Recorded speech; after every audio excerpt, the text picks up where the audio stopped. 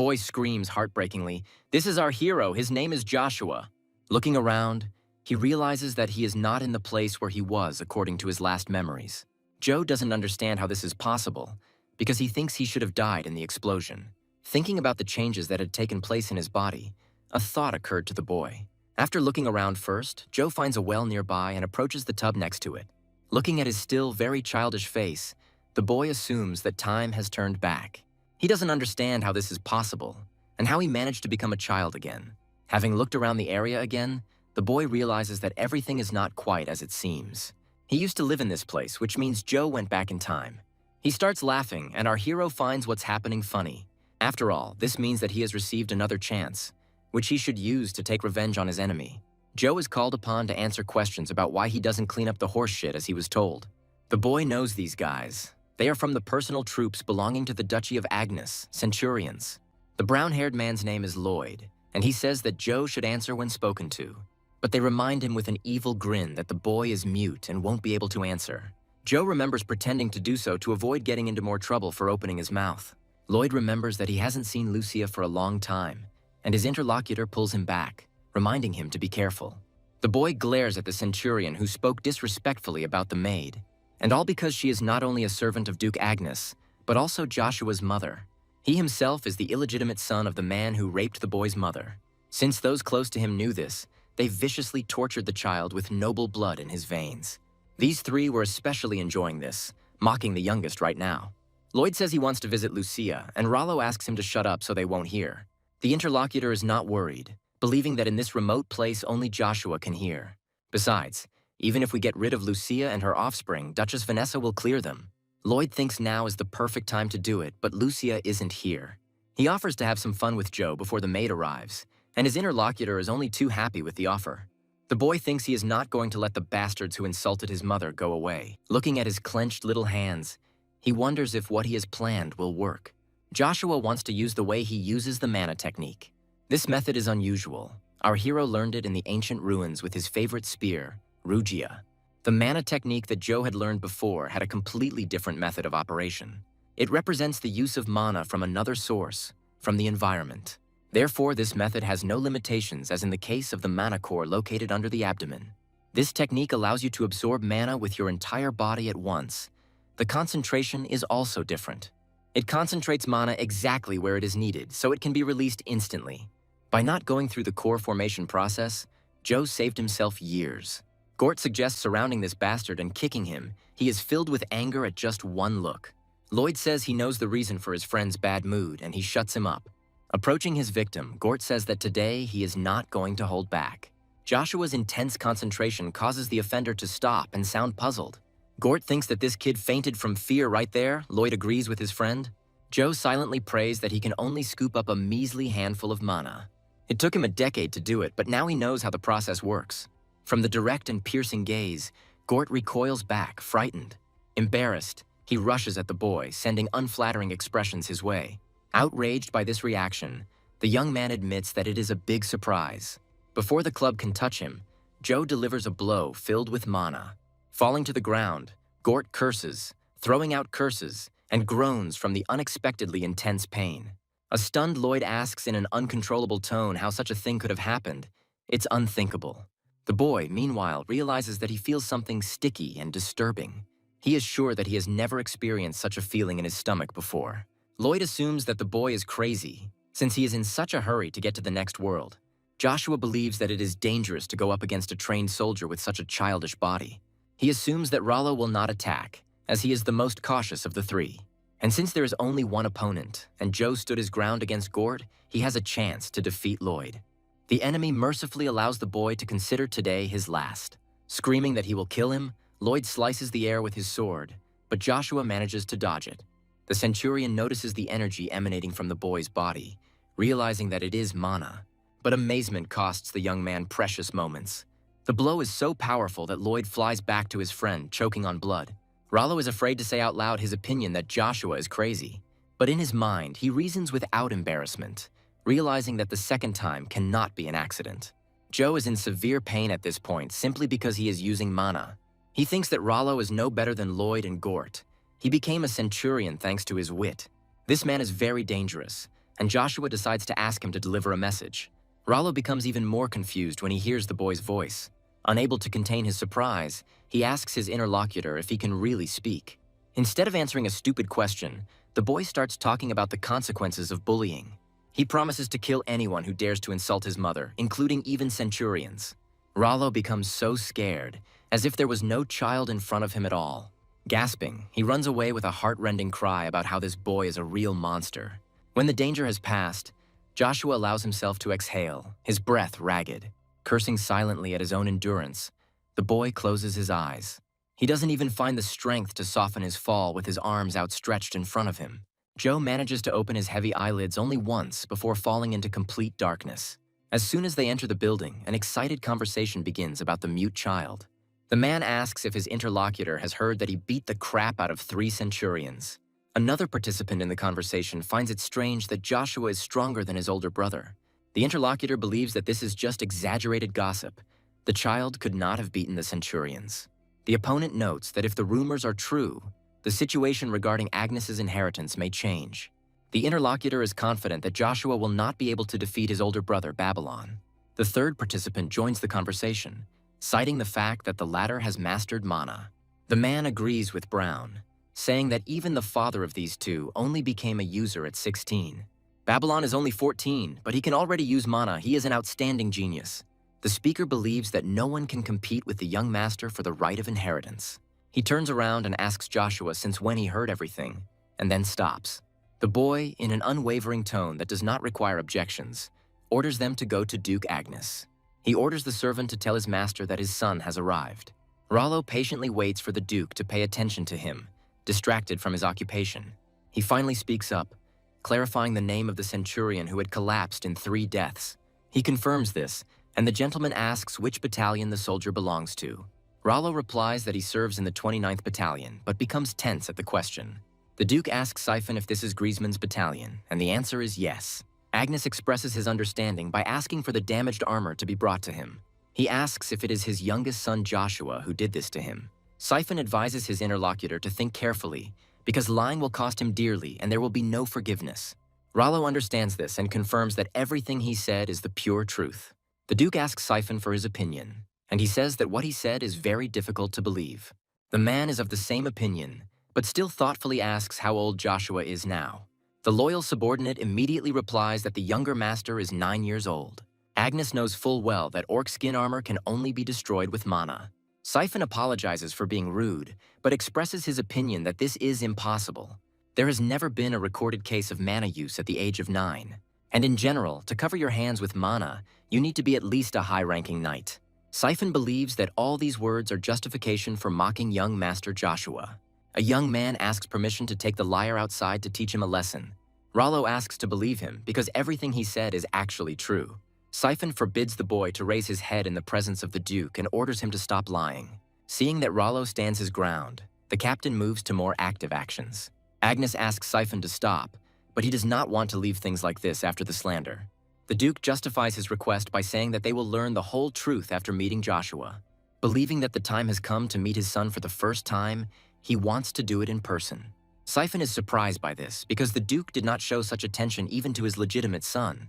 Agnes asks where the junior is, and the subordinate passes on the information he received. The Duke asks Siphon to take him to his son, and he accepts the order for execution. Walking down the corridor of the mansion in a good mood, Babylon slows down. A wave of hot bewilderment overwhelms him, and his wonderful mood vanishes in an instant.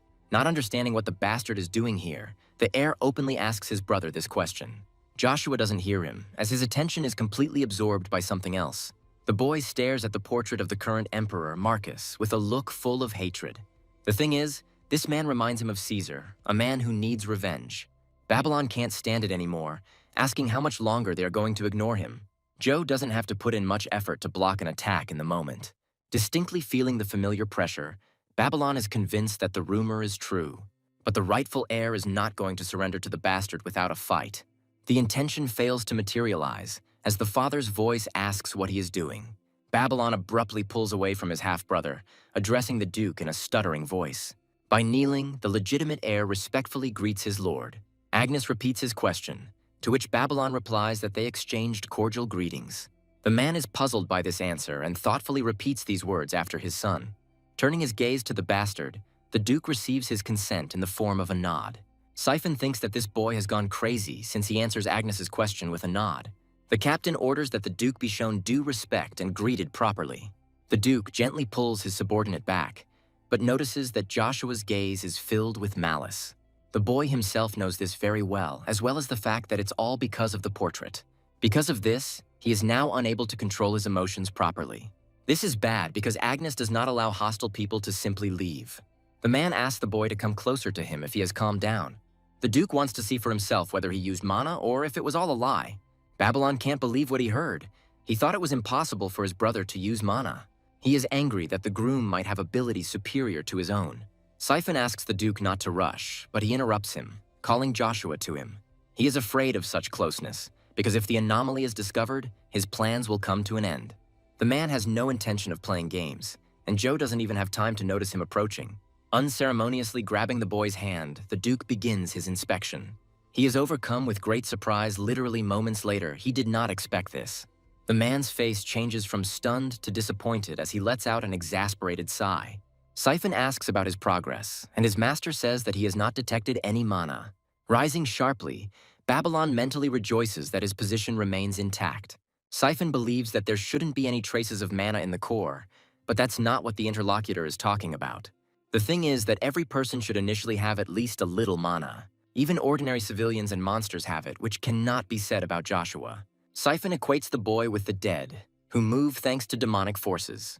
The guy thoughtfully says that he heard from children that such cases had already happened. Agnes considers this unnatural. Joe has a sticky mass of negative energy in place of his core. The Duke says to his son that from now on he will keep an eye on him. Siphon reminds them that they cannot leave the centurion who spread rumors unpunished. Agnes believes that punishing for something they are not completely sure about is a bad idea.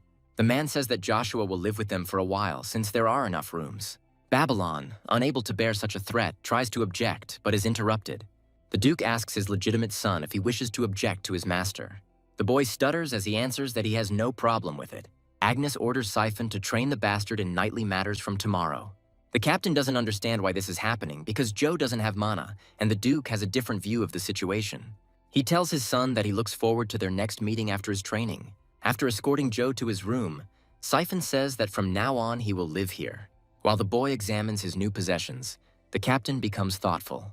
Unable to believe that the boy was not happy with the honor, Siphon allowed himself to be addressed. Joe, noticing that the man is behaving differently, assumes that it is because of the Duke's absence. However, he doesn't care about this. He wants to fall asleep on this bed much more. Joe thinks about his father's words about looking forward to their next meeting. Agnes spends most of his time in the Golden Palace of Acadia, the capital of the Avalon Empire. Looking at his hand, Joe wonders if the Duke sensed something unknown to him. No matter what it is, the very fact that Agnes will possess this knowledge is dangerous. At the same time, the most important thing for Joe now is to regain his former strength. And to do this, the boy will need to put in an incredible amount of effort. That same night, Joshua leans out of the window, carefully examining the surroundings. Having made sure that there is no one who could see him, the boy begins to act. Moving nimbly and skillfully from one elevated area to another, Joshua finds himself on the ground. Now it has become easier for him to use such an amount of mana. Everything looks easier than before. The conclusion is made hastily. Joshua clutches his stomach due to incredible pain. The negative energy in his mana core begins to mix with the holy power. Trying to figure out what is holding both of these energies together, Joe realizes it is Rugia. The patrolmen passing by were talking to each other. One of them heard our hero. But when he and his partner look around the corner, there is no one there. Joshua is lost in his thoughts, thinking that it's most likely Rugia's fault. While he is thinking about subjugating all three energies, a piercing screech breaks through somewhere in the area. Lucia asks why they are doing this, but for the tormentors, the answer is obvious. Gort says that because of this woman's son, their reputation is at rock bottom. In response to such speeches, Lucia bites the centurion with all her might, causing him to groan. He pushes the woman away from him, calling her trash and asking if she's completely crazy. The maid hits herself painfully, but doesn't make a sound. This doesn't bother her tormentors at all. Lloyd says he wanted to do this the easy way, but Lucia can't stand still. Roland slows Gort down, reminding him of the possible consequences if Joshua becomes known. The opponent says he doesn't care because they are here to deal with this bastard. The Duchess said she would take responsibility for everything, but the cowards could go away. Rollo stands frozen in indecision, torn between fear and not wanting to look like a coward. Lloyd teases him, saying that such a timid cat as a friend would be better off leaving. Gort asks him not to make fun of him and asks who exactly the interlocutor called a timid cat. Joe tells them to stop, and Rawls joins him, but the pair are unstoppable. The boy tells these scumbags not to even hope to get out of here alive. Lucia, having come to her senses, squeezes out her son's name, breathing heavily. Rollo thinks they should run, but Gort has a completely opposite opinion. The boy lifts his head up and slowly looks around the perimeter with an attentive gaze. Realizing what was going on, he uttered a phrase that caused confusion among Gort and Lloyd. One of them promises to send the boy straight to hell, and the second asks him to share with him. Joshua repeats his demand, ordering it to be seen by someone immediately. Lloyd chuckles, asking the boy what the hell he's talking about. Jumping down from above, the mysterious figure asks Joshua how he knew about him. It is the Knight Cain, and he asks how the boy managed to sense his presence. This cross is one of the 3 knightly orders of Duke Agnes that Joshua is familiar with. The boy tries to understand whether a man from the Order of the Crimson Knights was following him. The centurions respectfully greet the knight of such a highly venerated order. He is absorbed in his thoughts. He wonders if this is the boy from the rumors about the concubine's son. To his surprise, the object of his interest turns to him, saying that he wants to ask. Joe begins his question with the backstory that the ladies of the Duke's house tried to cause harm. He asks what, according to the military regulations of the Duke's house, will happen in this situation. Cain clearly feels the overwhelming force emanating from the boy. It is impossible to resist. With the words that immediate punishment will occur, the knight draws his sword from its sheath. Lloyd doesn't have time to do anything. Screaming in sudden pain, Gort groans. But he quickly adapts and rushes at the enemy with a warlike cry. This helps little, as the knight turns out to be more experienced and parries his opponent's blow. Gort asks Sir Cain to wait, knowing that this could be his end. But the knight does not heed, throwing himself at his next and final opponent. Rollo, saying that he sincerely regrets it, asks for mercy, but he is unable to finish his sentence. He interrupts himself, screaming intermittently in fear, but Joe asks the knight to stop. The centurion begs him for mercy in a stuttering and pitiful voice. He trembles slightly. Cain advises Rollo to shut up if he wants to live even a second longer. Joshua remarks that he is sure he told the knight to stop, and he retorts softly. The man says he is only punishing them for harming the Duke's wife. Although the Crimson Knights are considered weak, it seems that this man is quite strong. Before anything happens, Joshua asks Cain who he serves. The answer comes immediately. The knight says that he serves Duke Agnes. The boy's next question is whether Cain knows who he is. A guess quickly appears, because the knight knows a man with such pressure and look. The boy meanwhile orders his interlocutor to immediately lower his sword. The knight does not object, obeying the young master's order and fulfilling his will. Rollo bows his head, saying that for the preservation of lives, they will serve the count faithfully. The boy says he doesn't need the loyalty of such a pathetic person. It's all ambiguous. Joe says that he will personally slit the throats of those who dare to rebel against him in the future. The boy tells Rollo to disappear if he realized what he just said. The centurion runs away, saying that he understood everything clearly, calling Joshua Count. Lucia moans painfully. She's on the verge of reality and loss of consciousness. The boy is about to rush to his mother, but the knight's voice stops him. Cain asks if he is really the count he knows. It seems to the knight that the Duke's offspring has changed a lot, because he used to be different. Joe remembers with him who he was before, having the status of just a mute groom. The knight looks down guiltily, thinking about something, and then speaks up. He addresses his interlocutor using a title, and the interlocutor asks what the matter is. Cain says that the soldiers assigned to the Duchy carry out the orders of the Duke himself. The knight says that when they reach 23 years of age, they can choose a master for themselves. Cain himself will face this choice in a measly year. The knight says that he trusts his instincts, so he will keep an eye on the young master. Joshua thinks that the best solution would be to choose Babylon, not him. And as soon as he begins to talk about the eccentricity of his interlocutor, Lucia comes to her senses. Addressing her son by name, the woman is glad that he is now safe. The boy rushes to his mother without thinking, addressing her tenderly. He promises, from this moment on, to protect the woman at all costs. Lucia doesn't say anything out loud because it's enough for her that her son is okay. Joe silently thanks the heavens for giving him a second chance to correct the mistakes of the past. From now on, he has no intention of being timid, intending to act like the strongest spearman in history. Agnes asks if Count Rebrick visited them. Siphon confirms, but with a comment. This time, this man did not come alone. Miss Iceland came with him. The Duke sighs and, grinning, suggests that he wants to put an end to this. Even though Fanzel Rebrick is an unwelcome guest, he cannot be ignored.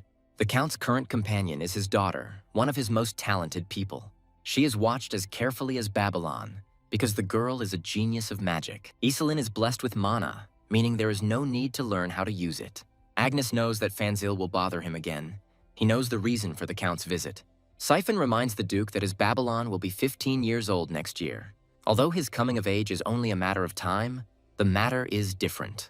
The Duke's eldest son already has a lady love. This little lady's name is Charlie. Agnes exhales heavily, confirming these words and asking how then he can. This girl belongs to the Font family, which received the title due to its wealth. Siphon gives his voice to Lady Charlie, Agnes too, but at the same time sees a problem in this. His greed for talent is as immeasurable as his greed for military might. Siphon knows perfectly well that this man evaluates others only by their skills. Duke Agnes stops, causing his subordinate to become perplexed. Siphon asks what happened, and the interlocutor inquires about the progress of his youngest son. The captain cautiously says that he is not sure he understands what is being said. The Duke admits that he told him that he would give Iselin to him. Siphon is speechless, amazed, because this lady has the blessing of mana, and ironically, it can be given to someone who cannot use mana due to a curse. Joshua recalls that his mother was buried on a cliff north of the Duke's garden. In his past life, he often went up there to visit her, but now it's hard for the boy. Remembering that the secret passage opened up to him by accident, Joe tries to grope for it. The sound of knocking coming from underground makes you stop for a moment and your heart flutter. Joshua remembers that on the other side he found his ultimate weapon, Rugia. The boy carries out the necessary manipulations to achieve what he wants. Everything happens exactly as it should, just as Joshua remembers from memory. He enters the static crackling portal without the slightest fear, and as planned, he comes out on the other side, safe and sound. The portal collapses, and Joe continues to stand in place, looking thoughtfully ahead. Finally, he moves, carefully examining the surroundings along the way. The boy doesn't understand what happened here.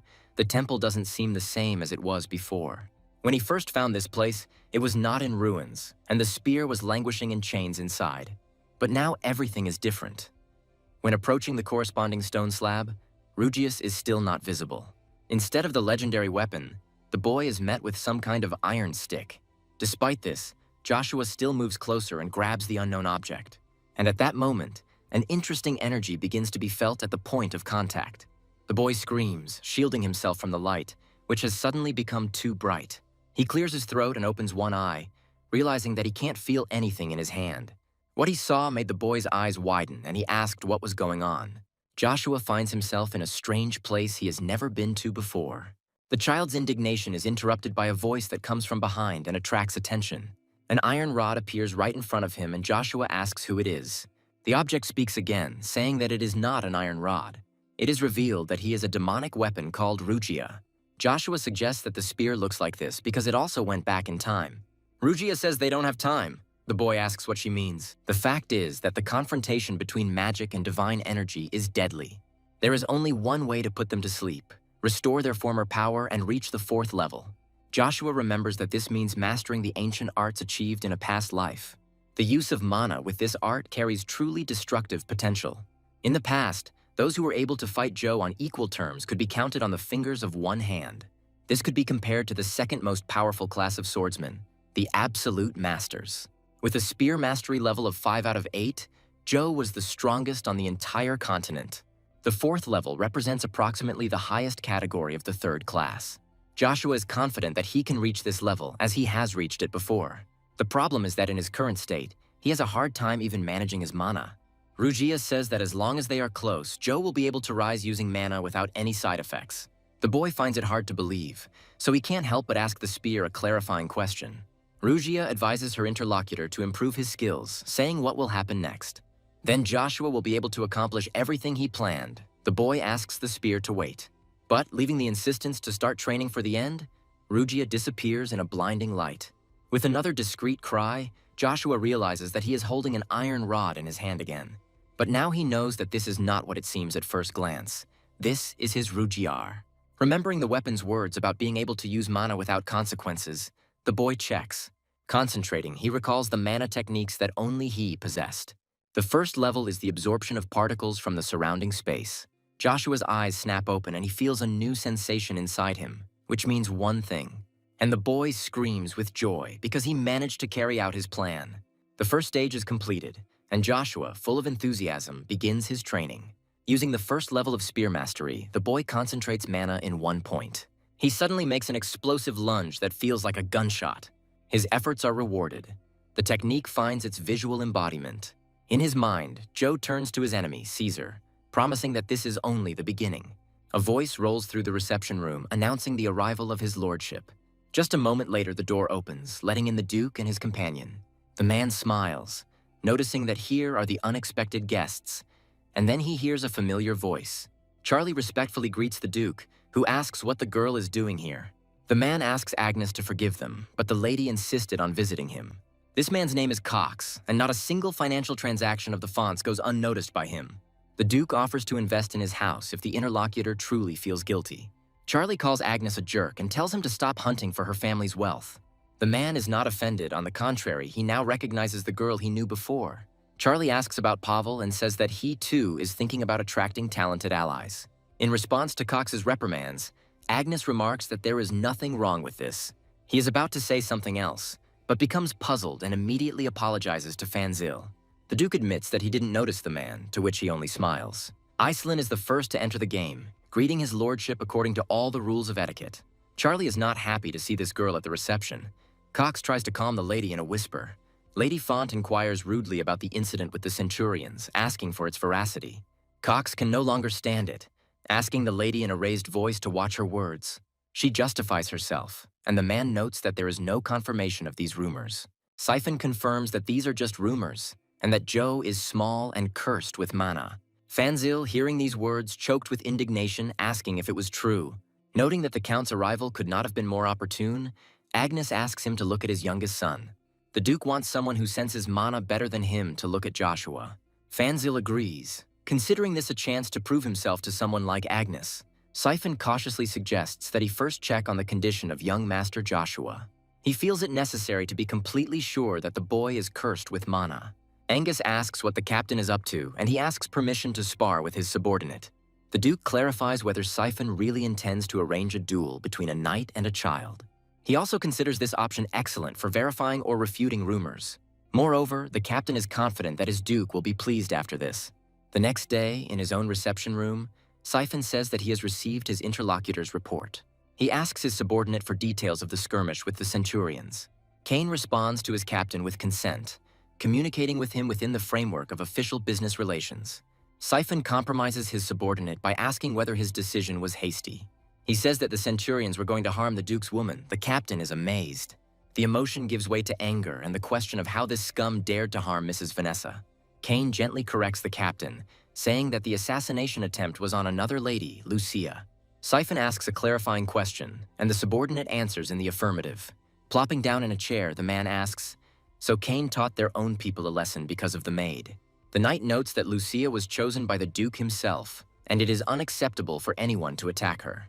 But he adds that if he was wrong in defending the Duke's honor, he is ready to be punished for what he did.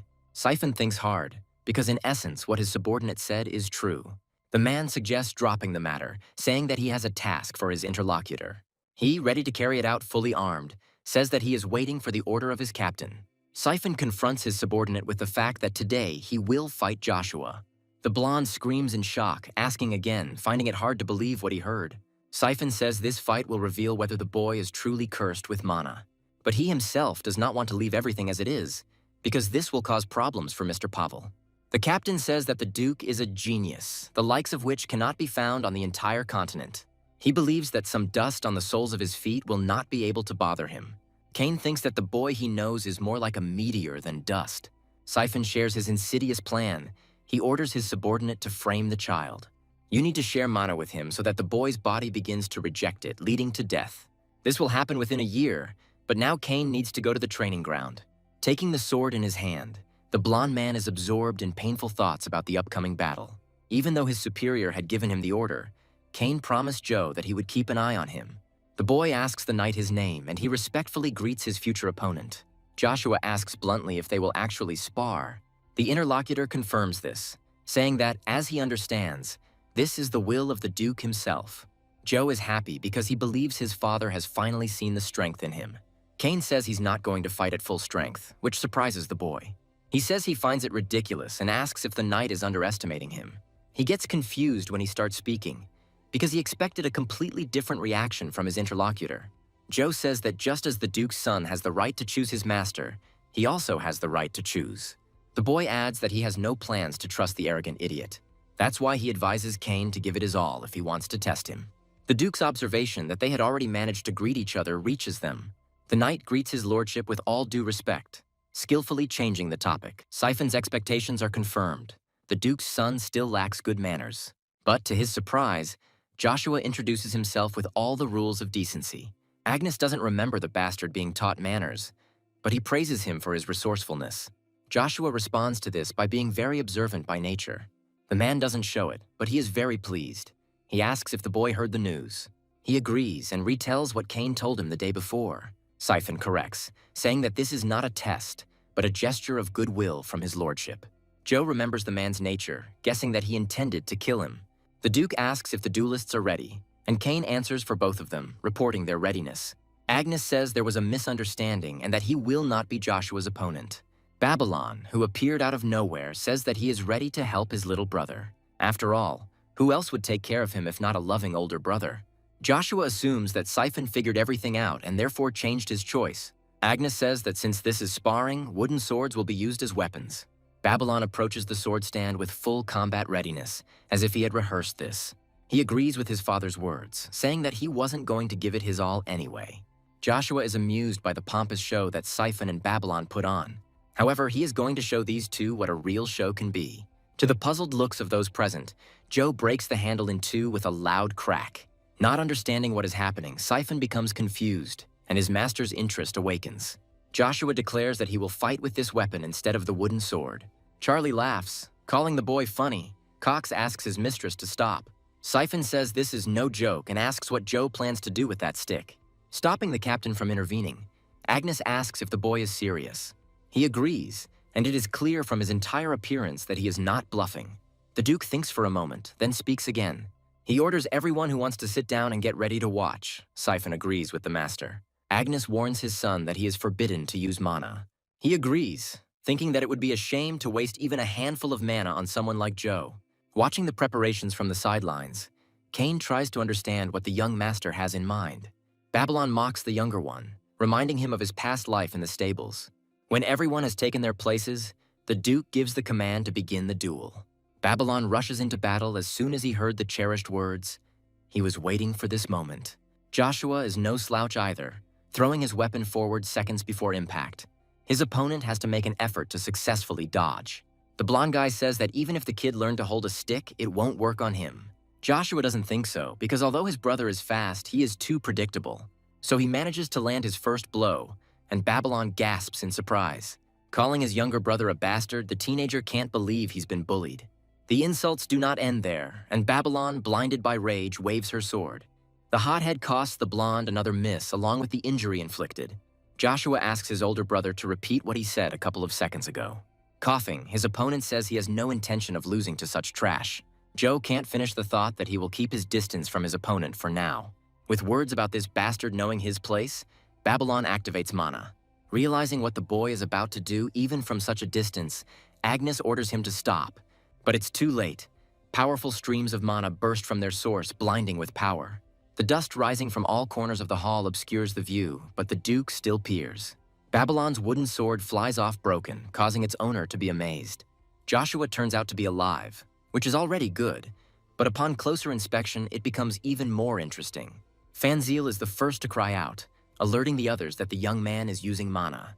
Babylon rages silently, trying to understand where this pathetic creature gets mana from. He remembers his father's words that he would return next year and wait for the results. Blondie screams that he will never acknowledge his brother. He himself is the rightful heir to the duchy. Joshua remembers that this very duchy will fall in 10 years. Yet by creating solid ground under his feet now, he will ensure his own support. So, rushing at his older brother in response, Joshua is going to devour him. Realizing where things were heading, his lordship ordered his sons to stop immediately. The The booming voice combined with the destructive force made Charlie hiss in discomfort. Duke Agnes warns his sons that if they disobey, there will be no mercy. Although Babylon does not like this outcome, he obeys, knowing what the wrath of his parent will bring. Siphon can't believe that someone can have mana at the age of 9.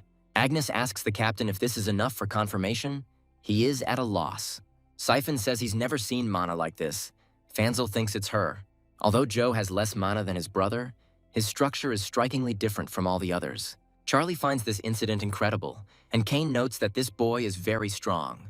The Duke tells Joshua that he finds his mana control at the age of 9 interesting. Siphon intervenes in the conversation, trying to object to his lordship, but at the same time save face. The man interrupts him, strongly recommending that he calm down his talents. Reading the Duke's mood, the captain submits, realizing that there is no point in arguing further. Agnes tells Joe that he has something to talk to him about and that he is expecting him at his place in the evening. Upon hearing this news, Siphon and Babylon are deeply confused. The Duke's eldest son recalls that his father had never let anyone into his chambers. He is indignant that this honor will go to this dunghill upstart. Joshua, inwardly rejoicing, accepts the invitation and bids farewell to his lordship until the evening. In the guest room, Charlie squeals, thinking it was cool. Cox asks his mistress to calm down. The girl considers the presence of Mana at this boy's age to be a historic moment. She reports that she has made up her mind, and the subordinate clarifies what the lady means. Young Lady Charlie declares that she certainly intends to make her youngest son her own. After giving Siphon a few stinging slaps, the Duchess straightens up to her full height. She tells her subordinate to repeat again what happened to Babylon. The man, not daring to look his interlocutor in the eyes, replies that the young gentleman lost to the bastard. The woman's face contorts with anger, and she angrily hisses a question that is bursting to come out. How? It's so hard to contain the storm inside that it hits Siphon in the face again. Vanessa doesn't want to believe that this little bastard used mana to defeat Babylon. The woman asks what the Duke said, and the interlocutor conveys to her his lordship's words. Siphon believes that Agnes will want to personally oversee the development of such a talented child. He believes that things cannot be left unchanged, and Vanessa accuses him of shirking his work. The captain asks his mistress not to worry, saying that he knows how to solve the problem. After being silent for a while, the woman asks how he plans to do this. Siphon shares his guesses about the Duke's intentions, and Vanessa doesn't like it. The man says that the counts were watching the fight, so Joshua's testing is inevitable. The Duchess asks about the test. Siphon replies that it is necessary for a warrior to be recognized as a knight. To do this, you need to fight a member of the Imperial family order, demonstrating mana in combat. Vanessa changes before our eyes, asking again and clarifying whether this is true. The royal family's involvement plays into her hands, and the woman plans to contact her uncle. Joshua introduces himself by knocking on the door of his father's chambers, who allows him to enter. Obeying, the boy finds the Duke deep in thought and comes closer. Kneeling, Joshua respectfully greets his father. To the boy's surprise, he asks him to introduce himself. The boy stutters, starting to feverishly think about what answer is expected of him. He is eventually named Joshua von Agnes, his father's name. The man chuckles thoughtfully, saying that the boy has changed a lot during his absence. The boy, in his defense, notes that a lot of time has passed since then. Agnes asks if his son hates him, and he answers in the negative, saying that he understands. He understands that his father could not come earlier because of business, but he has a request for him. The man assumes that the boy wants to hear an apology from him. Joshua replies negatively, saying that it has to do with their trip to the capital. Agnes asks his son if he really thinks he will take him with him, and he answers positively. The first reason for this is the anticipation of family unrest over inheritance. Realizing that the boy is good not only in battles, Agnes regrets the belated knowledge of this. Joshua, meanwhile, names the second reason, which is his father's greed for talent, and the reluctance to miss out on someone who could later eclipse even the Imperial family itself. The Duke says it sounds like the boy already has all the makings for it. Joshua says he has at least the strength to not disappoint his father. The man clarifies, which means his son guesses how he intends to proceed next. Joshua confirms this, saying that his father will send him to an academy located in the capital. In the Avalon Empire, children of aristocrats must attend the academy from the ages of 10 to 16. The Imperial family created this system to control the aristocrats and keep them loyal. Agnes confirms that his son is right, adding that this way he will be able to teach him personally. Joe understands that the guidance from one of the 5 masters is very valuable, but refuses.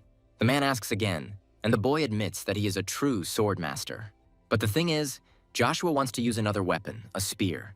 The Duke is surprised, but gradually everything falls into place, hence the sparring with a stick. Agnes says he doesn't understand his son, asking if he's serious about using the spear. The boy can barely stay on his feet under the influence of this rough and powerful mana. But despite the father's devotion to the sword, the son is infinitely loyal to the spear. Joshua declares that he intends to sweep away with his spear anyone who stands in his way. In this case, the man offers to demonstrate the value of his spear. The boy carefully clarifies what exactly the Duke means. The man says he intends to test his son's abilities himself. Joshua understands that if he refuses now, such a chance will never come again. The interlocutor asks if he agrees. The boy agrees, but only on one condition. If he passes the Duke's test, the Duke must agree to his request. Agnes agrees to both allow his son to use the spear and to fulfill his request. If the boy cannot do this, he will have to obey his order. Joe agrees, thinking that the Duke will most likely send him to the academy to train as a swordsman. But he has no intention of hiding his skills, and he is confident that this will never happen. Ms. Vanessa is informed that everything is ready, and she confirms this with an excellent rating. The woman greets her uncle, who inquires about the Duke's well-being.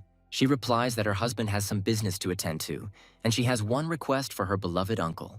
As soon as the door closes behind the boy, he becomes immersed in his thoughts. He is impressed by the swordmaster's strength, his small body still shaking. Turning to his half-brother, Babylon declares the need to talk. Joshua thinks that they have nothing to talk about. The blonde asks his interlocutor to stop. He invites his brother to fight again, and he notices that Babylon's gaze has changed. The desire to be first is growing in him, and Joe asks if Babylon is sure of his desire. The Emperor laughs, filling the hall with the sound of his voice and asking if this is true. He is surprised that Agnes's family has a child who can become a star. The speaker confirms these words and is asked why Vanessa hit him. The man replies that it is all because this child is not her son. Marcus is amazed, to which his interlocutor says that this boy is the son of a servant. The Emperor exclaims with delight, finding this very entertaining. The man envies Agnes because even Babylon was a real treasure for the Empire. The interlocutor says that princes are also geniuses, but their father does not think so. Even though some of them might have inherited his power, they are still too weak. The Emperor actually belittles his son's abilities because of his own level of skill. But his children, while not as impressive, are also quite talented. Marcus comes to the conclusion that the power of the Duke's second son is at least comparable to that of Babylon. The interlocutor reports the loss of Agnes's firstborn. The Emperor is surprised and asks about his age. The speaker is astonishing when he says that this boy is only 9 years old. The Emperor is impressed that a 9-year-old has brought the Empire's greatest talent to his knees. Marcus believes that the Duke will soon want to test the strength of his youngest, the interlocutor confirms. He continues by informing the Emperor that this boy is almost at the level of a third-class knight. Marcus considers Joshua an incredible find for the Empire, and he is intrigued by this realization. In his mind, the man assumes that His Majesty himself will want to see for himself the boy's strength. He also says that, unfortunately, he will not be able to do this for a well-known reason. However, he wants one of the princes to be sent to this event. This is useful. When the table is set, everyone should have time to eat as much as they can. In order to contain the onslaught of his brother, Babylon has to support the block with his hand. This changes the course of their battle, causing the boy to hiss in pain. Babylon can't help but admire the mana in his brother's bare fist and his incredible power. Joshua says he can tell from the older man's face what he's thinking. He promises to demonstrate how powerful a fight can be if you don't respect it. Infusing mana into his own strike, Babylon tells his brother to stop mocking him. He's not going to expose himself by using his unique fighting strategy. Clenching his fist tightly, the younger brother uses Aura Burst, causing the older brother to cry out. Babylon understands that this boy was able to transfer mana to a single point. Although he doesn't want to admit it, the blonde mentally considers Joshua to be much stronger than himself. The boy asks his older brother if he is offended, and he forces out a name. Joshua suggests never forgetting the feeling of losing to an unarmed man.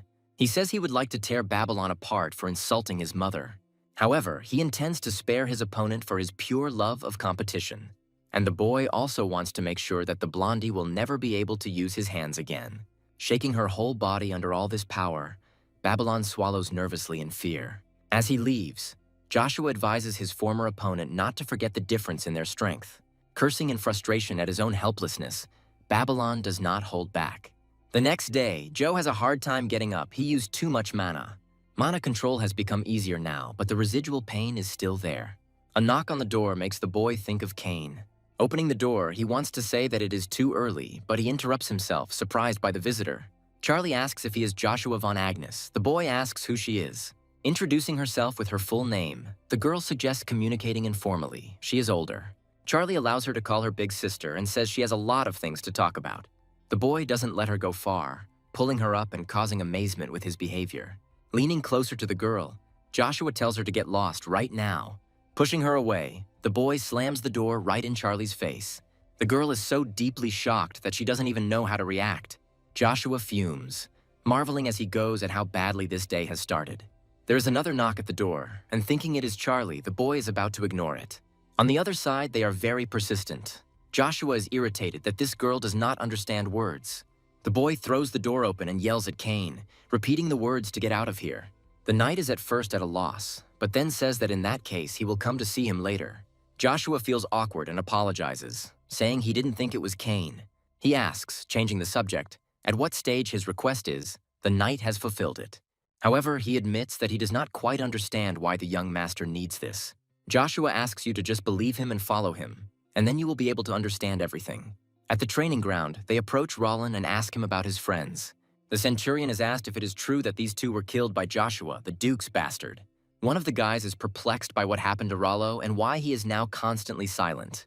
The second one asks who gathered them and for what purpose, and they answer that it must be a training session. The next moment, a voice is heard nearby, giving the command to stand at attention. The member of the Order of the Crimson Knights is greeted respectfully, looking at Joshua with interest.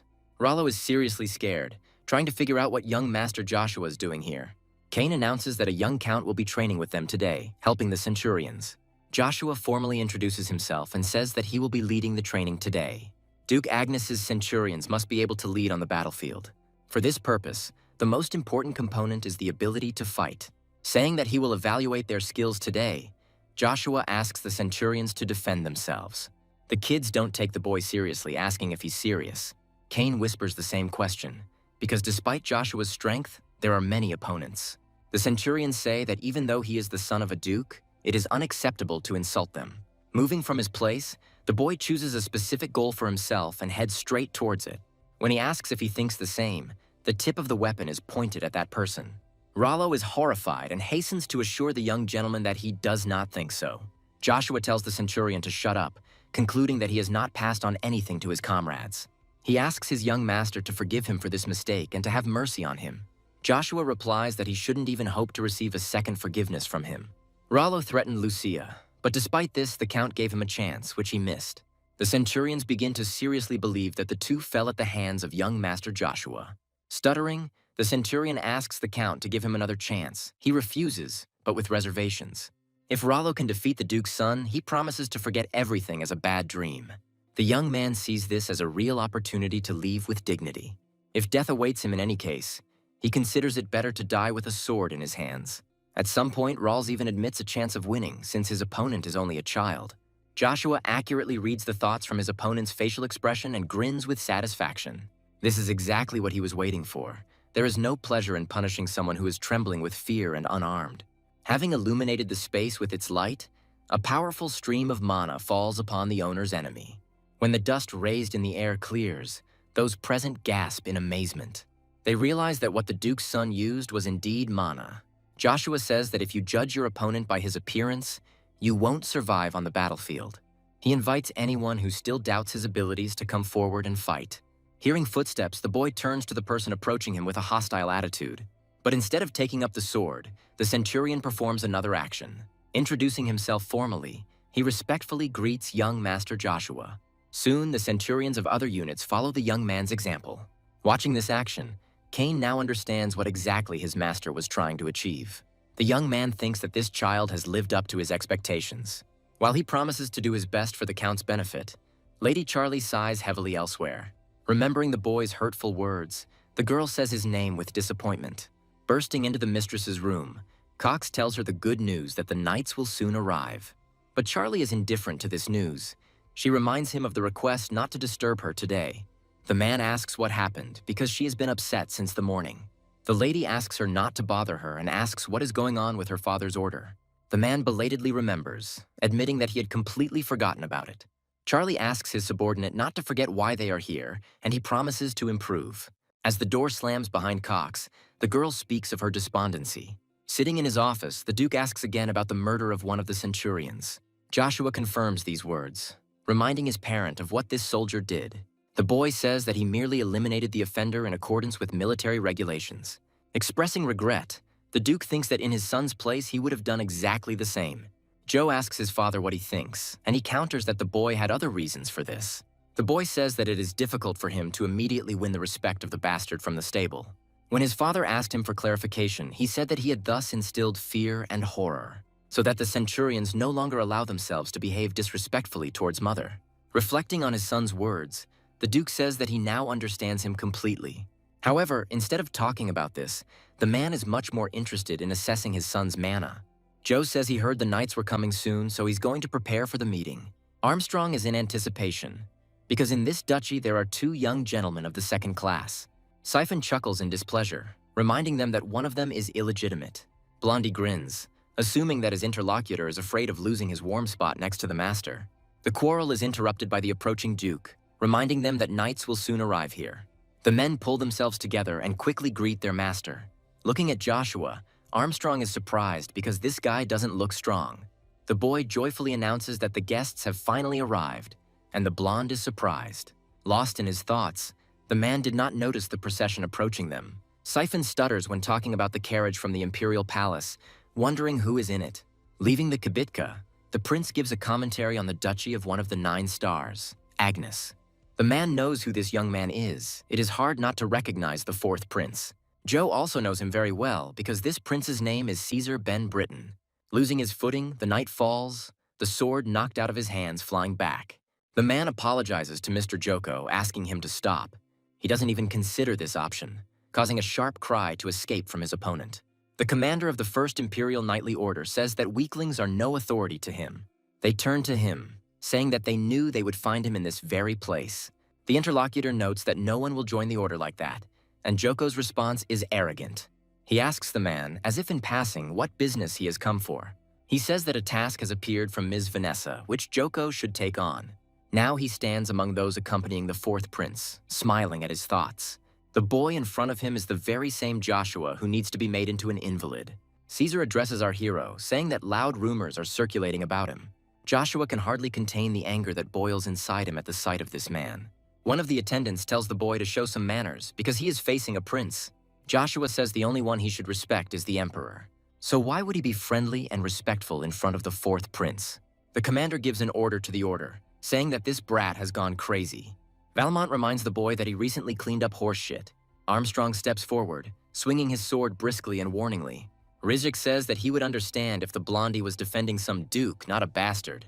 Armstrong reminds his interlocutor that this bastard is part of the Duchy of Agnos. The owner of this duchy asks about the booth that was arranged in the presence of the prince. Brown retreats after feeling the incredible pressure of being one of the 9 stars. The father tells his son to apologize because this situation arose due to his fault. Caesar intervenes in the conversation, saying that it is not worth it and that this boy is not guilty of anything. Evergrant notes that such an answer could affect the empire's reputation, and the prince retorts. He believes that the 4th prince's fight could ruin his reputation even more. Caesar agrees that only the emperor is worthy of the respect of all the knights of the empire. The blonde says that the knight who only throws around loud words looks pathetic. Joshua recalls that his sworn friend of the past also avoided the topic with clever speeches. He says he is ready to back up his big talk with an equally big fight. Joko flushes, asking if this puppy is really going to show off anymore. He asks His Highness for permission to be the one to appreciate the mana of young Agnes. Caesar agrees that for the sake of the Lord's safety, this should be handled by a second-class expert. Joko thanks the prince and says that he will be able to very accurately assess the Count's mana. Later, each of those present takes their assigned place on the training ground. Joko asks if they are making fun of him. What kind of iron fighting stick is this? Did this kid really believe in himself so much because everyone here was constantly praising him?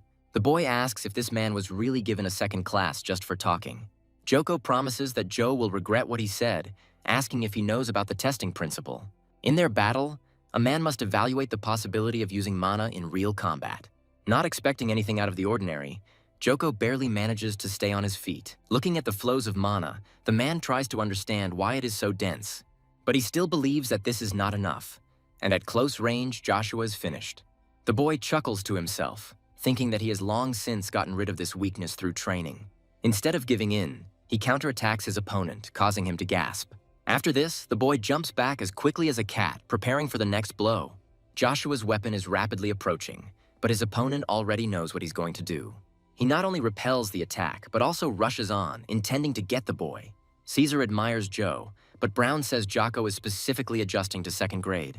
But the redhead allows himself to be mentally impressed by the boy's mastery of the spear. Joko's attacks are becoming more and more furious and assertive. He didn't expect such resistance from the rookie. If this continues, the test will be stopped and Vanessa will cut off the subordinate's head for failure. It's not easy for Joe either. He feels like it's becoming more and more difficult to control his mana. Joko makes a sharp lunge, accompanied by a furious roar. He must not fail. The man thinks that only Angus can stop him here. He moves, reasoning that at this distance he will be faster.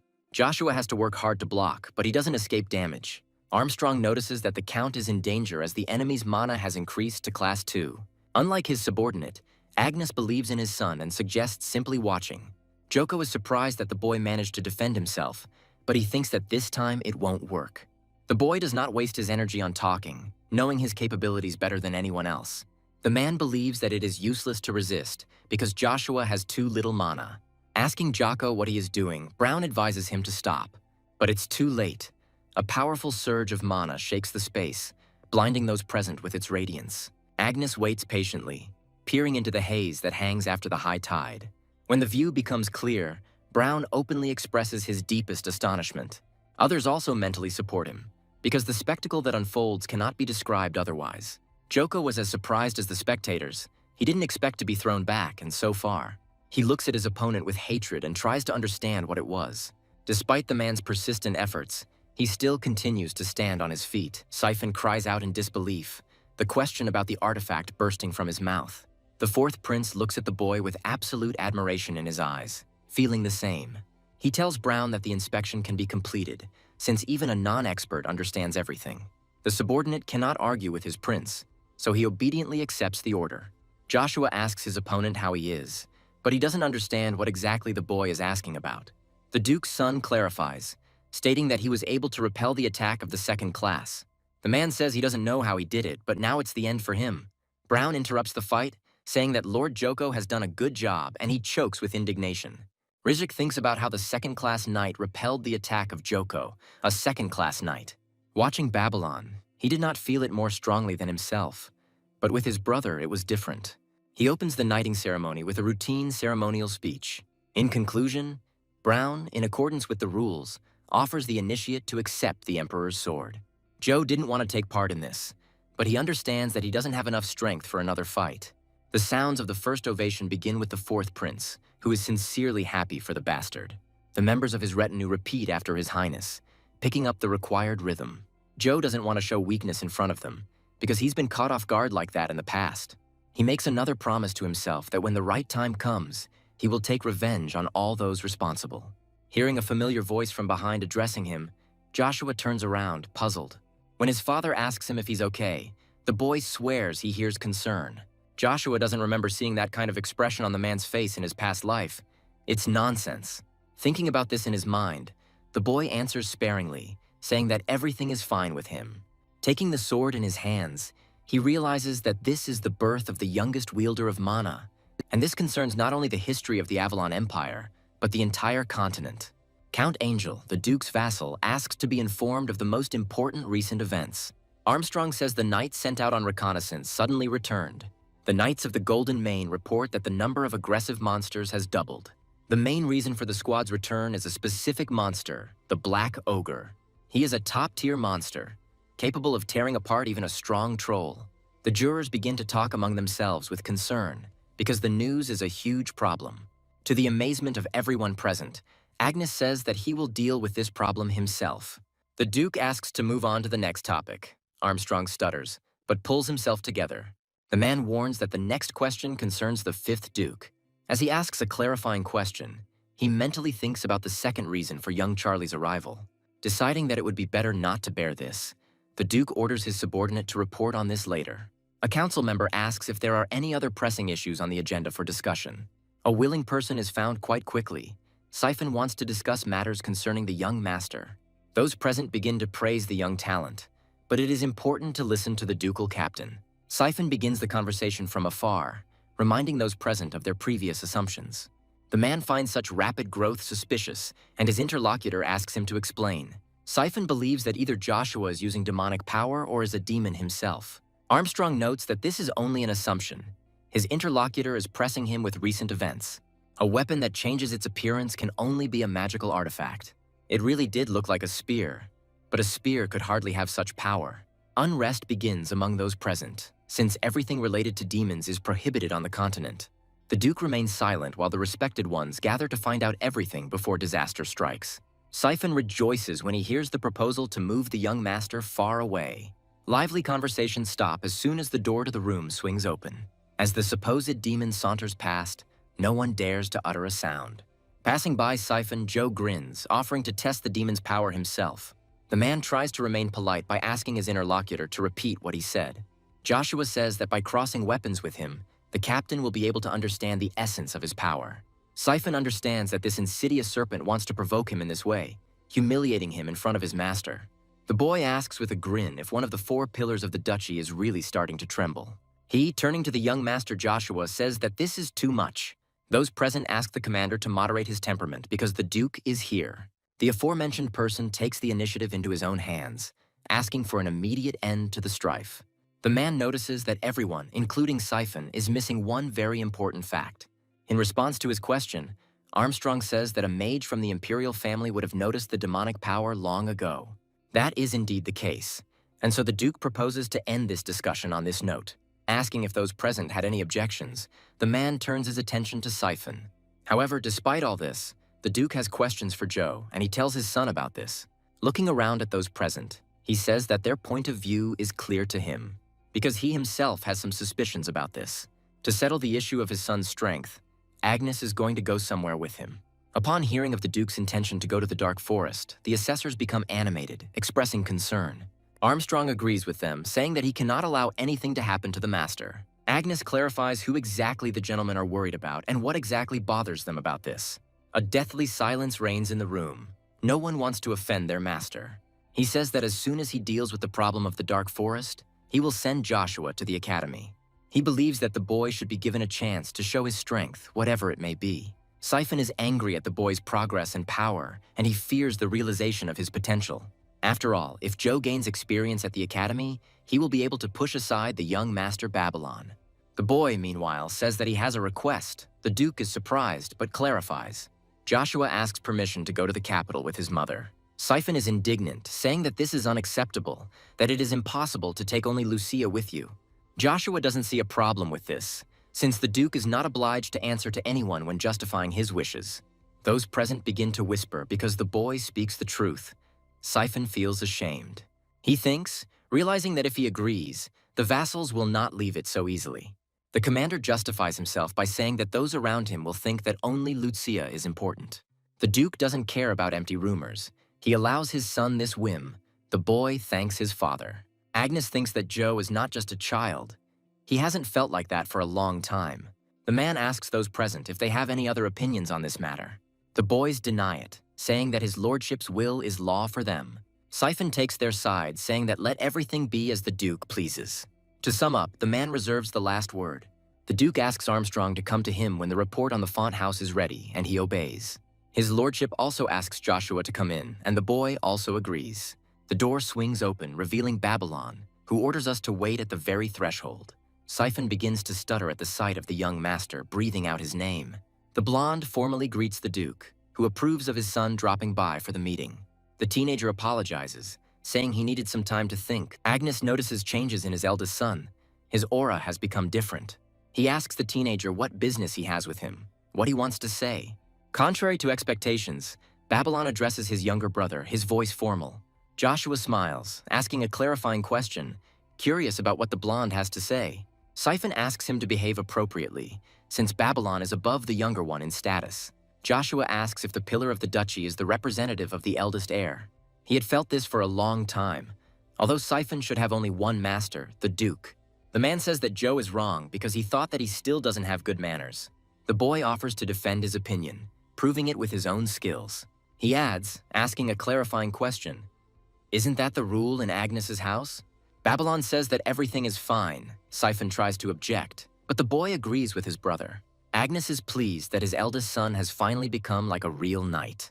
Meanwhile, Babylon promises the younger one that he is not broken and can rise even higher. Joe says he heard it, thinking that after their second fight, his brother had changed. Addressing his father, Babylon makes a shocking request. He wants to renounce his inheritance. Those present cannot believe their ears, asking if the young gentleman really wants this. Agnes asks if his son has lost confidence in himself because of the stronger contender.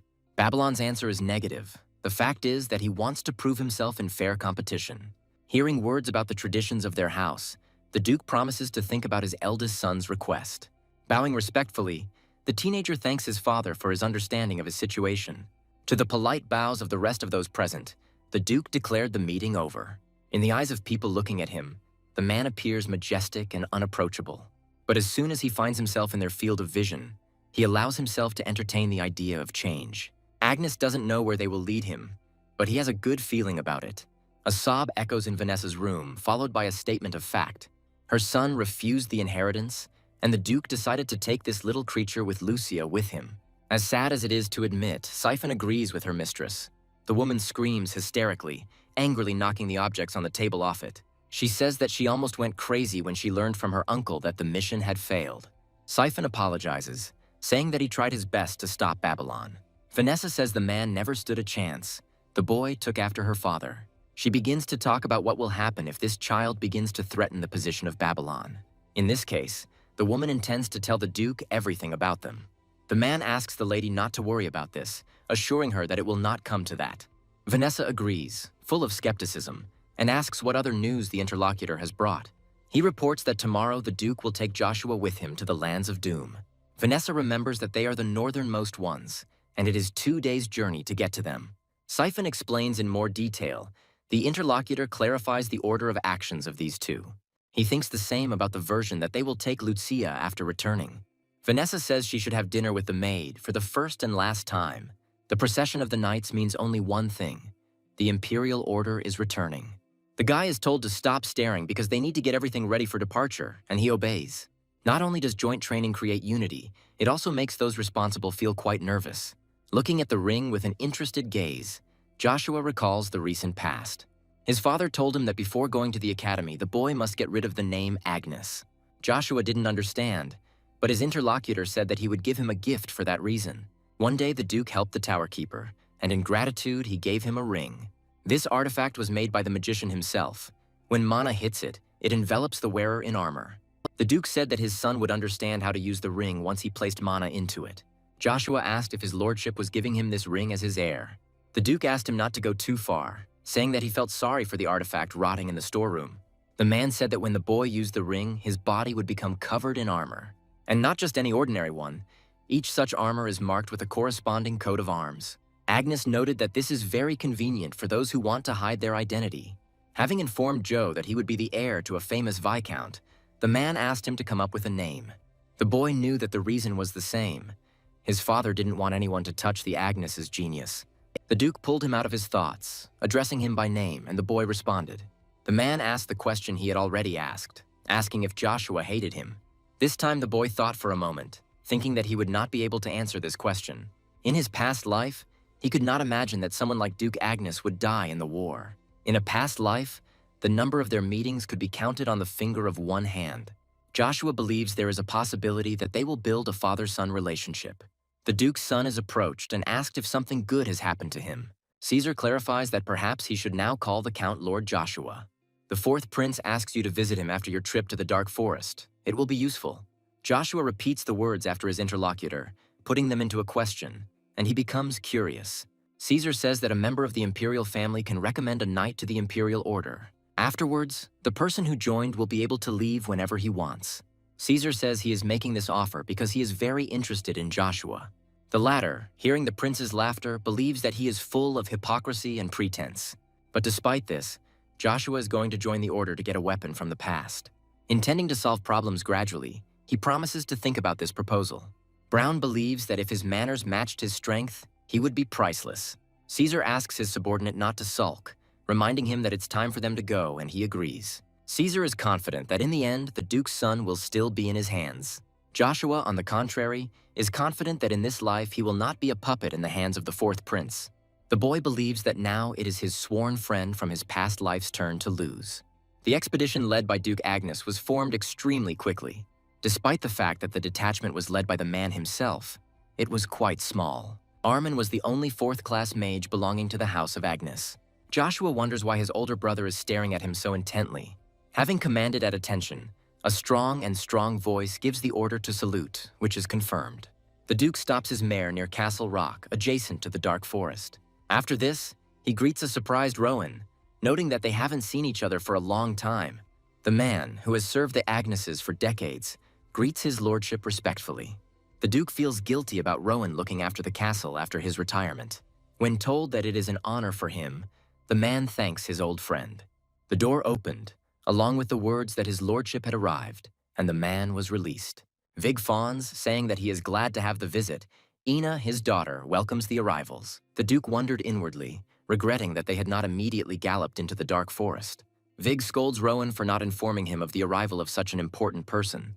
A man insults his interlocutor, calling him old and forgetful, accusing him of senile dementia. The Duke draws Vig's attention to himself by making fun of his obesity, but Vig brushes it off, and pretending to be embarrassed, he says that this is all thanks to the care of his lordship. Joe tries to figure out in his mind whether this guy is pretending or if he really didn't get the joke. Meanwhile, Vig notices Babylon, saying that he has become even more manly. Gradually, his gaze moves to Joshua, and the man pauses before the name. The boy is introduced by Siphon, and Vig asks again incredulously. The commander confirms this, saying that Joshua is the Duke's second son. The man apologizes to his lordship, saying that he was not aware of his sister's pregnancy. The commander informs Mr. Vig that Joshua is not Vanessa's son. This comes as an even bigger surprise to the man, who asks about the boy's origins. Siphon, feeling very awkward, says that Joshua does not come from a noble family. The man is at a loss, uttering something inarticulate, and then asks again. Joshua tries to understand what is behind Mr. Vig's intense gaze. The very next moment, he calls the boy a vile degenerate. Joshua changes his mind about the man instantly, suppressing the surge of rage within him. For a few long seconds, during which many feel uncomfortable, silence reigns. The Duke breaks the silence, stopping his bows and saying that there are more important matters. Vig agrees, saying that the table is already set and suggesting they take a break from the road. The Duke says that his knights are not so gentle. They had a good rest on the road. But for the sake of decency, he asks them if anyone wants to take a nap. A unanimous and negative answer follows the proposal. Turning on his heels, the Duke orders his subordinates to saddle their horses and set off. Vig tells his lordship that he would like to go with them. He says that despite his small strength, he cannot sit in the castle with his hands folded. His subordinates echo, asking to be honored and allowed to go along. The Duke looks at this idea with doubt, figuring out in his head what's what. He asks his brother-in-law what about his daughter. Is he really going to leave her alone so easily? He says that there is nothing to worry about, since Ina will be useful on the road. The Duke asks if his interlocutor really intended to take the child with him to such a dangerous place. The girl draws his lordship's attention to herself, asking him to look at something. She begins to chant a spell, and soon real magic is born between her hands. The magic turns out to be complicated. The girl summons a sylph. A creature personifying air appears next to its owner at that very moment. Armand shouts out a question in an uncontrollable manner, asking about this spirit. Vig says they recently learned that his daughter has psychic abilities. If we compare the latter with magicians, they are now even less common. Joshua is amazed in his mind, not expecting to see such an amazing phenomenon here. Observing the strange behavior of these two, the boy becomes thoughtful, trying to remember the past. He had never heard the name Ina among mediums, but she seemed very familiar to him. The thoughts are interrupted by the father, who agrees with the idea and informs them of their joint departure. A strange family will be located in the center. Its head agrees, thanks to the Duke. Having said that the vanguard will occupy the Order of the Crimson Knights, the man gives the order to set off. He thinks that having a medium on his side would definitely not be a bad idea. Continuing to watch the two, Joshua can't remember the girl, but he's sure he'll remember if she's one of those who can influence his plans. The man pulls the boy out of his discussion and addresses him dismissively. He tells the Duke's bastard that he will keep a close eye on him. After listening to his subordinate's report, the Emperor thoughtfully expresses his understanding. The smile that appeared on his lips was accompanied by words about His Highness's interest. The man is amazed not only by the confirmation of the rumors, but also by the skill of this boy. Marcus asks the best mage in the Empire what he thinks about this. He says that it is for this very reason that he does not want to rush into an answer. Marcus then asks to at least tell about the feelings, how much the boy can grow. The magician warns that he intends to rely on his own strength and the strength of the Imperial Knights. While voicing his opinion, the man reminds us that he did not fight with this person personally. And yet, even if this had happened, he would never have been able to overcome him. Analyzing Valmont's achievements, Marcus thoughtfully repeats the words of his confidant. He says that Joshua is different from him. The Emperor asks if the magician is weaker. He says that this child has the opportunity to do this, but in 10 years. Smiling, the Emperor warns the magician about his next question. He is ready. Marcus asks what the chances would be if he were to face Evergrande himself. He remains silent, not daring to raise his head. Lying or insulting His Highness is not part of his plans. The man bursts out laughing and then says that this kind of thing piques his interest. He regrets that he didn't go himself, intending to definitely do it another time. The man, reacting to the snap of the fingers, asks how he can help the Emperor. Marcus asks Jacqueline if they can leave the child in the palace at least for a little while. He says that as far as he knows, the fourth prince is already doing this. Upon hearing this news, the man is surprised. It comes as a big surprise to him. Jacques reports that Caesar has sent a recommendation to the Imperial order for Joshua. Marcus admits that the rabble in the 11th and 12th squads worries him. He orders that any news related to this be reported, and the order is carried out. Having said goodbye politely, Jacques leaves those present as quickly as he appeared. Marcus laughs with satisfaction as he savors the full name of Duke Agnes's bastard. If he is truly talented, he would be ideal for the Emperor for one task. The red moon illuminates the monsters, rushing at the boy with a terrifying cry. Coughing and looking at this huge amount, Joshua curses harshly. When the sun was already beginning to set, the Duke gave the order to set up camp. He and his close associates gather near the map to discuss strategy. Vig asks why they don't march on, but have made camp here.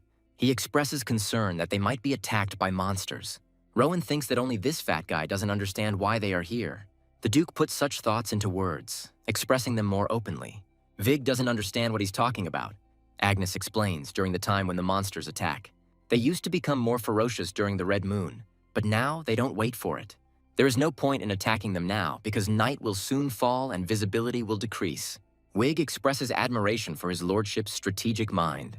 The man ignores the flattery, giving the order to prepare for a halt. The Viscount laughs nervously. Turning to his sons, the Duke orders them to prepare a place for themselves to spend the night. The boys express their consent, but in the meantime, a cunning plan is brewing in the head of one of them. While collecting brushwood, the boy hears behind him a voice addressing himself. The knight says they are finished. Joshua allows them to return, intending to stay. The subordinate accepts the order, asking the young master to try to finish before dark. As soon as they leave, the boy throws aside the brushwood, activating mana. The very next moment, a spear appears in his hand, Joshua reasons. He believes that there will never be another opportunity like the one that has opened up for him now. And while no one sees him, the boy, with a confident and quick gait, heads into the thicket. But it only seems to him that he is alone here. A vile man hiding, fulfilling a promise. There is no way Vig can fail the task his sister has given him. Once upon a time, an artifact possessing primordial magic, the Crystal of Origin, arose.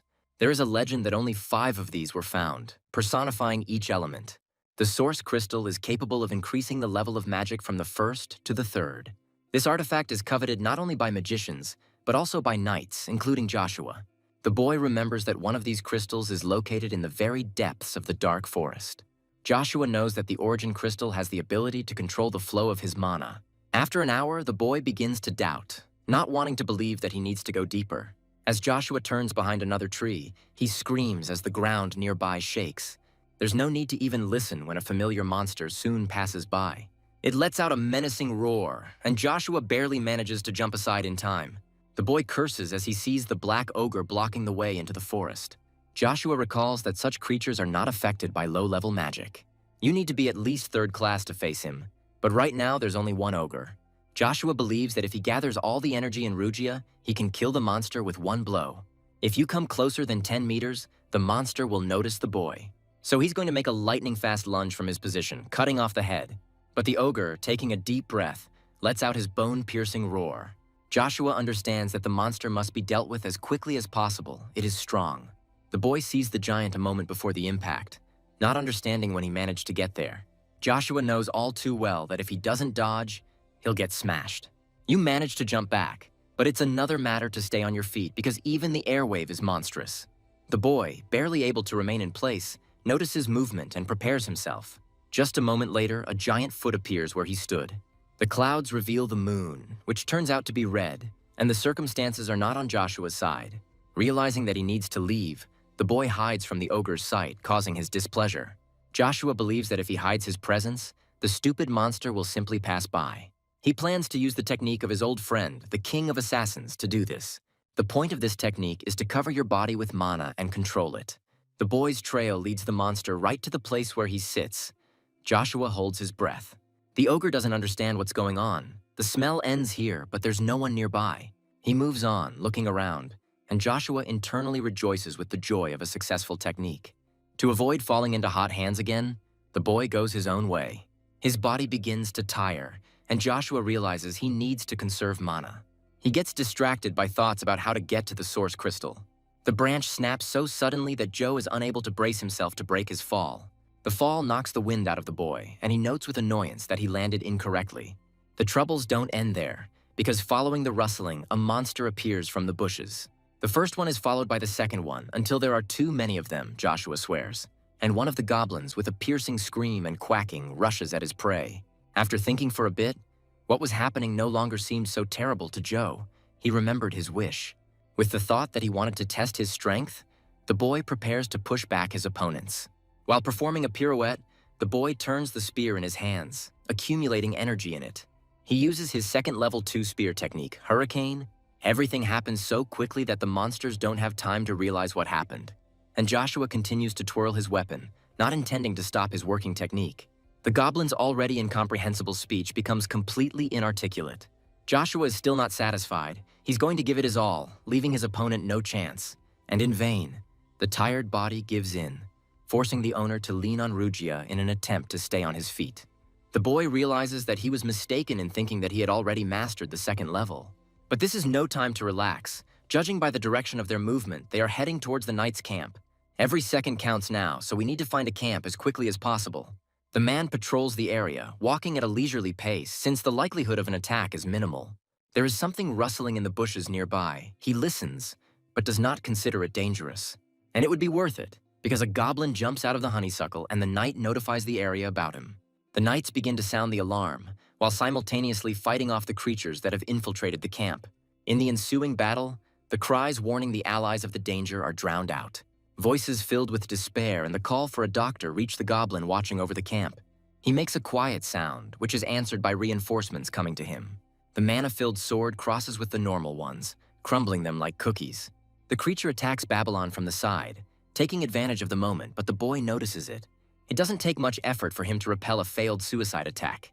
Cain also does not stand aside, striving for his next opponent. His speed makes the second goblin become confused and freeze in place. Babylon can't help but admire the agility of this man. He has a lot to teach her. The teenager can't remember this capable guy among the members of the Crimson Knights.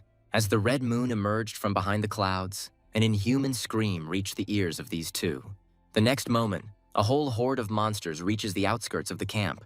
Realizing that there are more than 1,000 of them, the knights believe that they need to retreat as quickly as possible. The approaching commander orders them to remain silent, promising to punish those who escape. He orders the Order of the Crimson Knights to form up and ready their weapons. Subordinates do not dare to resist the orders of their commander and carry out his will. Meanwhile, the monsters continue their rapid march, getting ever closer. Finally, the two waves collide, opening the battle with the first blows. There is not a drop of fear in the bright eyes of the eldest Duke's son, only determination. Cain cuts down monsters one after another, sparing neither himself nor his sword. This is his sacred duty. The commander also does not relax, knowing that his own example will set the tone for the battle. He uses a massive attack to eliminate multiple opponents at once. The man's attention is drawn to rapidly approaching sounds. Siphon believes that they have miscalculated, as there is no end to these creatures. It is unclear why this happened, but the red moon rose today and not tomorrow. He turns around carefully, already roughly understanding what he is about to see before his eyes. And the black ogre, throwing away the annoying midge, screams gutturally, sending out a wave. Siphon curses in annoyance, wondering why he showed up here now. Since he has no other such strong comrades, he plans to take on the ogre himself. A giant club whistles through the air, appearing very close to the man. The black ogre knocks him back, causing him to dig a trench in his flight. Babylon, seeing this, looks at the commander in disbelief, trying to call him. The knights run away in terror, accompanying their actions with squeals. They are afraid of the black ogre. They believe that he will tear them to pieces if he catches them, so they need to run. Siphon realizes he's in serious trouble. This monster is moving too fast. The commander hears words about how a knight must remain calm in any situation. He grabs the Duke's name like a lifeline, and he promises to sort everything out himself. The man fearlessly walks towards the terrible horde that is rushing towards him. The club is also aimed at him, but the Duke remains calm as he reminded Siphon. Flashing with genuine confidence, his eyes give his opponents one last chance to retreat.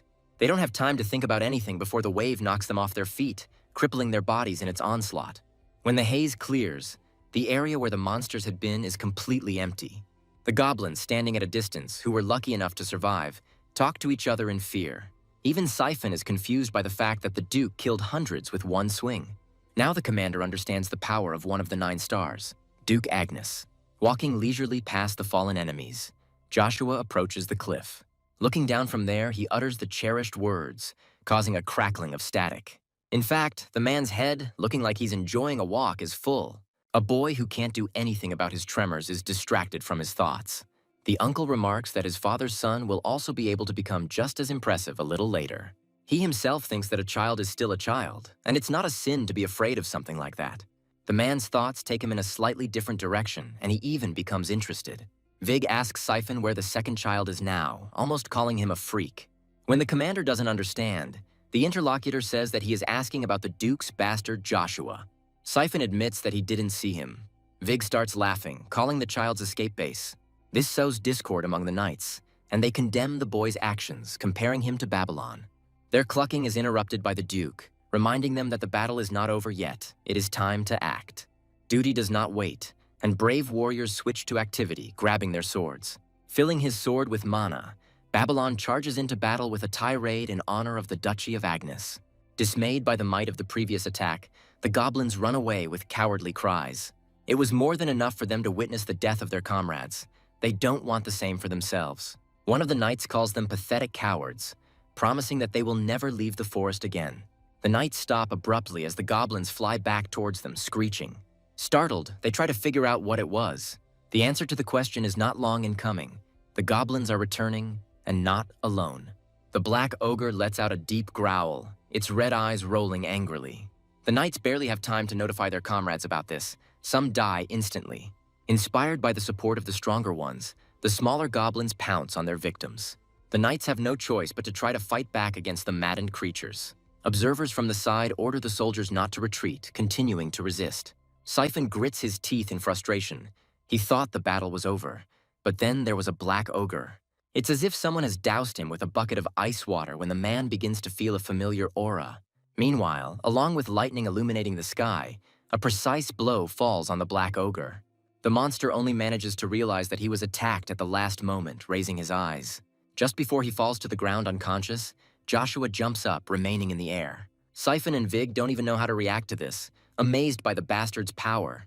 The Duke's lips curved into a triumphant but restrained smile. He had no doubt about his son. Meanwhile, the boy descends spectacularly, drawing admiring looks from those around him. Siphon can't get over the fact that this puppy killed a black ogre with one blow. And not just any ordinary one, but under the influence of the blood moon. It is worthy of a third-class knight. The Duchess's brother expresses his indignation openly, asking what this trick is. He believes that the killing of the black ogre is the merit of another person, the Duke. The man urges the Knights of Doom, ordering them to immediately provide assistance to the Duke. They immediately rush to fulfill the will of their master, rushing to the rescue of Agnes. Joshua says he is no longer willing to tolerate being disregarded. It is offensive. He is going to surprise the unbelievers a little more, even if his body can't take it and he loses consciousness. To his father's grin, Joshua declares that this monster boy will save everyone. The knight doesn't understand what to do with a crowd of black ogres because even one is a disaster.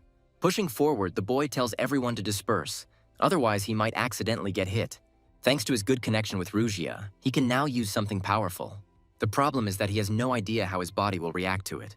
And yet the boy fearlessly rushes forward towards the enemy, intending to strike those around him. By concentrating his mana, he activates Thunderstorm, catching up with his first opponent. The attack is so swift that under its influence, vision loses its relevance. As several bodies fall roasted, their allies babble in confusion and bewilderment. Joshua tries to get his breathing back to normal while thinking about his next steps. Vig, stunned, says incredulously that this can't be. His subordinates can't help but admire the abilities of the third-class knight. But the conclusions ultimately lead to this child being a demon. The Duke, realizing the point of this show-off, thoughtfully calls his son a fool. He asks Armand what he thinks, to which the magician modestly replies that he doesn't understand knights. But he still draws a parallel with magicians and says that they may have a great future. He doesn't even have time to finish speaking. The Duke disappears, expressing his understanding as a final thought. Joshua can't seem to catch his breath, feeling like he's approaching his limit. The boy's strength leaves him at the most inopportune moment, and the black ogre screams ominously. His fist is already very close, but this blow is not destined to reach its target. Holding his child in one hand, the second Duke fends off the enemy. He is not going to allow his child, who shows such great promise, to be hurt. Finding himself on the border between consciousness and the unconscious, the boy notes that this is not bad, and yet he cannot help himself, falling into the alluring oblivion. The next time the boy opens his eyes, it is because of screams full of horror. Joshua doesn't quite understand what's happening, but he's certain he sees the Duchy of Agnes. He sees a falling building from somewhere above. Desperate screams fill the area completely. When the explosion occurs, Joshua suggests that he is only dreaming. But it all looks too real, which confuses everything even more. Measured footsteps are heard from below, causing Joshua to turn toward the sound. The first thing that catches your eye is the familiar family sword, on which the fire dances and reflects. Joe thinks it's his father until he looks at the face. It's Babylon's. The boy remembers that this is what happened during the fall of the Duchy, but 10 years later. And he cannot understand why he saw this vision right now. Joshua assumes that he is having a prophetic dream, inspired by the power of Rugia. He also remembers that origin crystals are capable of similar things. A wind arises, and the boy tries to determine its source. A powerful gust hits Babylon's chest, knocking all the air out of him. The blonde collapses from exhaustion, but somehow manages not to fall completely. A conversation begins between Joshua's older brother and his opponent. The words are inaudible. The beautiful girl continues to say something, and then it dawns on our count. The stranger turns out to be a grown-up Ina-led Grace, next to whom is the supreme spirit of the wind. Joshua only recognized his acquaintance from Aeolus. He finds it hard to believe that something like this could happen. The boy assumes that if this is the case, Ina's mentor must also be somewhere nearby. He tries in vain to make out the conversation between the two. It sounds as if there is a spell of silence on him. Joshua doesn't like this and keeps trying to figure out the essence of the dialogue. Another face materializes out of nowhere on the horizon, its voice also unintelligible. And what's more, you can't even really see this person's face because of the haze. Joshua attempts to get closer, although he is confident in the identity of the third character. And then the angry voice of his older brother clearly reaches him, ordering his interlocutor to shut up. Continuing, he says that his house will not bow its knee to bastards like them. The interlocutor smiles, but Joshua again cannot make out his words. One can only guess what was said, as Aeolus rushes at the enemy of the Lord. Babylon takes several cross punches but remains on her feet. He doesn't even utter a sound, gritting his teeth for the sake of his family's honor. His opponent opens his mouth again, saying something very long and heartfelt. Finally, Joe manages to discern individual features, after which the face is revealed completely. The boy knows this man very well. He is choking with indignation. Just as he begins his angry tirade, a blinding light interrupts it. Joshua's eyes widen as he calls out the man whose name Drax had given Grace. Realizing that it wasn't real, the boy relaxes but becomes thoughtful. This dream was like a prophetic one, not an ordinary one. Its realism was off the charts. At this point, Joshua begins to wonder how much time has passed since he passed out. It is impossible to take a normal position. The body is pierced by unbearable pain. The boy is disappointed that his body has not yet recovered from the battle. If we take into account only skill, he could reach the second class, although the power that Joe showed could be enough to fight even third-class knights. Most likely, it is thanks to the source crystal with the power of lightning that he is troubled by a prophetic dream. Joshua decides that he needs to learn as much as he can about the source crystals. When he speaks up, the boy is seriously scared. The Duke says something that is incredible. He finds it amazing that just a few hours ago this moon was blood red. Now it has changed so dramatically that it emits a dazzlingly beautiful glow. Still embarrassed, Joshua doesn't know how to approach the dialogue. The Duke says they will go to Acadia as soon as they return home. But now Joshua is not Agnes, but the only son, Frederick, of a house in decline. The boy will don the guise of an aristocrat who wants to restore the glory of his family. After listening carefully to his father, Joshua says he understands everything. He thinks that he agrees with such conditions, because there is no need for unnecessary attention to him. The man draws his son's attention to himself once again, because that's not all. The Duke says that the boy muttered in his sleep and mentioned the name of a very interesting person. Naming Drax, the man clarifies how his son knows this cursed name. He looks at his father, trying to maintain an outward composure and scolding himself for chattering. Seconds turn into minutes, but Joshua doesn't know how best to respond to this. Realizing that there will be no answer, the man rises from his seat, accepting his son's silence. He advises him to get a good night's sleep because tomorrow they have a journey home ahead of them. In the secret room of Castle Doom, Siphon is asked if Vanessa knows this. He confirms, and Vig clarifies that she knows about the threat but does nothing. Siphon justifies the lady, saying that until recently there was no opportunity to be active. Vig refuses to believe that this bastard awakened Mana on his own. After all, even the genius of the Empire, Babylon, rose to such a level through sweat and blood. And this bastard, even without training, was able to overcome the blackest ogre with his strength. Siphon confirms his interlocutor's thoughts, explaining that this is why the boy is considered a demon. Vig says he doesn't think so, but he's sure the bastard's strength lies in something else. Gaining power of this level is possible by making a pact with a higher demon. Siphon is outraged. He says that the boy has already passed the official certification according to all the rules. Vig asks the interlocutor to use his brain. The veracity of the contract is not important. When Siphon gets it, he starts to chuckle evilly and says he understands. Vig believes that Joshua's intellectual development lags behind his physical development. He is a child. Siphon asks what the interlocutor will do. He replies that he will look after the degenerate. The commander remarks that once Ina enters the Imperial Academy, it will be easier to spy. Joe's claim to the inheritance may cause problems, and then they need to be eliminated. And none other than Siphon will have to take care of this, the man thinks. After watching his former interlocutor go, he savors the words about demons. Cox rushes to his mistress with important news, who clarifies its essence. The man says that the operation in the Dark Forest is over and the boys will arrive home today. Charlie turns away again, weakly expressing agreement with his interlocutor. Cox didn't expect the lack of reaction. The girl notes that he doesn't like Joshua either. The man says that this was before the boy became the youngest mana wielder. Charlie asks what now, and her interlocutor clarifies whether she knows the reason for their visit. The girl suggests that it is because of the King of Assassins and the desire to unite the houses through marriage. The King of Assassins is called Bagration. He was the first of the commoners to become a master of the blade. This man is one of the supernaturals. He has the right to claim the place of the absolute. Based on the available information, Bagration allied himself with the House of Cromwell. Even Charlie knows that if this is true, they have no chance against such powerful opponents. Cox praises the girl for her foresight, engaging in conversation with her on the topic. The Emperor has forbidden unjustified wars, so their struggle is quiet. Charlie clarifies Cox's words about the impossibility of purchasing certain items. The girl says that she likes strong people, but she felt a little sad after hearing the truth. The man does not understand what his young mistress is talking about. He expected a different answer. Charlie asks if he can ask the Duke for help directly. Cox points out the differences. The man says that for the nobility, there is nothing that is more important than their own honor, although he himself would be able to overcome his pride if his home was in danger. Cox says he does not want his young mistress's life to be sacrificed for the house. He believes that the girl was herself with Joshua, so they better talk again. These words hit Charlie hard. They are exactly what she needed all this time. Cox apologizes if he said too much, admitting that he liked Joshua more than Babylon. Charlie says that she agrees to the meeting and asks that dinner be prepared for her and the young count. The man asks to entrust this matter to him, promising to return with good news.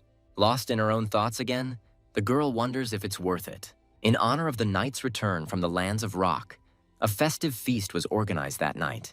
Those who do not eat boast to each other about their achievements. Joshua can hear their voices admiring his own strength in fighting the ogre. Cain asks his master if he, as the hero of the occasion, should not be present.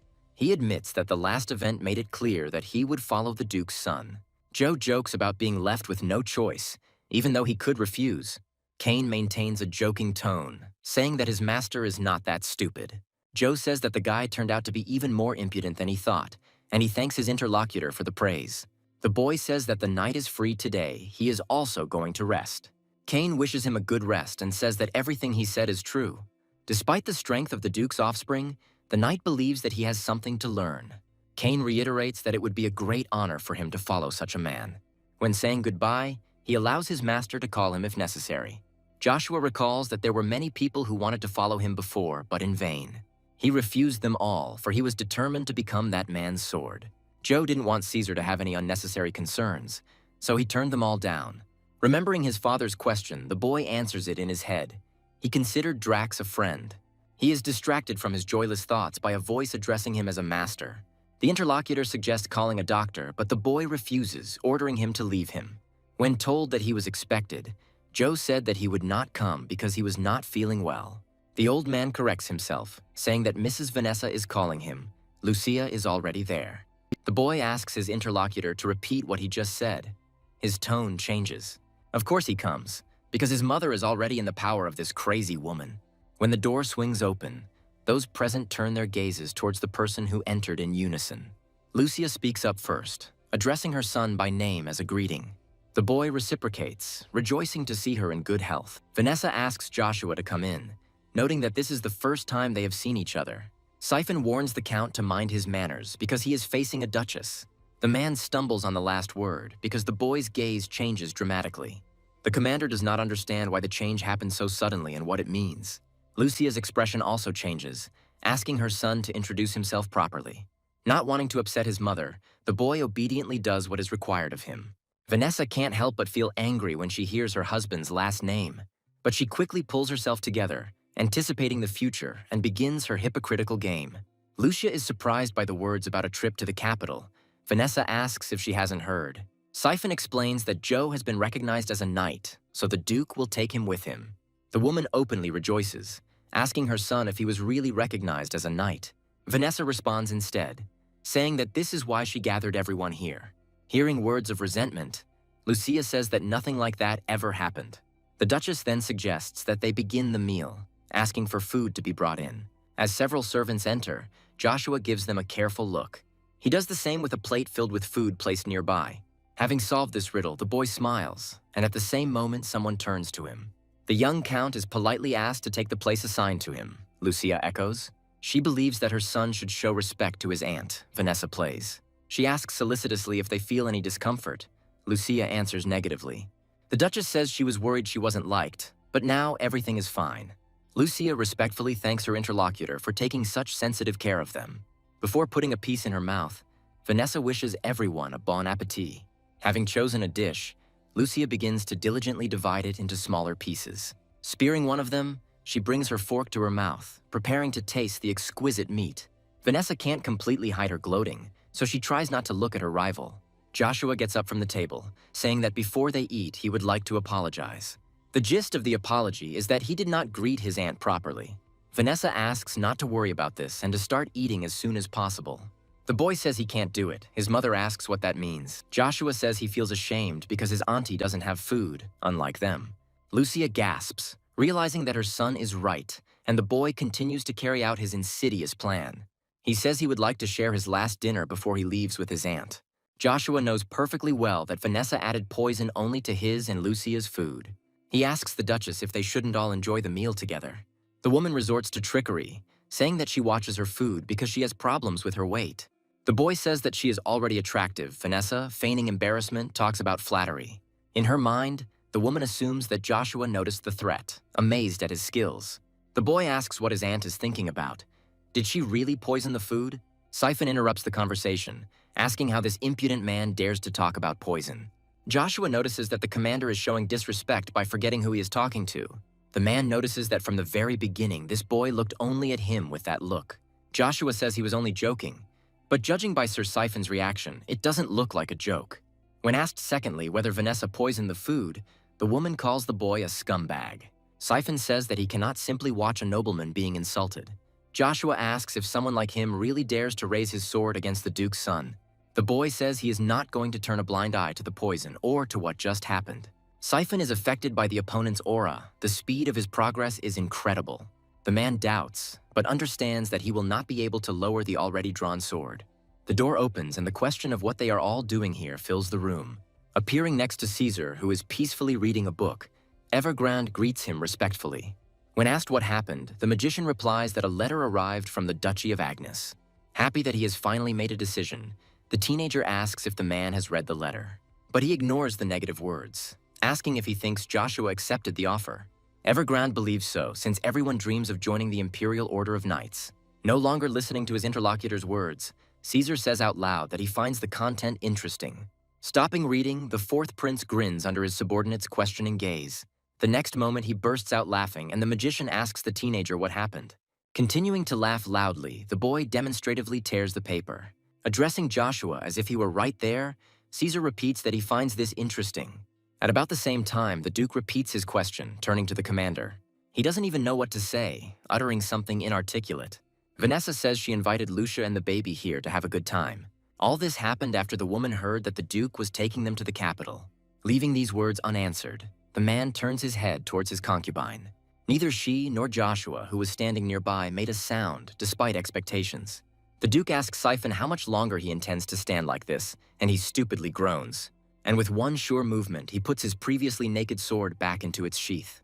Joshua makes his cursed weapon disappear only after this gesture. The Duke says that Joe should go back to his place. He calls his mother with him. She does not argue. As they leave, Vanessa asks why her husband suddenly started acting like this. The Duke retorts by asking if his wife hates him, and she answers immediately. Her words hit him like a whip when the woman's answer is positive. Despite this, the man clarifies whether this is because he has become interested in Joshua. Vanessa throws a tantrum about how she was never interesting to this man. But she also says that she was forced into marriage with him. But in fact, she never loved him. However, Vanessa says she has no intention of sitting back if it concerns her son. She hopes that if Agnes has any dignity, he will make the right choice. The man smirks, asking if decent people act like that. Vanessa clarifies what he means. The Duke is going to explain it to her. The man asks imperiously if she really thought he wouldn't find out. Siphon mentally repeats to himself the words that the Duke already knows everything. Closing the door behind him, Joshua guesses that she must be upset. Lucia says she's very confused, asking why her son didn't tell her anything. As he begins to tell his story, the boy becomes distracted by thoughts that he is making his mother worry. A knock on the door is accompanied by the words that Cain has come to see Count Joshua. He asks how the dinner went. The boy asks again, did he really know? The knight replies that the butler told him that the young count went to taste some fine food. The boy concludes that the butler is also involved and is amazed by Vanessa's influence. Cain supports the decision to study at the academy, so they will have more opportunities to see each other. But he didn't come just to say this. The guy has a request for the young master.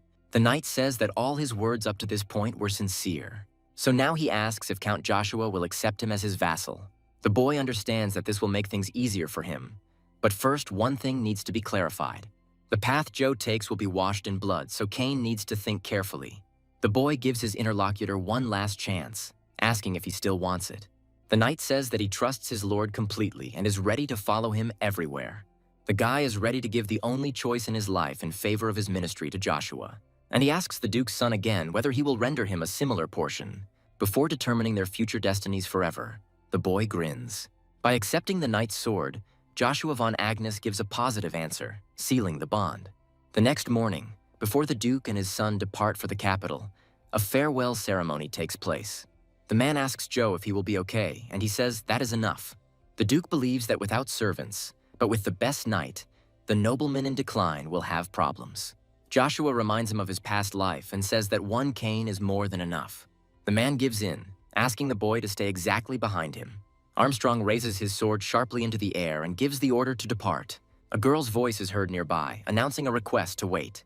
Lady Charlie apologizes for showing up unannounced, but she couldn't resist saying goodbye. The Duke expresses joy at her good health, and the girl apologizes for the trouble she caused. The man is a little upset by the changes that have occurred in Charlie.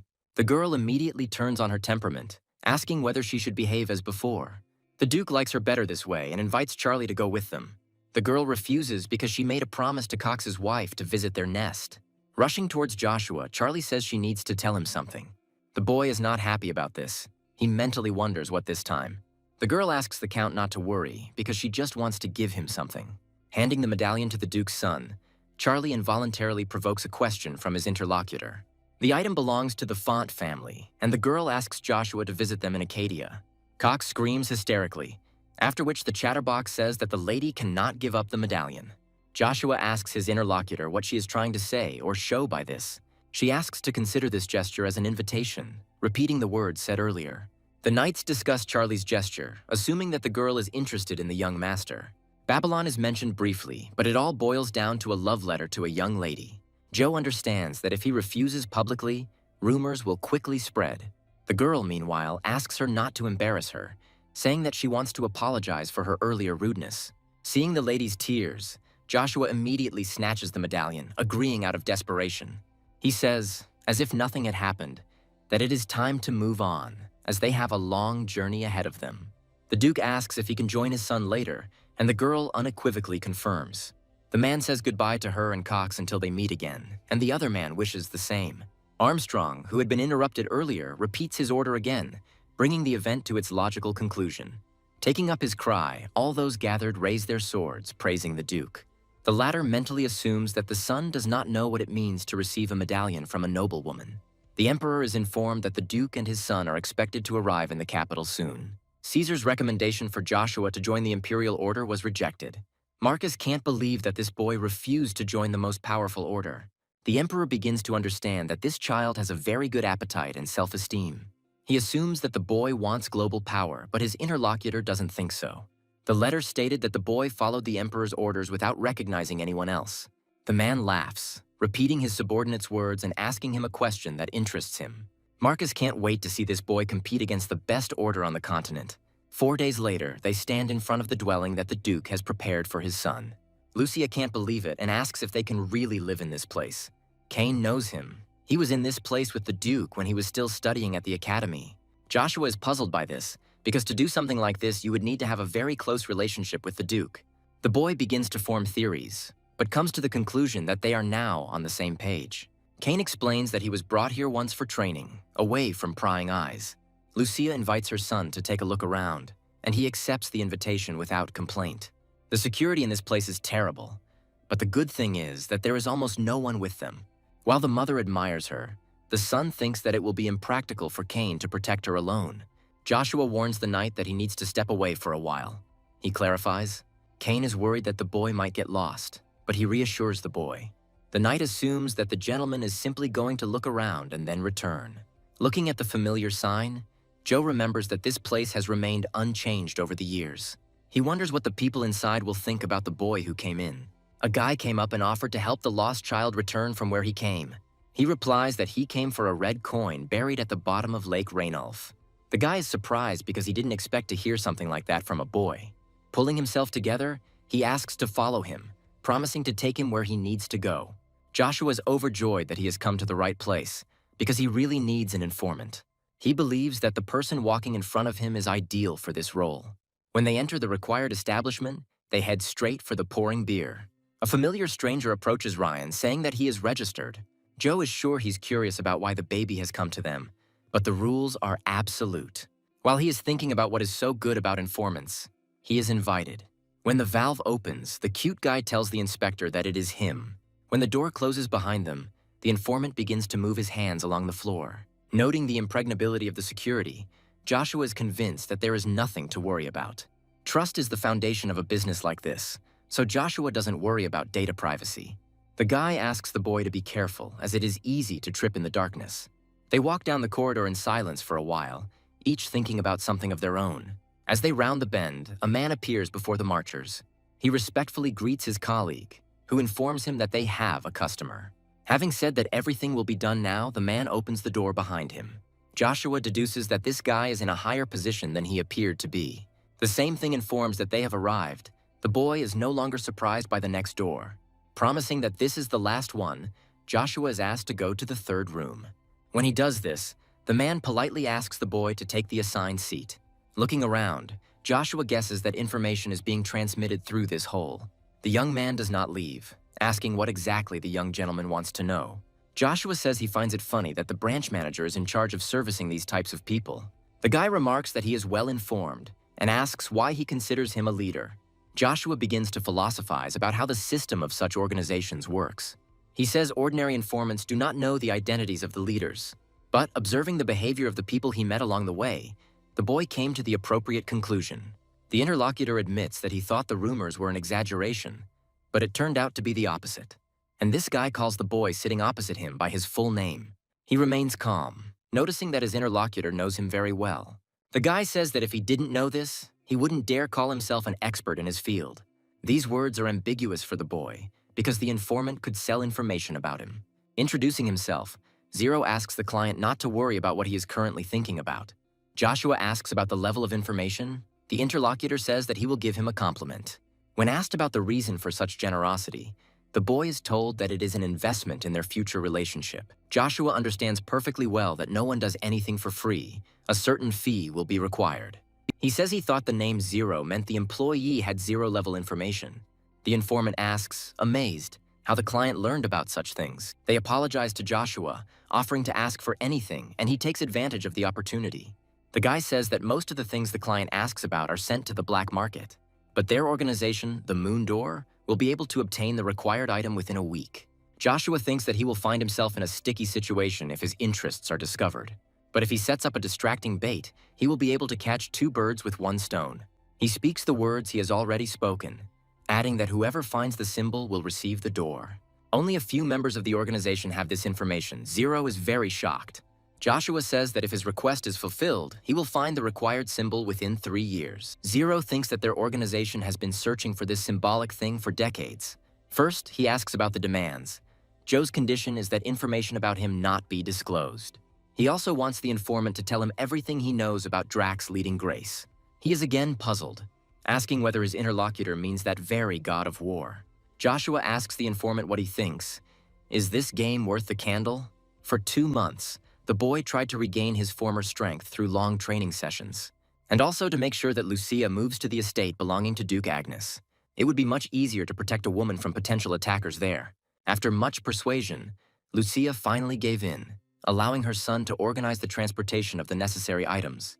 A week before entering the academy, the boys sit in a place where food from the Imperial Palace is served. Noticing that the boy was deep in thought, the knight asked him about it. Kane noticed that his young master had been looking a little worried lately. Actually, he's right. Joshua's bothered by the fact that his order hasn't been fulfilled yet. That's a problem.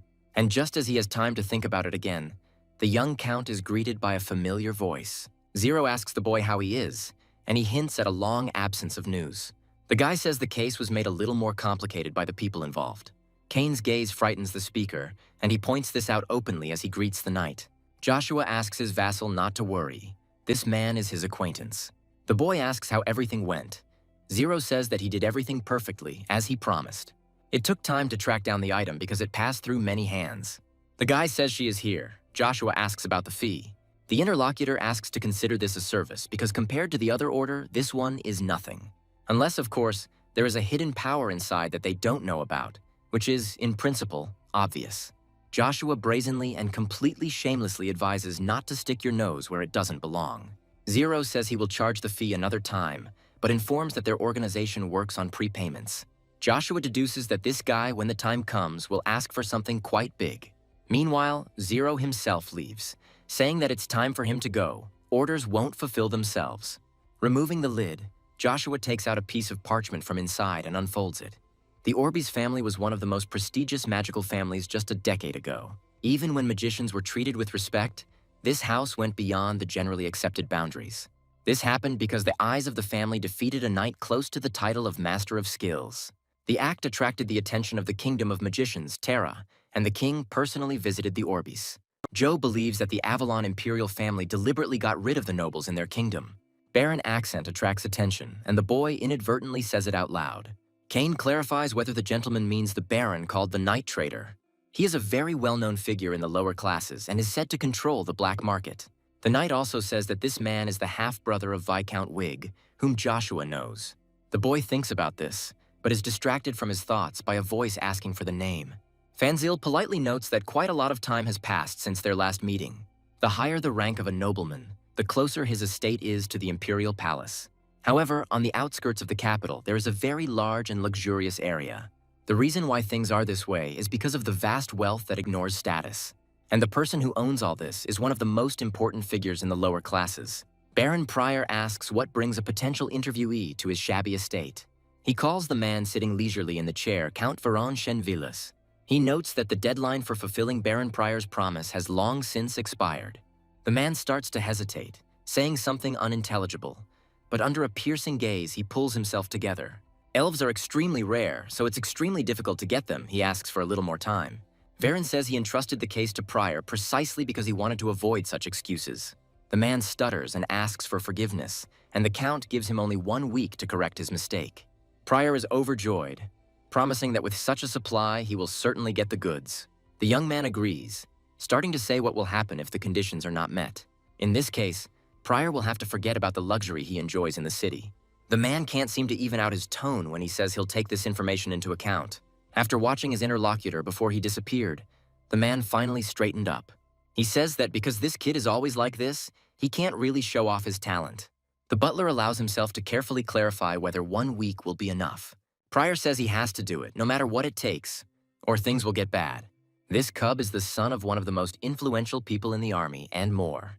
The Emperor himself trusts him, and Veron Chenvillas is capable of a lot. A question comes from the Kapitka. Does the Count really think that the Baron will fulfill the order? Veron chuckled thoughtfully and said that he thought it would be a bit difficult. The interlocutor is perplexed, apologizes, and is about to ask why all this is happening. Veron says there's a reason he gave the man another week. A conversation begins between them, where the Count tries to lead his interlocutor to the truth on his own. Satisfied with the answer, Veron confirms that the whip is dominant in the equation. The man begins to understand what the young Count is getting at, and he expresses his thoughts. Veron plans to crush Pryor in a way that will make him more loyal. The man says that his interlocutor sees right through Pryor, to which he only waves his hand. He is now much more interested in the question of what to eat. The coachman is given the corresponding order. Kane notes that a lot of time has passed since their meeting. Fanzil expresses joy at the meeting. The man politely inquires whether he has inadvertently interrupted an important conversation. The knight answers negatively and adds that they are also very glad to see him again. Joshua recalls that this man was not an ordinary nobleman in the good sense of the word. Fanzil had a weak body and was essentially just as gentle at heart. He interacted with commoners on equal terms, which made him an object of ridicule among the nobles. But he remained himself. Now his girl, greeting Joe, gives him a compliment. The young Count analyzes her speech, wondering if she always talked so much.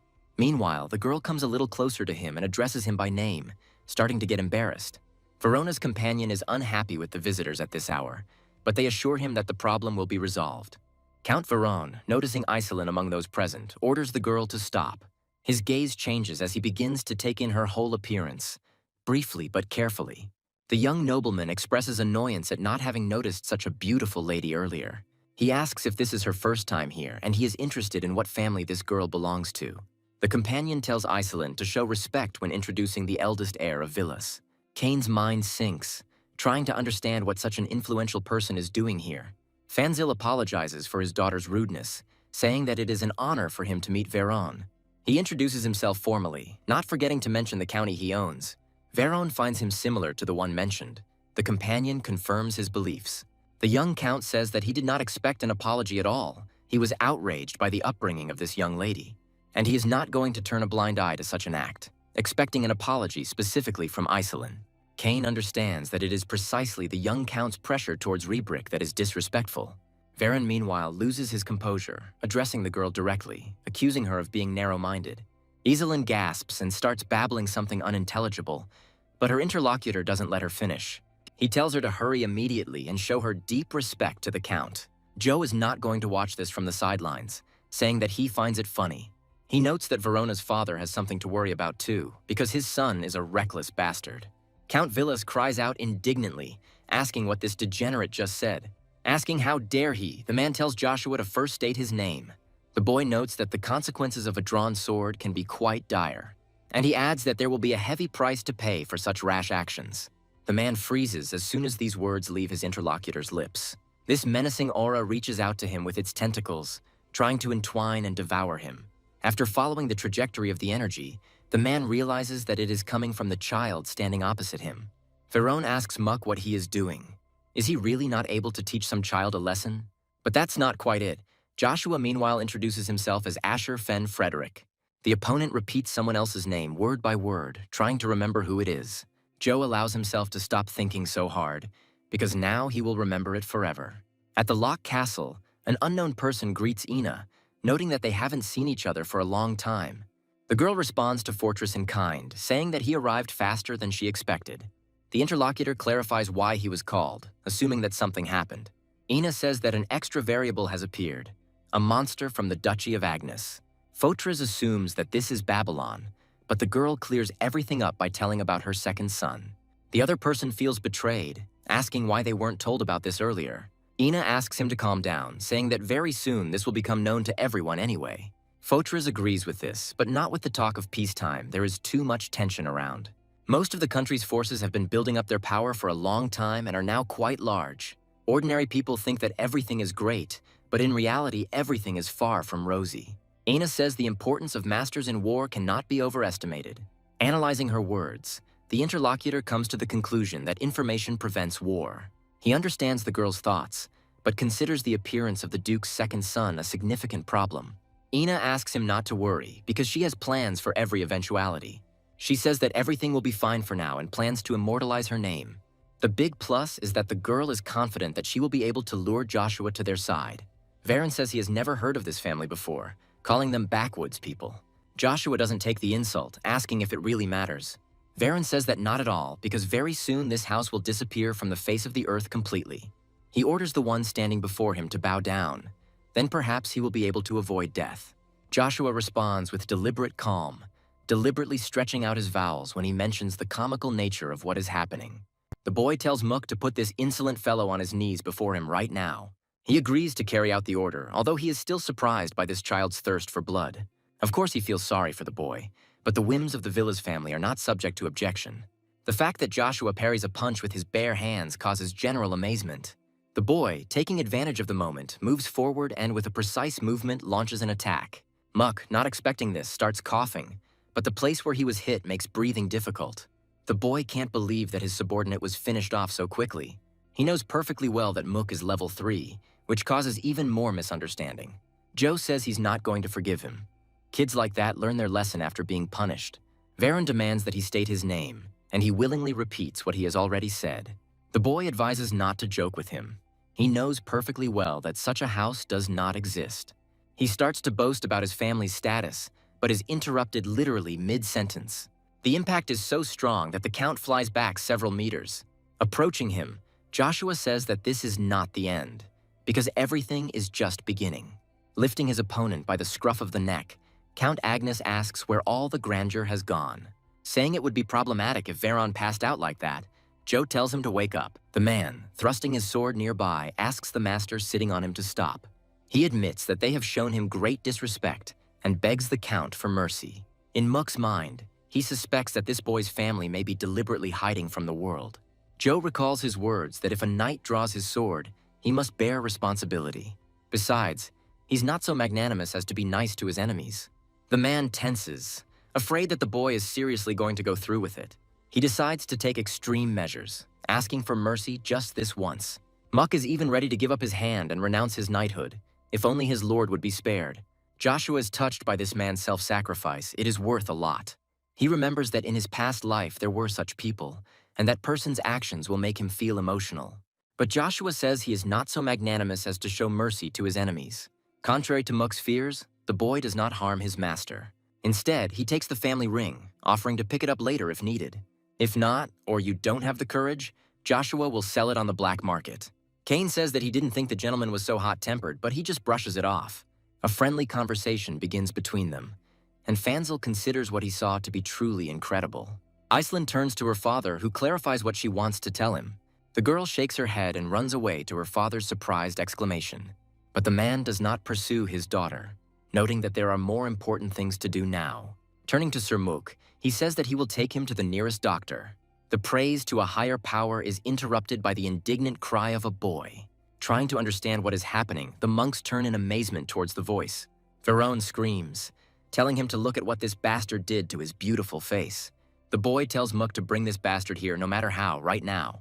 To his gentle retort, Varen calls his knight a useless insect. As soon as they return to the estate, the man will face severe punishment, Mook accepts. The boy tells the knight to return to the estate and find out everything about the Frederick family wanting revenge. Mook says that this is impossible, since they will not be able to find an excuse later. Varen says he has no intention of making excuses when he has been humiliated to such an extent. The man remarks that no one will believe that they were beaten by a 10-year-old child. The Count shuts him up, ordering him to do as he ordered, but Mook cannot stand it.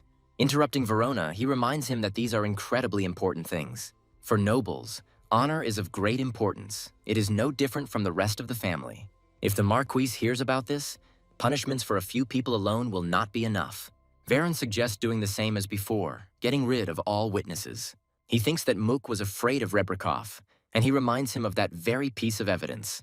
At first, the boy doesn't understand what his vassal is talking about, but then it dawns on him. He says that everything is under control and that his family ring is actually with him. But suddenly he realizes that he was mistaken, that the ring is lost. The boy admits only in his mind. Mook conveys to the master the words spoken by Asher about how to get the thing back. They are not in that position now. They need to moderate their ardor and watch the situation develop. Varen asks if the knight really thinks he should go and apologize. Mook says he'll try sending a messenger first. He doesn't necessarily have to go himself. The interlocutor asks again, trying to understand who this messenger might be. While Joe is looking at the ring, he's asked if he's sure that Varen will come to him. The boy believes that he will not do it personally, but will send a messenger for his thing. It will be someone with a high enough status, but without the risk of information leakage. Kane doesn't understand who the other person is referring to, so he asks directly. Joshua recalls a rumor going around in Acadia about Pryor's accent. The point is that the king of the night is actually the young master of the villa's family, Varen. Kane is mentally amazed by the strategic abilities of his overlord. He admires him. After all, what's happening was part of his plan from the very beginning, but it's a little puzzling. A familiar voice pulls the knight out of his heavy thoughts, drawing his attention. Lady Iselin thanks the young gentleman very much for the assistance he has provided her. The boy says it's not worth it because his intentions were selfless. The girl notes that her family could find itself in a difficult situation. Joshua tries to understand how such a meek person can become the main sorceress of the continent. That time she looked like a delicate flower that would exude beauty even in the cold. Now the girl says that if the Count gets into trouble because of this, they will help. Joshua says that there is no need for that. Iselin tries to find the words to object. The boy says that if it is so important to her, she can do him a favor in the future. The girl turns out to be happy with this arrangement, accepting the new conditions. Bowing respectfully, she says that she will do anything for the young Count. Nodding to his interlocutor, the boy turns away, immersed in his thoughts. He needs this, because now he will have a very strong supporter on his side. Joe notices a flash on the roof of one of the houses across the street. Whoever was there is now running away, moving quickly across the rooftops. Zero curses mentally in frustration. What Joshua observed is a surprise to him. The guy wants to change his plan, because judging by his skills, he is not lying. Zero thought that this kid just wanted to use them, but now he has changed his mind. The accent is placed on the dining room, where the above-mentioned event took place relatively recently. Noticing the Count, he realizes that he has found exactly the place he needed. When the man comes in, Joshua says he arrived faster than he expected. The interlocutor expresses joy at the meeting and gives his full name. He says he is honored to meet the scion of the Frederick family. Kane analyzes the man's behavior, which seems suspiciously strange to him. Accent says he has a message for Count Asher and asks for the ring to be returned. Joshua recalls his conditions, ordering Verona to come and collect his treasure in person. The man tries to be polite by asking if there is any alternative to this. Joshua pretends to give in, ordering that his knight be brought here instead of this weakling. But since the Count fulfilled Accent's request, he must satisfy his desire in return. The boy makes a clear hint by noticing that the rings on the man's hand look very expensive. Accent involuntarily glances at his hand, realizing what the conversation will be about next. Beckoning the man closer to him, the boy asks him to give him his trinkets. Kane calls the master the devil, capable of extorting treasures without remorse. Joshua remarks that it was a fair deal, which he believes was right. The knight doesn't understand, so he asks directly why the rings were needed. This treasure is called the Tears of the Elves. It once belonged to the Orbis family. Beautiful elves were of interest to people, and for this reason alone they began to be hunted. In order to protect themselves, the elves gathered in the forest at the southernmost side of the continent. With combined efforts, the High Elves erected a barrier that stretched across the entire forest. The very last high elf, Ellenbass, was considered by humans to be the queen of that race. The last person to befriend this creature in the 5th generation was Zeet Dick Orbis. Joe is sure that the man is not missing, but was killed while trying to extract information about the location of the elves. And this man, Zeet Dick Orbis, until his very last breath said nothing to his tormentors. To ensure the death of her friend, the elf was forced to reveal herself to the continent. She found the last descendant of Zeeth, who had become a servant to another noble family. And she began to cry, holding her hands. Salty drops fell on the family heirloom. And later it became known to the world as the Tears of the Elves. This ring is said to have special powers, although not for long. Cain asks his master what he is thinking about, since they have already arrived at the estate. Having walked a little forward, the knight jokes that the count will really remain standing outside. He is still in his thoughts, but about something else, and speaks up. Joshua wants to ask Cain for something. He promises to do anything. The count says he needs subordinates to whom he can trust his back. Joshua asks the knight to leave here and go to where Duke Agnes is now. Cain asks if the count really wants him to become Lady Lucia's bodyguard. The guy reminds that the boy has no servants, and according to legend, his family is in decline. He will be ridiculed, among whom will be Veron, also a student at the Imperial Academy. Joshua asks the knight not to worry about him, saying that he is an expert on loneliness. But at the same time, the boy wants to ask his friend for one more favor. Joshua asks Cain to study the way of the sword from the Duke for him, but this is not an order, but a request. A very important request that the boy really wants his friend to fulfill. Cain could even imagine that this unbending little man could bow his head to ask. This confuses him, so the knight asks him to raise his head, not wanting to see something like this from his master. But he agrees to fulfill this request in exchange for a favor.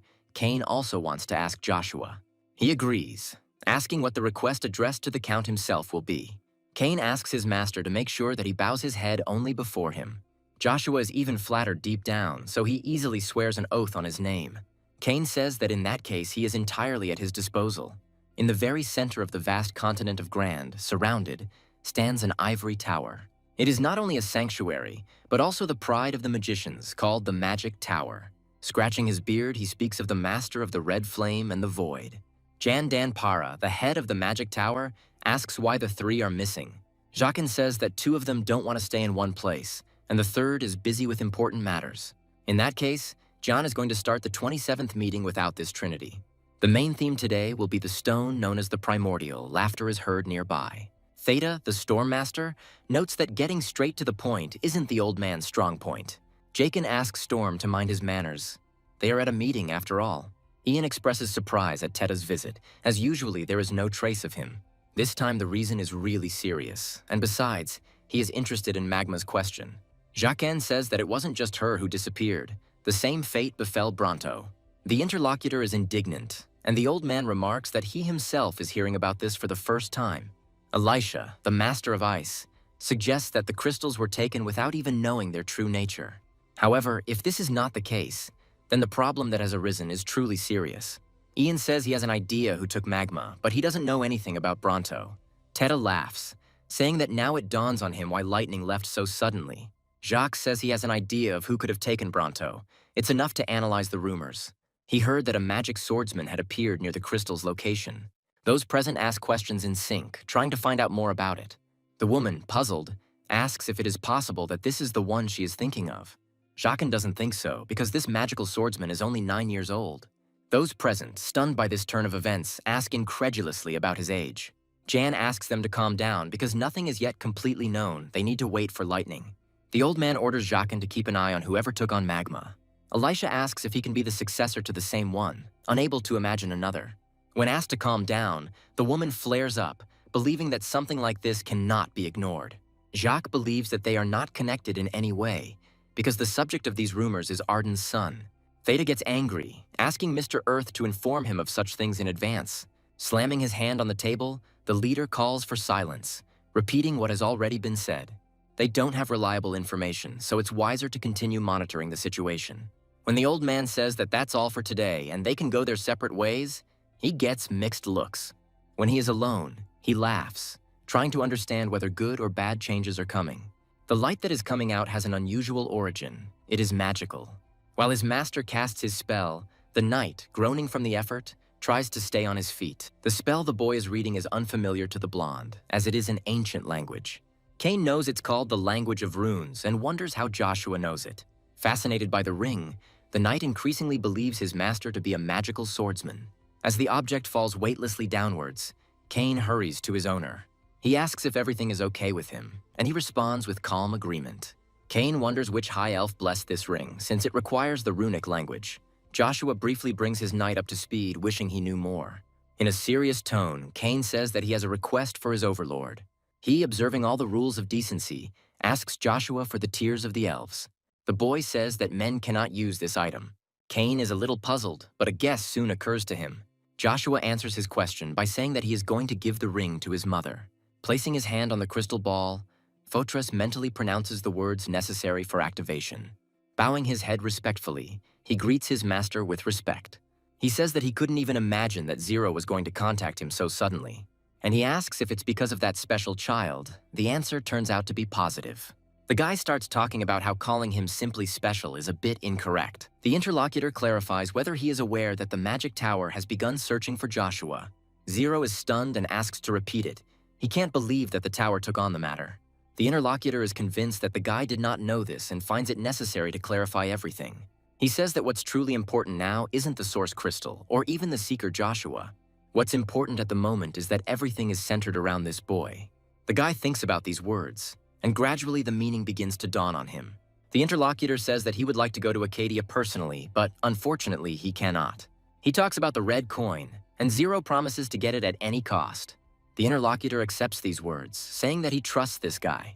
Zero confirms what was said even as the hologram dissolves into thin air, and he repeats the words to himself, promising to get what he needs at any cost. The sky, which was clear just a moment ago, is covered with gray clouds. An unusual lightning strikes the ground near a pole with a man tied to it in a vacant lot. Vig stubbornly moans, trying to express all his dissatisfaction through the fabric barrier. The man next to him, his eyes flashing, tells him to shut up and just watch. He addresses a band of light traveling across the vast skies. Asking to gather at his hands, the speaker prays to strike her with punishment all his enemies who block his path. Speaking of the collapse of the hail of light, the man calls upon the rain of lightning. The heavens respond to him, striking down the enemies around him with surgical precision. The strikes are so lightning fast that the monsters don't have time to see the trajectory. Vig stops moaning, looking at the sight before him, as if enchanted. The rain summoner, however, looks upon the punishment he himself has sent as a matter of course. Now he tells Vig to tell him how strong his magic is compared to Joshua's. The man moans until he is freed from the matter that is preventing him from speaking. Having freed him from her, Storm orders his captive to answer the question asked. Vig reminds us of his origins and suggests that we seriously consider the consequences. Approaching his captive, the man chuckled, examining his face with a searching gaze. And then he says that if he had been afraid of the consequences, he would not have gone to such a place.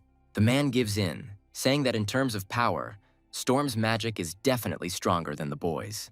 The magician begins to think out loud, coming to the conclusion that he needs to meet him in person. Vig says he's thinking in the wrong direction. Storm clarifies what he's talking about. The man says that Joe followed his father to the capital and is now supposed to enter the academy. Storm mentally notes that getting into this establishment will be quite difficult. Vig tells the man that he will help him, but he asks again incredulously. The man admits that he would only be glad if someone trampled this upstart. Storm finds this interesting and asks how the nobleman can help him. He says that the tattoo under the man's eye is familiar to him. He is aware of his power. Storm's real name is Jack, and he is amazed that a mere Viscount knows him. He also says that if they cooperate, Vig will definitely help his partner. Jack says that even if that were the case, he cannot cooperate with a simple, nameless Viscount. Even though he said he didn't care, it would be a little unpleasant if others found out about him. The Viscount cries out in bewilderment, asking what he is seeking then, his death. He adds that if he disappears, Duke Agnes himself will go looking for him. When the man notices the movement of Storm's hand, he manages to let out a heartbreaking scream. The magician smirks, asking rhetorically who would look for someone like him. Time passed quickly, and after his 10th birthday, Joshua entered the academy. About 1,000 noble children were admitted with him, who were divided into 6 classes. Joshua was confident that 6 years of training would be enough to master the necessary skills. The academy's corridor is filled with a variety of voices concerned about settling. The boy notes that noble children have at least one servant. Lost in his thoughts, he almost passes by the room he needs. He is amazed at how spacious a room can be even for 3 people. Joe expresses hope that he won't have to share a room with someone like Verona. While thinking that he would like to live a peaceful life, he hears a voice behind him. Greeting his new friend kindly, the boy tells him that he will be grateful for his help. Joshua sees nothing wrong with supporting one of his neighbors. He thanks him, adding that he was afraid of dying in the process because of the weight of the suitcases. Remembering his manners, the boy introduces himself as Agares, extending his hand to Joshua. He considers this better than dealing with children who want to show off their strength. As he shakes hands, Joe calls himself Asher, saying it is a pleasure to meet him. Saying that this is the first time he has heard of his family, Agares expresses hope that they will get along. From behind, an enthusiastic exclamation is heard, along with a statement that these guys have met. Introducing himself as Icarus, the boy asks his new neighbors to take care of him. Agares screams angrily at his new acquaintance, calling him a scumbag. Joshua knows the name Icarus and can't believe it's the same person. And it's not surprising because he was called the genius of this era, the divine brain. When Avalon was weakened by the war and the disappearance of Marcus, a struggle arose between the brothers. This 10-year power struggle claimed tens of thousands of lives. Ultimately, the first prince won the battle, taking the second prince's people for himself. There were two men in this war who made a great contribution, the first of whom was Caesar. The second man turned out to be the strategic genius who led the first prince to victory, Icarus. Now the boy asks why his neighbors are so surprised. He has something on his face. Calling Icarus a commoner, Icarus is glad that their paths have crossed again. He also experiences pleasure from what is happening, asking the interlocutor to take care of him. Agares is looking forward to this year. Icarus finds his acquaintance too optimistic. Joe is a little surprised by their meeting, assuming that they clearly did not do this at the academy. The Count becomes thoughtful, because this is the first time he has heard of Icarus having a friend. Joe recalls a story that began in the harvest area of a village south of Avalon. Since one couple could not conceive children for a long time, they adopted Icarus, noticing his talent. Joshua remembers that the image of a commoner haunted the boy, who became the object of ridicule. The only one who extended his hand to Icarus was the first prince, named Kaiser. After Joshua heard this story, he felt that they were similar to him. Because of his youth, filled with nothing but contempt, because of the life taken away by a dear person. Extending his hand to his neighbor, Joshua introduces himself, saying he is pleased to meet him. Icarus reciprocates, expressing hope that they can get along. Joshua thinks that he absolutely must win such a person over to his side. At Agnes's residence, Lucia expresses her understanding that her son has entered the academy. The woman admits that she wanted to see how he acted, considering it shameful. Kane says that the Count most likely did not call his mother because he was worried about his identity being revealed. Lucia says she understands everything and thanks the knight for taking care of her son. Kane says that there is nothing wrong with this and, on the contrary, for him, service is an honor. He tells the woman that she has a wonderful son, and she becomes sweetly embarrassed, asking the sir to stop. A familiar voice is heard from behind, asking what these two are doing here. Both knight and concubine respectfully greet Duke Agnes. The man asks if Lucia is comfortable here. She says that it is even too comfortable. She is unworthy. Arden allows the woman to contact him if she doesn't like something, and she agrees. The escort voluntarily compulsorily suggests talking about this later. When they have moved a sufficient distance, he turns to the Duke, who reacts. Apologizing in advance for his impudence, the man asks why Arden allowed Lucia to stay. The Duke believes that his interlocutor knows, and he suggests that it is due to Joshua's extraordinary talent. At the same time, he changes the conversation by asking about the legacy of power. Arden assumes that his interlocutor is interested in the Imperial bloodline. The answer is yes, because if Joe becomes the heir, there will be no end to the hype about the family. Arden says that if blood is the only thing that affects authenticity, it means nothing to him. The Duke says that he will continue his observations, and the interlocutor agrees with this order. In his mind, the man continues his monologue, seriously considering the authenticity of the illegitimate boy. During his first lesson at the academy, Joshua learned a lot about his new neighbors. They were both quite famous in the academy, and not in a good sense of the word. Now they are mocked, saying that a bastard and a commoner are birds of a feather. Amaru Bronstein says that losers are attracted to other losers. Agares, stuttering, asks him if the boy really did enroll as a swordsman too. Joshua, meanwhile, remembers a man he knew, a renowned master of the rapier. Amaru's friend thinks that they will be excellent students compared to these two losers. By the color of their ties, Joshua determines that these boys are a year above them. Amaru says he is ashamed that he used to be friends with a bastard, Agares. Icarus can't resist asking if this guy isn't being too cruel to his neighbor. Duncan asks sharply how a commoner dares to interfere in the conversation, expressing disrespect. An argument ensues between them on this basis, and the second-year student behaves arrogantly. Icarus notes that he said nothing that could be interpreted as disrespectful. Duncan considers the commoner worse than cattle. Icarus, falling, begins to cough. By continuing to insult his opponent, the pure-blooded nobleman crosses all boundaries of decency. Agares intervenes, asking the second years to stop as he thinks they are going too far. He's not just being questioned about covering for his friend. Amaru's gaze changes to one of interest when he notices movement from the side. When Joshua approaches them, one of the second years asks who he is. He no longer believes that he will be able to live a little peacefully and is going to teach the bastards a lesson. Suddenly remembering something, Amaru begins to stutter, asking why he is here. A voice comes from the side saying that he thinks he got it right. The fourth prince states the fact that he has indeed waited a long time for Joshua. Caesar is greeted, but he is only interested in whether Count Agnes is glad to see him or not. When asked if this is really the case, Mook asks what exactly the other person wants to know. Varone asks if it's true that the fourth prince acted as if he knew that bastard. The boy ponders over a positive answer and the identity of the mysterious Frederick. In the end, he tells Mook to go to the moon door and find out about this strange family. The knight tries to object to his young lord, but his voice trembles. He recalls that during his visit to the boy, the latter made the man make a promise. Mook then swore on his honor that he would stop Veron if he did anything like that. Now the man warns the gentleman that the consequences of this could be shameful for the family. The boy tells the knight to shut up, believing that he should not keep his own promises. He orders that instead of objecting, they do what he says and find out about everything immediately. The man looks away, agreeing with his lord's command, but he is torn between contradictions. While the teacher explains the topic, Joe thinks that he didn't mean to draw attention to himself. And yet he understands that if he wants to attract Icarus to his side, he will have to change his plans. Caesar then said that despite the answer he received, he did not intend to surrender. He asked Joe to visit the palace before graduation, but the boy was already planning to do so. The teacher calls Agares' name and he jumps up, thinking it's time for lunch. Classmates start laughing at this guy's stupidity. It all comes down to blood purity. The teacher asks Agares to be careful if he does not want to go home. He agrees. The man continues the lesson by explaining why the sword is considered the greatest weapon. He gives examples of famous people who use swords in their battles. After the lecture, the teacher asks to answer the question about why the sword is considered the greatest weapon. Amaru says that all other weapons are just trash compared to the sword. He believes that someone who does not use a sword will never be able to defeat a swordsman. The teacher reminds that spears are mainly used in war. He asks for clarification. The guy says we're talking about people with the same skills, not about those who are cannon fodder. Joshua can't take it anymore and says he finds what the guy is saying funny. He's not only teasing the swordsman, but also Amaru's potential relative by talking about the rapier. Curious whispers are heard around, and students become interested in the identity of their new classmate.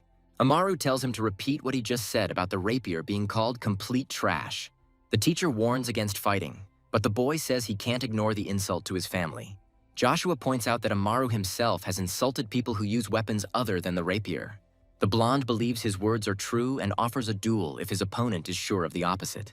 Joshua reminds him of what the teacher just said about students not fighting being prohibited.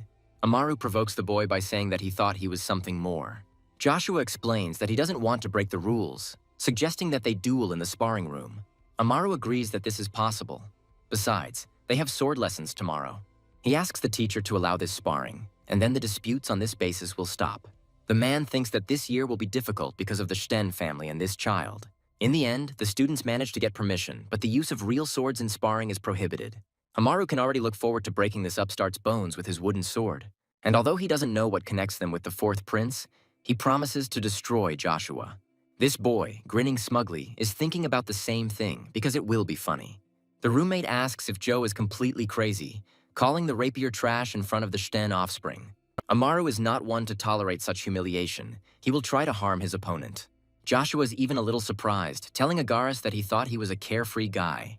The interlocutor says that Amaru is one of the best students of their academy, a descendant of the Stens. Joshua emphasizes that Agares knows this guy quite well. He confirms this, admitting that they had been friends for quite a long time. In the land of death, in the north of Avalon, two families were able to repel a long invasion of demonic beasts. One of them was Amaru's father, and the other was Agares, covering for his faithful old friend. This great friendship, born at the crossroads of life and death, is known even among the nobility. This became the reason for the acquaintance of Agaris and Amaru, but the bastard could not become his friend. For this reason, the boy wants to stop resisting and ask the second-year student for forgiveness. Joshua chuckles, asking if he really wants him to apologize to this upstart too. Icarus explains that Agaris is only saying this because he is worried about his new friend. Joshua says the only thing excuses can do is make your skills worse. If you want to fulfill your destiny, you must work on yourself to the point of exhaustion. Joshua ends by saying that otherwise he will have to live in someone's shadow until the very end. When the door closes behind him, the neighbors look at it in silence for a while. Zero asks Mook if he wants to know about a man named Asher Fen Frederick. He confirms these words, saying that all he knows is that he is new to Avalon. The man asks to tell everything about this person, promising to give in return as much as is required. Zero says that their organization has a very, very high tariff. Mook is slightly puzzled. The guy says the stakes are raised when it comes to those they have a special relationship with. The knight repeats his words again, saying that he is ready to pay absolutely any amount. Zero gives in, voicing what he wants, and his interlocutor, hearing him, asks again, dumbfounded. The man estimates that some cities do not earn that much in taxes in a year. Zero asks Sir Muck to come as soon as he has carefully considered the terms of the deal. The man is so thrown off balance that he doesn't even really know how to react. Zero mentally addresses Joshua, saying that this will be an investment to make the enemies afraid. The guy believes that as soon as this happens, Varan will stop at petty revenge, getting scared.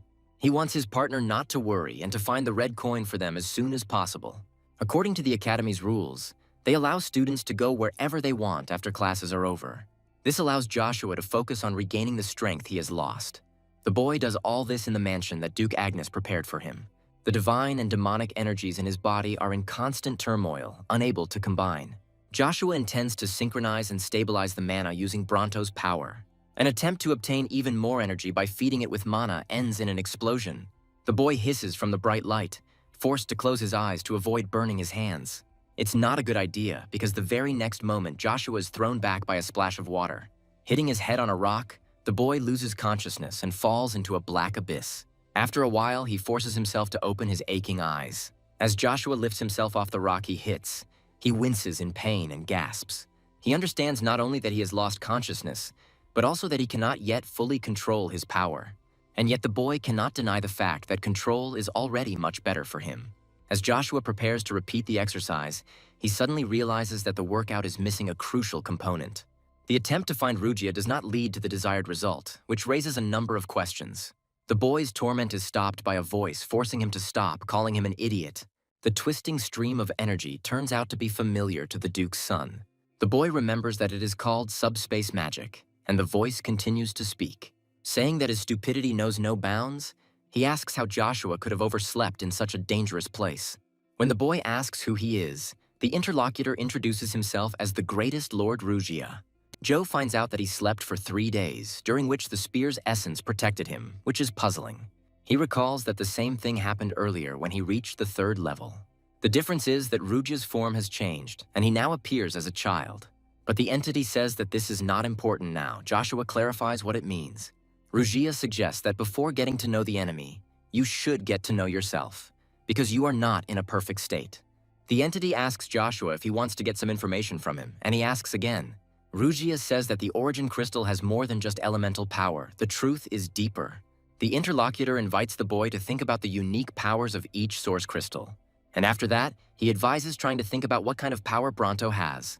Joshua follows Rugia's advice and begins to analyze the power of the lightning attribute crystal. Rugia suggests that the answer to this question will help him achieve his goals in the fastest possible way. Thinking about what the entity said, the boy slowly repeats its words after it. Rugia suggests that he stop playing the fool and remember his intention to take revenge on the traitor. Among the crowd of students entering the auditorium, the cheerful voices of Icarus and Agaris can be heard. The first one thinks that his friend has a lot of funny stories, while the other one thinks that his interlocutor has a boring life. The boy is distracted, paying attention to someone standing nearby who is also looking at him. Noticing that his former friend's gaze was directed directly at him, Amaru abruptly turned away. Agares follows his example, but he is very bad at hiding his feelings. Duncan asks why the hell those two scum are still in this place. He says that if he were in that company, he would have run away from them together with that boy, Asher. Agares asks them to finally stop pestering them. Those standing behind him mock him. They ask how he can ask them to stop when his neighbor, after causing a fuss, ran away. Duncan says the place will be cleaner once they get rid of weeds like them. The teacher entered the classroom and asked the students what they were doing there. He reminds them of the rules regarding fighting, saying that otherwise appropriate action will have to be taken. When he sees the boy being thrown, he mentally admits that the mistake is entirely his. The man does not want the situation that arose before to repeat itself again. Just as he thinks about Asher, an apology for being late sounds from behind him. The boy says that he had to leave for personal reasons, and the teacher mentally gasps in surprise. Looking at him tensely, the teacher tries to understand why the boy is digging his own grave. The boy's return does not bring joy to his classmates either. Their thoughts are negative. The teacher tells everyone present to remain silent, reminding them that the lesson will begin soon. The man asks Asher to take his place, already addressing him with the words about the beginning of the lesson. Now that it has come to this, the teacher is going to try to stop what is coming. He's going to postpone the practice lesson, afraid of what that scoundrel Amaru is planning. Not only the descendant of the Sten family, but also many others are watching the incinerating gaze that has arrived. But he doesn't pay attention to them, calmly following and settling into his rightful place. Agares asks why he came back. Rumors about his family's situation are circulating throughout the academy. The neighbor still stands his ground, saying that it is not too late to apologize to Amaru. Joshua laughs at the old song and promises to show his friend how to defend his beliefs. The student is about to add a strong word, but his eye catches movement. When Icarus fidgets periodically, it becomes possible to read him like an open book. But Joshua doesn't have time for childish quarrels. He has more important things to do now. The memory of that conversation with Rugia bursts into my head like a sharp arrow. The boy will then ask the entity how it knew that he wanted revenge. He wonders if the spear really traveled into the past with him, and he's concerned about Bronto. The entity, as usual, answers evasively, to which Joshua asks it to stop making jokes. Rugia remains dissatisfied. He says that he is not obliged to give the boy any tips at all. Joshua doesn't make a sound, listening intently to every word the entity says. When he asks about the conditions, Rugia's mood changes. He needs the right solution. The entity wants Joshua to reconnect with the connections he had in his past life. The boy is confused by the words about taking better care of himself, he explains. Rugia advises the interlocutor to hurry with the answer. Otherwise, he will fall asleep.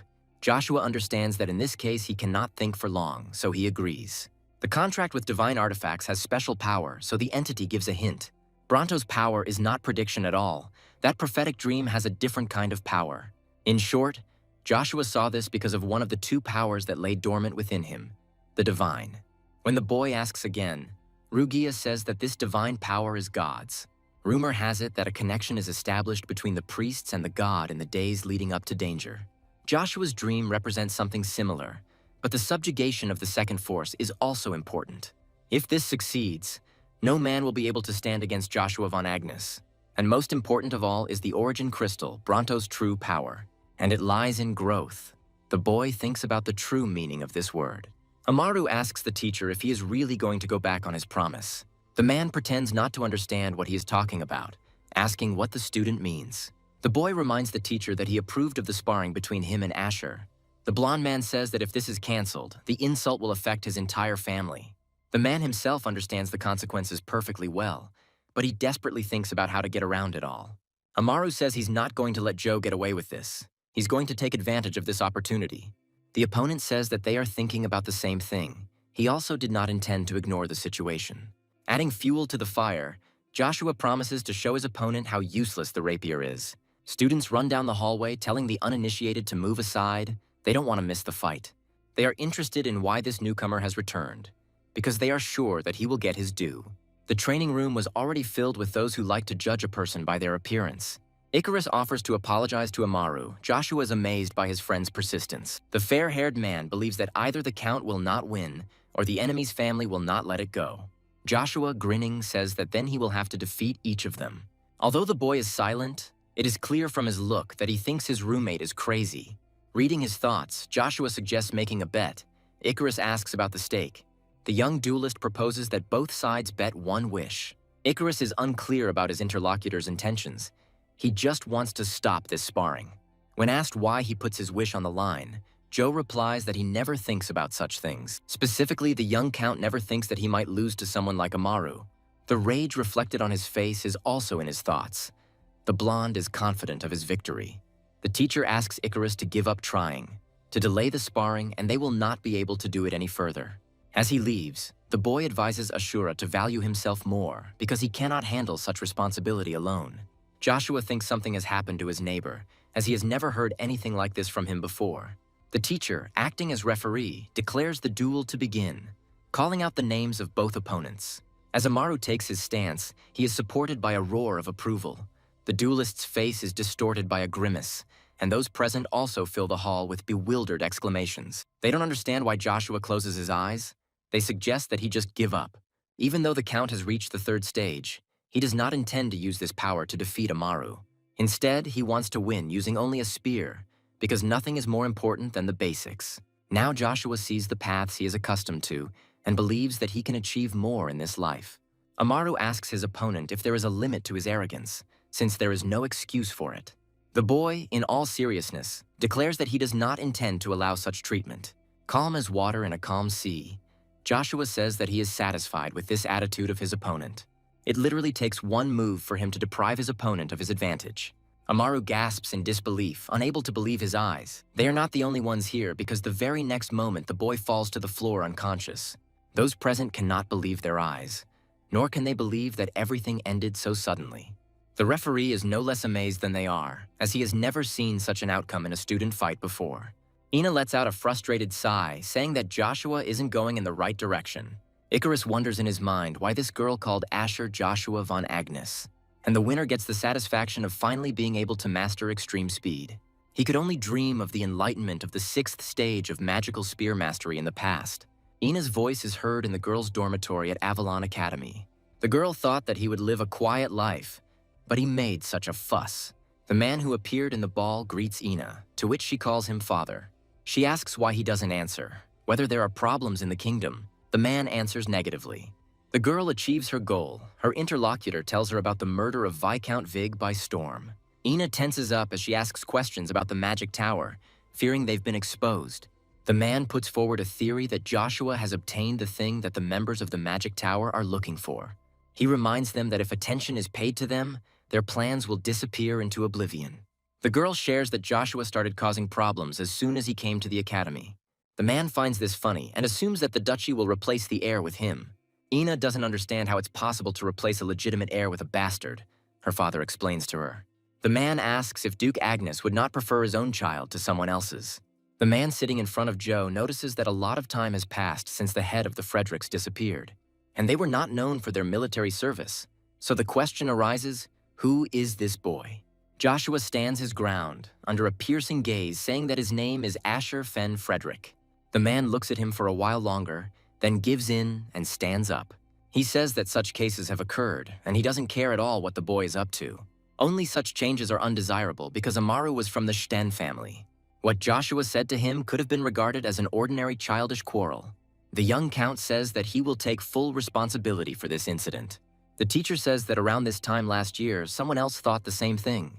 Hearing the Douglas name, the boy understands what it means, but still asks. The man says this problem cannot be solved by simply taking responsibility. The division of the hierarchy and groups has already taken place a long time ago. Amaru, naturally, is also a part of it. The man clarifies whether his little interlocutor understands what this could mean. Joshua talks about the segregation of students by rank and the inaction despite the ongoing violence. He asks if it is normal for a person who considers himself a teacher to do this. Joshua believes that such a person cannot teach him anything. Bad habits never go away. The interlocutor says that there are things in this world that will never change. Under his frown, Joshua says that only cowards throw around such words. The man advises the boy to join the Imperial Order if his only goal is graduation. Joe doesn't understand the meaning of these words, because he remembers very well that he rejected Caesar's offer of permission. The man hurries with an answer. The young count says that he does not want to waste time here. The teacher misunderstands him and expresses joy, but his interlocutor interrupts him. Joshua says he's not going to run away in disgrace with his tail between his legs. He says that he is not a coward, as some say about him. On this note, the Duke's son decides to take his leave, saying goodbye to his teacher with the utmost respect. His former interlocutor doesn't detain him, although he really wants to, only watching his back. With a sad smile, the man asks Sime's Kun Duncan if he thinks the same. Joshua reflects on his decision and what he recently said to his teacher. Although he was planning to leave, He would have to do so only after he had sorted out all the problems. A voice comes from behind, addressing the boy by his full but false name. Amaru asks him to listen, as he needs to tell Joshua something very important. The boy turns away, saying that he has nothing to talk about with people like him. Then Amaru sees no point in delaying, offering his apologies while the trail is still fresh. He admits he was wrong, saying he laughed at the spear before he understood the matter. Joshua is confused. He didn't think this guy could overcome his pride. The young count says that it doesn't matter anymore. Forgiving, Amaru can't believe his ears, amazed. But in this case, he asks his interlocutor to teach him something, and now he is surprised. Amaru wants Joshua to teach him his extreme speed technique. The student doesn't know what to be more surprised about, the request or the desire to learn a specific technique. Amaru says that he knows very well that speed is very difficult to achieve, especially like this. Joshua's attack was direct. The blonde boy felt like his whole body was twisted. Joshua is mentally amazed that Amaru understood the principle in just one strike, and he is amazed that this little boy is not ashamed to ask to teach him something. Blondie begins to sense something is wrong, wondering whether his interlocutor will be able to teach him or not. Joshua says it's not hard to learn, but he has one condition. All he would have to do was provide young Count Agnes with some sort of information. It will concern the Academy circles, and Joshua also wants to know about Sime's Kun Douglas. The Emperor is informed that an urgent letter has been received from the Swellow Empire. The man thinks and remembers that the letter was supposed to come from another empire, Drax. The magician confirms this, saying that he said he was going to speed up the plan he spoke of. Marcus suspects that the resistance was even more fierce than he expected. Jacques says that there is something else he must report, and his interlocutor asks for details about the content. He is told about Joshua entering the academy under a different identity and his defeat of Amaru. The Emperor is amused not only by a single-blow victory, but also by superiority over the pride of the Empire. The man gives orders to Jachin for Joshua to join the Imperial Order no matter what. Hearing the words that Marcus is ready to write a recommendation personally, the magician becomes seriously tense, and the unsuspecting boy at the same time thinks about the Academy Circle, Araxia. Joshua thought that this division was just childish, but Amaru's words made him change his mind. The children of powerful nobles form the circle to accumulate power for the future. Joshua understands the teacher's concerns, but also that there is nothing sensible that can be done about them. He believes that if he solves the problem, it will be easier to win Icarus over to his side. Just as Joshua has time to think about this, the door opens, letting in the aforementioned person. Ikar asks what he is going to do because they say that the Stens will soon send someone. The boy believes that this family will certainly do something to restore their reputation. Ikar adds that the circle of the Araxia Academy will deal with the humiliation of the nobility even earlier. Joshua says he has a way to solve both of the problems his interlocutor mentioned at once. He hesitates before asking clearly what this method is. Joshua believes he needs to demonstrate his powers to force others to submit. Icarus thinks that he wants to refute these words, but remembering the duel, he does not dare. Joshua asks his interlocutor if he remembers the bet they made. Icarus replies that he remembers, and the young count announces his intention to make a wish. And then, in an extremely serious tone, he says that he wants the boy himself as his prize. The latter, misunderstanding his interlocutor, asks in bewilderment what he is talking about. Joshua says that he knows Icarus's abilities and asks to use them only for him. He promises to think about it if the count actually does what he says. As soon as the last word is spoken, Icarus hurries to leave the room, slamming the door. Joshua expresses hope that after this conversation he will become closer to the boy. Cain tries to control his ragged breathing, not taking his eyes off his opponent. He understands perfectly well that he has not yet reached the level capable of defeating his opponent. He also asks if the knight really thinks he can protect the lord with such skills. Arden expresses hope that the opponent, on the contrary, will not interfere with his master. The guy says he has to become stronger, so he's sure this won't happen. The man is interested in the reason for such a desperate desire to become stronger, which forced him to change weapons. Cain answers honestly, speaking of the promise Joshua made to him, which he believes. That's why the knight is going to become stronger to protect his lord. Arden, appearing very close, says that he praises his opponent's will. And then he strikes, knocking the air out of the guy's lungs along with the cough. As soon as Cain flies away, the man turns to someone standing nearby with a request. He asks the healer to heal the knight, who unquestioningly agrees with his duke. In his mind, the man admires his son for managing to so quickly acquire a devoted person. Observing the young people, the duke finds the current circumstances amusing. Baron Head, approaching the gentleman, expresses relief that he was finally able to find him, and he says that he received information that the Empire will begin to progress with that matter. The Duke asks about the source, to which the Baron merely hands his overlord a piece of paper. Having studied it carefully, Arden states that the very thing has finally begun. Swellow is as large as Avalon, her main specialty being horse riding. But the Empire faced the problem of the independence of the Principality of Trans. The vassals give advice to His Majesty, urging him to begin acting immediately. The Duke and General Altman express confidence in their abilities, waiting for only one order. He is reminded that that man and Lucifer are the stars of the nine of their empire. This man's name is Gondar. He is a sage and the senior prime minister of the Swellow Empire. Hearing the words about neighboring nations, Altman is outraged by such a comparison, considering it unacceptable. The ruler asks the two to stop, saying that he knows very well about the magnificence of Duke Altman. However, he believes that one should not be too overconfident and unconditionally believe in victory. Verona says that the entire empire will be in disarray, which will create even greater danger. Altman apologizes, acknowledging His Majesty's words and saying that he was thinking drunk. Verona turns to the next interlocutor, wanting to hear his thoughts on this matter. He believes that the more Avalon and Falbata delay, the longer the other kingdoms slow down. This is especially true for the Empire of Falbat, where the papal elections are currently taking place. Verona exhales, remembering the problem that prevented them from paying attention to trance. He begins to get rather tired of the continuity of the moments that stop them. The man forbids reckless actions, but asks that the troops be prepared to move into battle. On this fine note, His Highness declares today's meeting concluded. The subjects politely bid farewell to the ruler and disperse, but there is one who is in no hurry. Verona asks Marco if that person is Trans's point of support, and the man confirms. The Prime Minister adds that everyone knows this despite the fact that he does not show himself. The Emperor remembers the knight of eminent rank, Wintro, and involuntarily tenses up. As he leaves, he wonders if it is wrong to wish for the happiness of the city's citizens in the world. Marco believes that concepts such as happiness and peace can only be found in the strongest. The ruler smiles sadly, saying that strength is needed to protect happiness. He thinks hard, but no longer allows others to eavesdrop on the direction of his thoughts. Agara's gaze pierces through me. He is much more silent today than usual.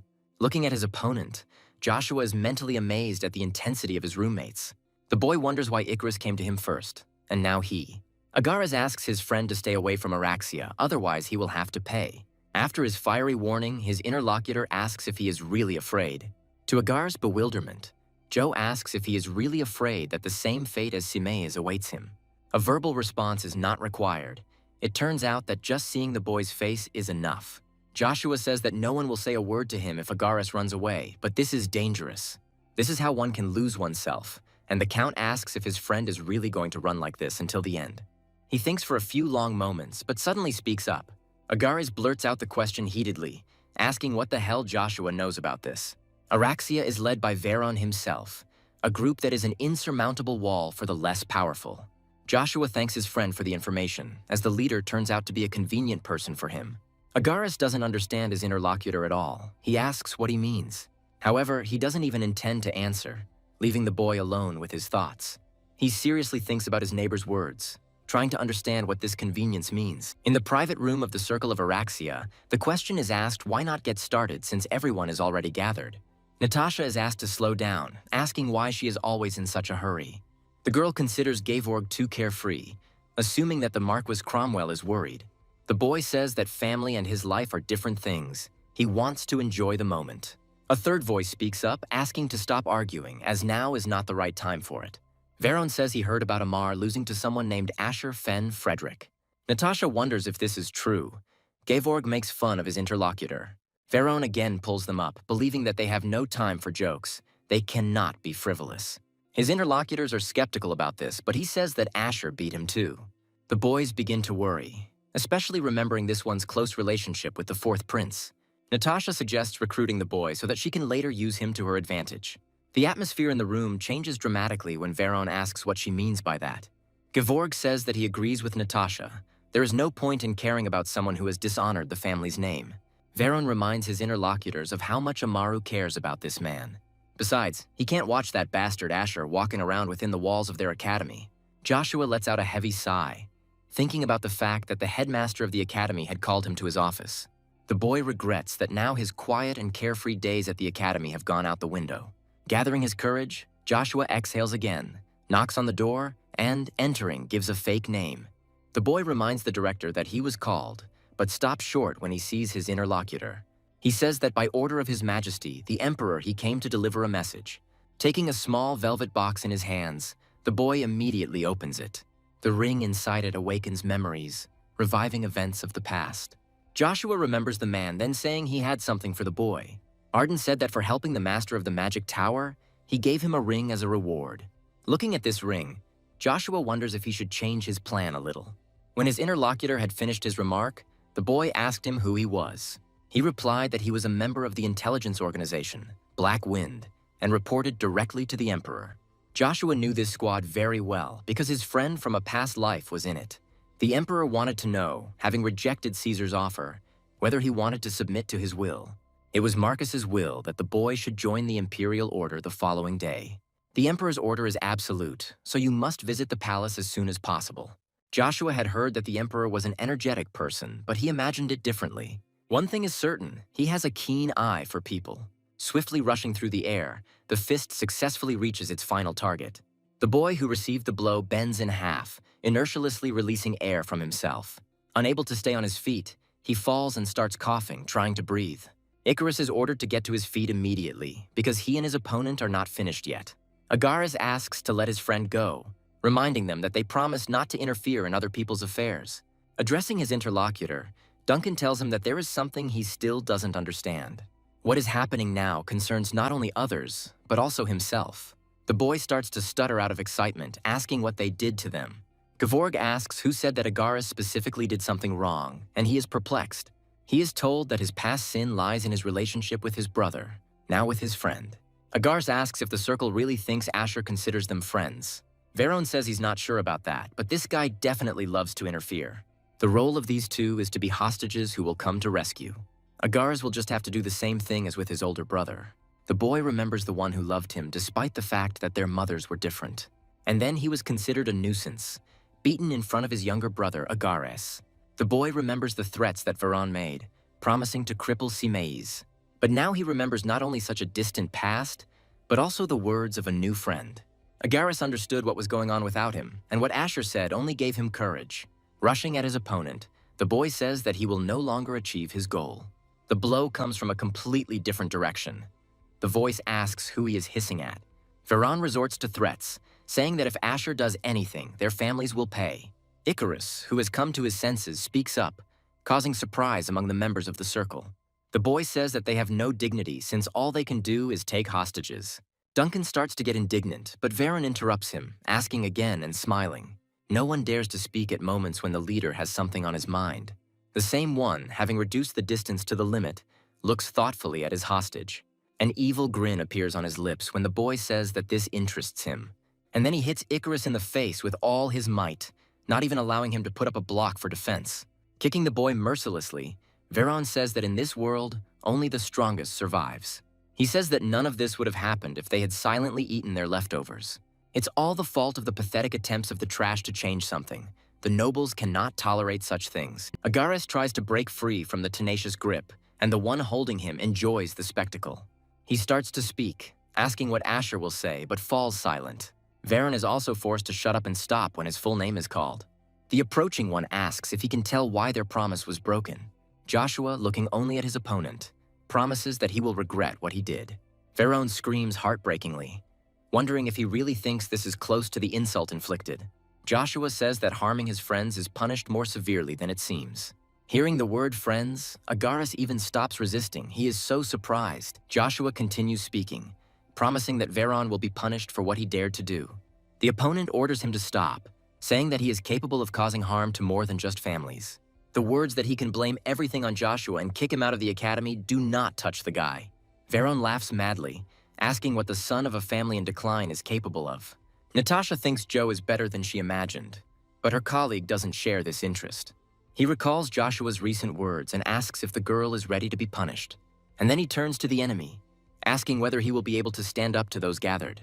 They are not sure of this guy's strength, believing that someone who is not of noble birth is not capable of such a thing.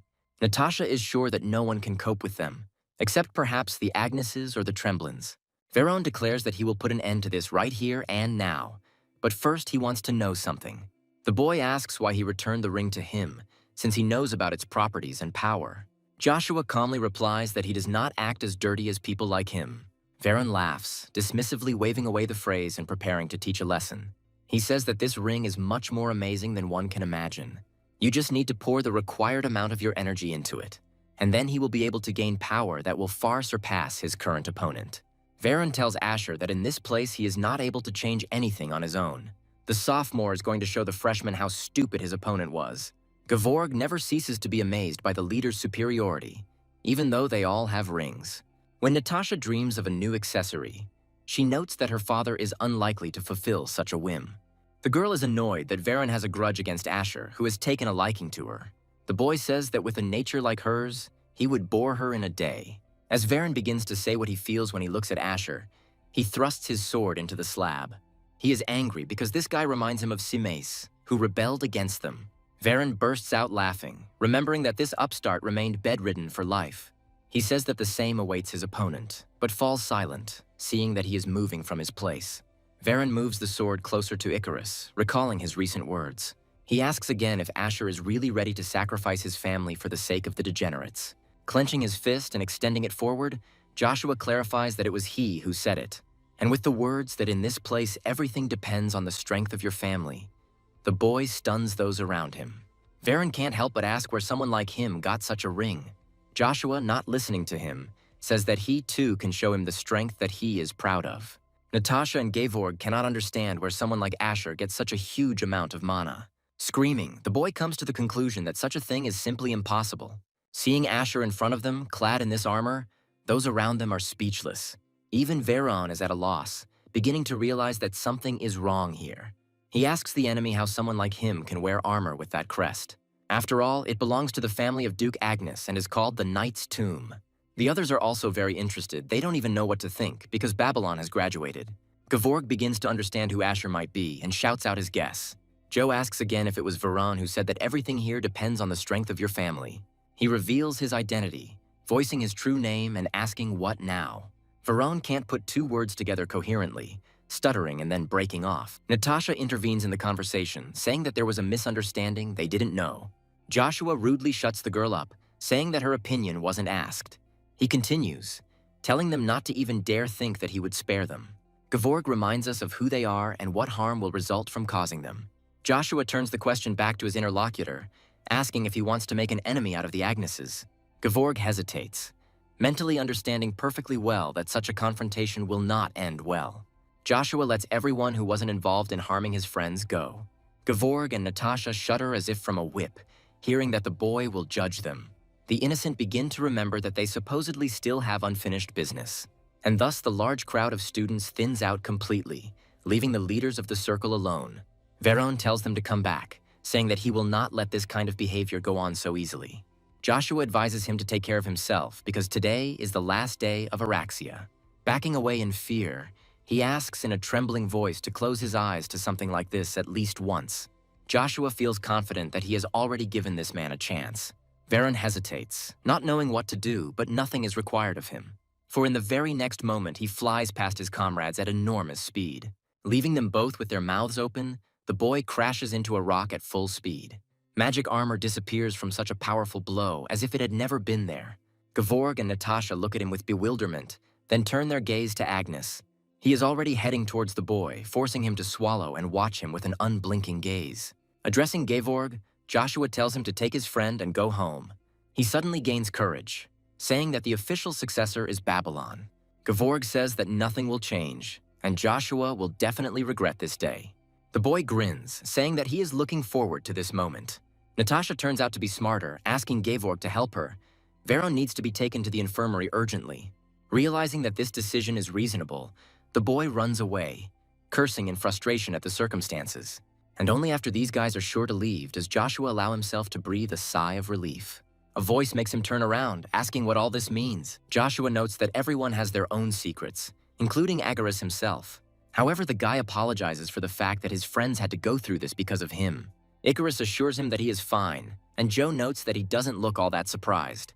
The boy agrees, saying that he had suspicions from the very beginning. It's strange that someone from a family in decline would come here. Such people wouldn't attract attention. Icarus says that everything was clear since Joe was the only one from a fallen noble family. The latter says he didn't know this, mentally convinced that this guy is an excellent strategist. Most likely, this is what gave him the confidence to confront an army of millions. With a changing expression, Icarus asks the young lord why he is looking at him with such a look. He replies that it's all about the guy's eyes because they are very beautiful. Asking the question mechanically, a relatively recent memory involuntarily comes to mind. King Anthony, who dedicated his life to liberating trans, died at 72. The girl sitting on the pier cries bitterly, unable to contain the sobs bursting out. The man's hand, which had fallen weightlessly on her shoulder, left him just as quickly. A voice is heard nearby, reminding the princess that they need to let go of the deceased. It takes time to stop the uncontrollable sobbing, but the girl manages to cope. Once this happens, the man in the boat is sent on his final voyage. Turning to the warrior, the princess gives him a silent command in the form of a nod. As the man takes aim, a memory appears before his eyes. Dying, His Majesty regretted that he could not do business, but was lounging around. He said then that he entrusted the Trans Empire to his interlocutor, placing his fate in strong hands. Wintro can't get this moment out of her head along with other thoughts, but he is going to ensure Trans's independence at all costs. As the man points his arrow at the boat, he addresses his master with these thoughts. By making such a promise, the knight asks the deceased king to sleep peacefully. After seeing the deceased off in silence for some time, the girl finally speaks up. Turning to Sir Wintro, she says that by her father's will, she leaves Trance to him. The man solemnly promises the princess to dedicate his entire life to this country. He thinks that now that King Anthony is dead, there is no longer any time to delay. The knight is going to fight not only Swellow and Avalon, but also the Magic Tower. This is necessary in order to master the source crystal, Magma. Smiling, Storm states the fact that he saw the Avalon Academy with his own eyes. Looking at the sky, Joshua thinks it's time for him to prepare to leave this place. When the boy first came here, he didn't even think that he would have to leave so quickly. Joshua wants to get into the Imperial Palace as quickly as possible and get something from the vault. The boy can already imagine how surprised Cain will be when he receives news of this. Turning around at the rustling sound coming from the bushes, Joshua soon sees a stranger. Expressing joy at such a long-awaited meeting, the man says that he was looking for a boy. Joe asks who he is, and he belatedly remembers that he forgot to introduce himself. Introducing himself, Storm promises to spare the boy if he gives up Bronto voluntarily. Joshua runs through the possible future outcomes in his head and begins to speak. He suggests changing the location, saying that this place is not suitable for this kind of conversation. The man is surprised by the reaction, because he expected anything but this. Smiling, he compliments the boy on his wit and lets him lead the way. The academy is already at a considerable distance, almost invisible behind the treetops. The boy walks so confidently as if he doesn't even think about stopping. The man calls out to him. He asks how much longer the boy plans to go, because this is already more than enough. Joshua asks if the other person really thinks that way. He doesn't understand what the question is. Joshua says that since they have gone far enough, they will not be disturbed in this place. He's not going to give up Bronto without a fight, and his opponent asks if he's been lured. Joshua is confident that in a one-on-one fight, he will not lose to any magician. And attacking the enemy first, the boy activates the aura explosion technique. It is so strong that it can be seen even many miles from the battle site. Joshua himself feels the full force of the attack that has just been carried out, and he begins to lose his breath. But it doesn't seem like the man is having a hard time. He praises the boy, considering him the strongest in the stream. Tripping him, Storm says that it still won't be enough. As Joshua is thrown to the ground, a single cough escapes from the boy's chest. The opponent is going to start with the baby hand, seeing that he is not going to be obedient. Joshua believes that if you let your defense down, you could lose unintentionally, and he calls upon his Rugia to help, knocking the wind out of the enemy in turn. Jack doesn't say the words out loud, but in his mind he calls the boy a damn brat.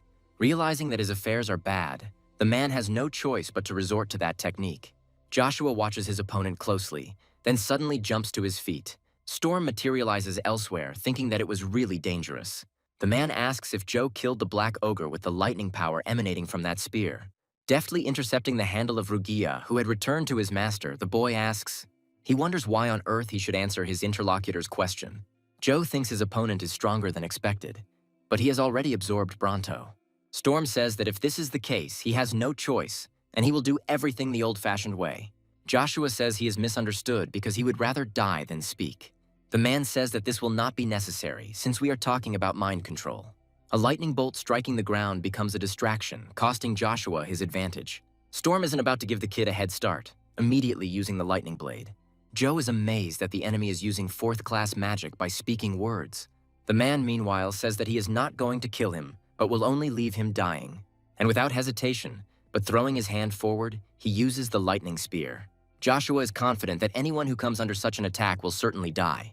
Meanwhile, the spear finds its target, illuminating the area with its bright light. Storm expresses hope that the boy will now behave more calmly. Looking away, the man whistled approvingly at what he saw. While fending off the attack, he compliments him, truly considering his actions to be quite good.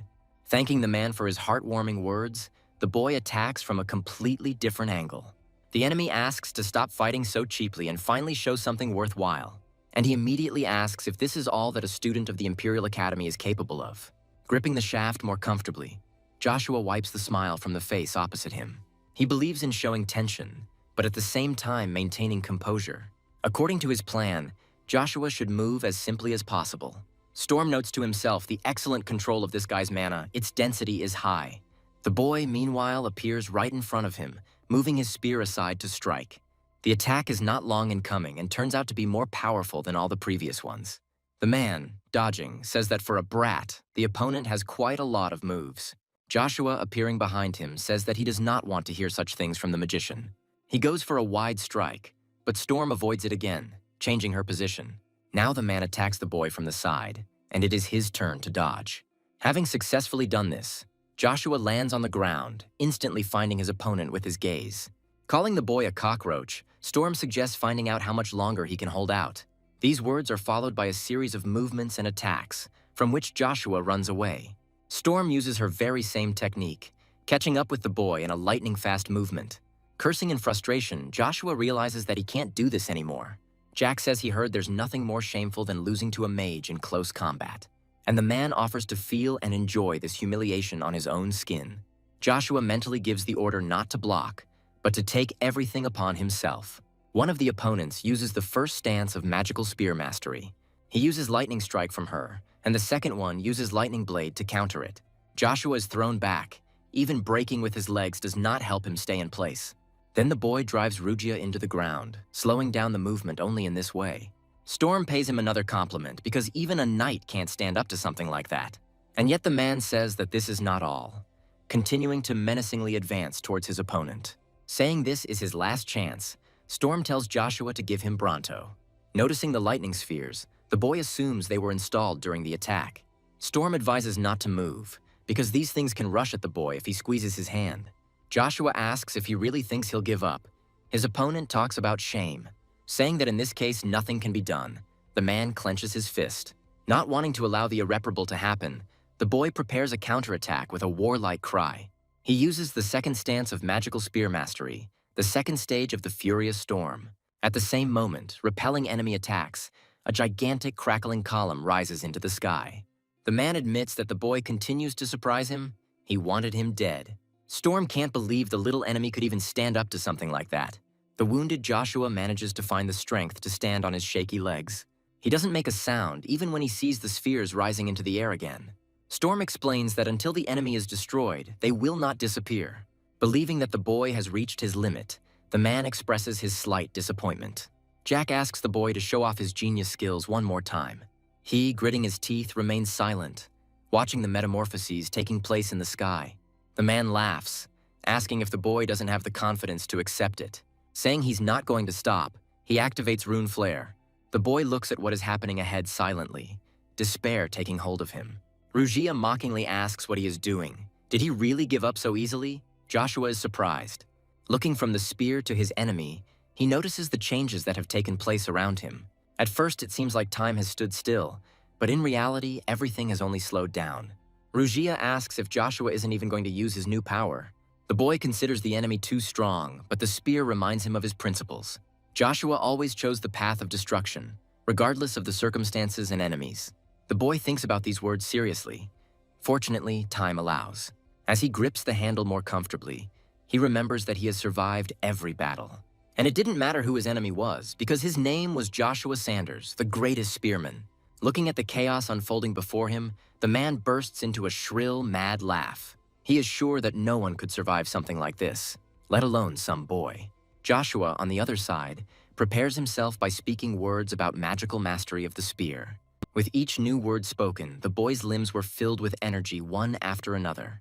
This completed third stage is called the Path of the Demon by the Magic Knights. After finishing casting the spell and meeting all other conditions, Joshua makes the roll. It cuts through the very essence of magic, absorbing mana in its path, carving its way through. The enchanted weapon flies straight to its target, causing the latter to be extremely perplexed. Stuttering with fear for his life, Storm utters just one word.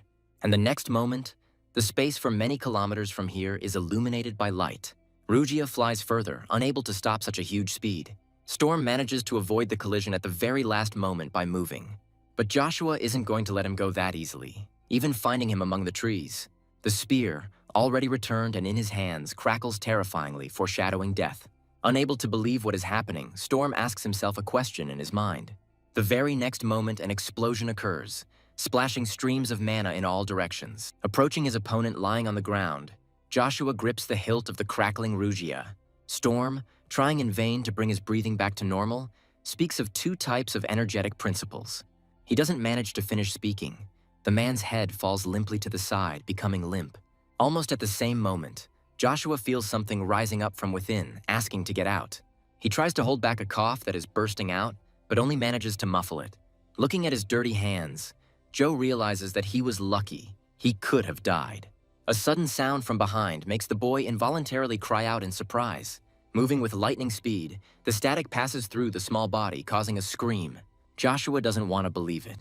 He wonders if this is the end. And at the same time, he understands that if he closes his eyes now, he will finally be able to rest. Rugia, turning to Joshua, tells him to hurry and start moving his mana. Just make sure to do this before Bronto absorbs Jack's mana and goes into berserker mode. Clenching his fists, the boy fills his chest and gathers the last of his strength. The space around is illuminated by such a bright light that this place has never seen before. In the meeting room of the Academy's faculty, a conversation is taking place among those gathered. This is about concealing identity. It's not new, but Joshua's case is special.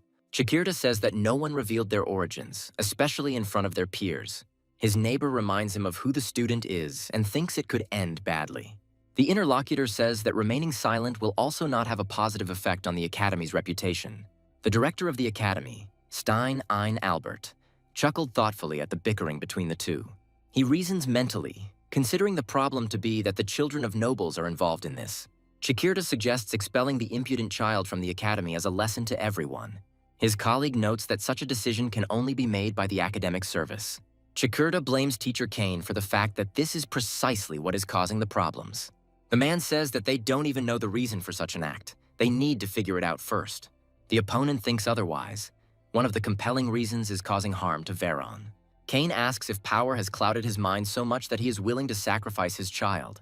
The man appeals to the others to express their opinion, to see if everyone agrees. His colleagues look away in shame as soon as Kane addresses them. He is speechless, unable to believe his eyes. He had never even imagined anything like this. Chikirta mentally rejoices, already anticipating the imminent promotion that is just around the corner. Kane finally comes to his senses and reminds that no academy has ever expelled students. Moreover, he believes that Joe should be rewarded for stopping Araxia's evil activities. The opponent does not share this position, saying that Kane's remark is shameful for everyone. He also thinks that it is shameful to speak like that, openly informing Chikirta about it. But his teacher is not the only one shaming him, addressing all his other colleagues as well. He reminds them of who they are, saying that people like them don't have to be like this. The opponent tells the speaker to stop. He doesn't want to continue listening to nonsense. The man reacts with bewilderment to the consent spoken by a familiar voice. The man entering, turning to Teacher Kane, says that he completely agrees with him. Upon seeing him and his companion, the director of the academy becomes confused and begins to stutter. For those who entered are counts, and not ordinary ones, but Sten and Agnes, the stars of the Nine. When asked what they are doing there, Arya, Amaru's father, says he couldn't ignore the mess. Arden asks if the father of a child who made a mistake shouldn't report to the academy. When asked not to be formal, the man retorts by saying that he thinks completely differently. After all, this is a meeting, and on top of everything else, it is being decided what Joshua's punishment will be. Arya says that hiding one's identity is indeed wrong, regardless of the reasons. And then, Turning to the ethics teacher, he clarifies whether he doesn't have the same opinion. The man is puzzled by such close attention to his person and becomes confused. Arden grins, asking the Joker to stop, who just as good-naturedly brushes off the reprimand. The Duke is asked whether the reason for his visit is to conceal the fact that he has a false identity. All eyes present immediately and fearfully turn to the person asking the question. The director asks his subordinate to watch his expressions. Such things cannot be said. The Duke assures the man that everything is fine because he really came to the academy because of his son. Agnes is reminded of his own words about children being the ones who will lead the country into the future. From the interlocutor's agreement, the magic teacher, Cecil, concludes that this place was created for the sake of children. The man notes that the teacher's decisions will depend directly on the Duke. Cecil believes it is wrong that the blame for such misdeeds lies entirely with the students. The director begins to worry, asking his subordinate to stop to avoid a potential incident. Chikirda also joins in with the opinion expressed, starting to talk about the influence of Agnes. Laughing nervously, he believes that they have only one way to solve the current problem. Arius gets involved, noticing how the teachers, who had previously turned a blind eye, have changed their tune. The fact that the man knows how his son was abused makes Chikirda nervous. Arden softens the edges, saying he's not here to pressure the academy to please his son. The director is completely at a loss, confused as to why Duke Agnes is here. He says that after hearing that his son had insulted the Stens, he came to ask them for forgiveness. But since Arius had already left for the academy, the Duke had to follow him. The Count says he hasn't forgiven Joe, and a good ending is only possible if he apologizes personally. Arden suggests he'll be surprised, and the man says he's looking forward to meeting him. Returning back to the faculty meeting, the Duke says that he considers the personality problem to be serious. He intends to punish his son accordingly, perhaps even resorting to expulsion from the academy. The information overwhelms those present so much that they are speechless.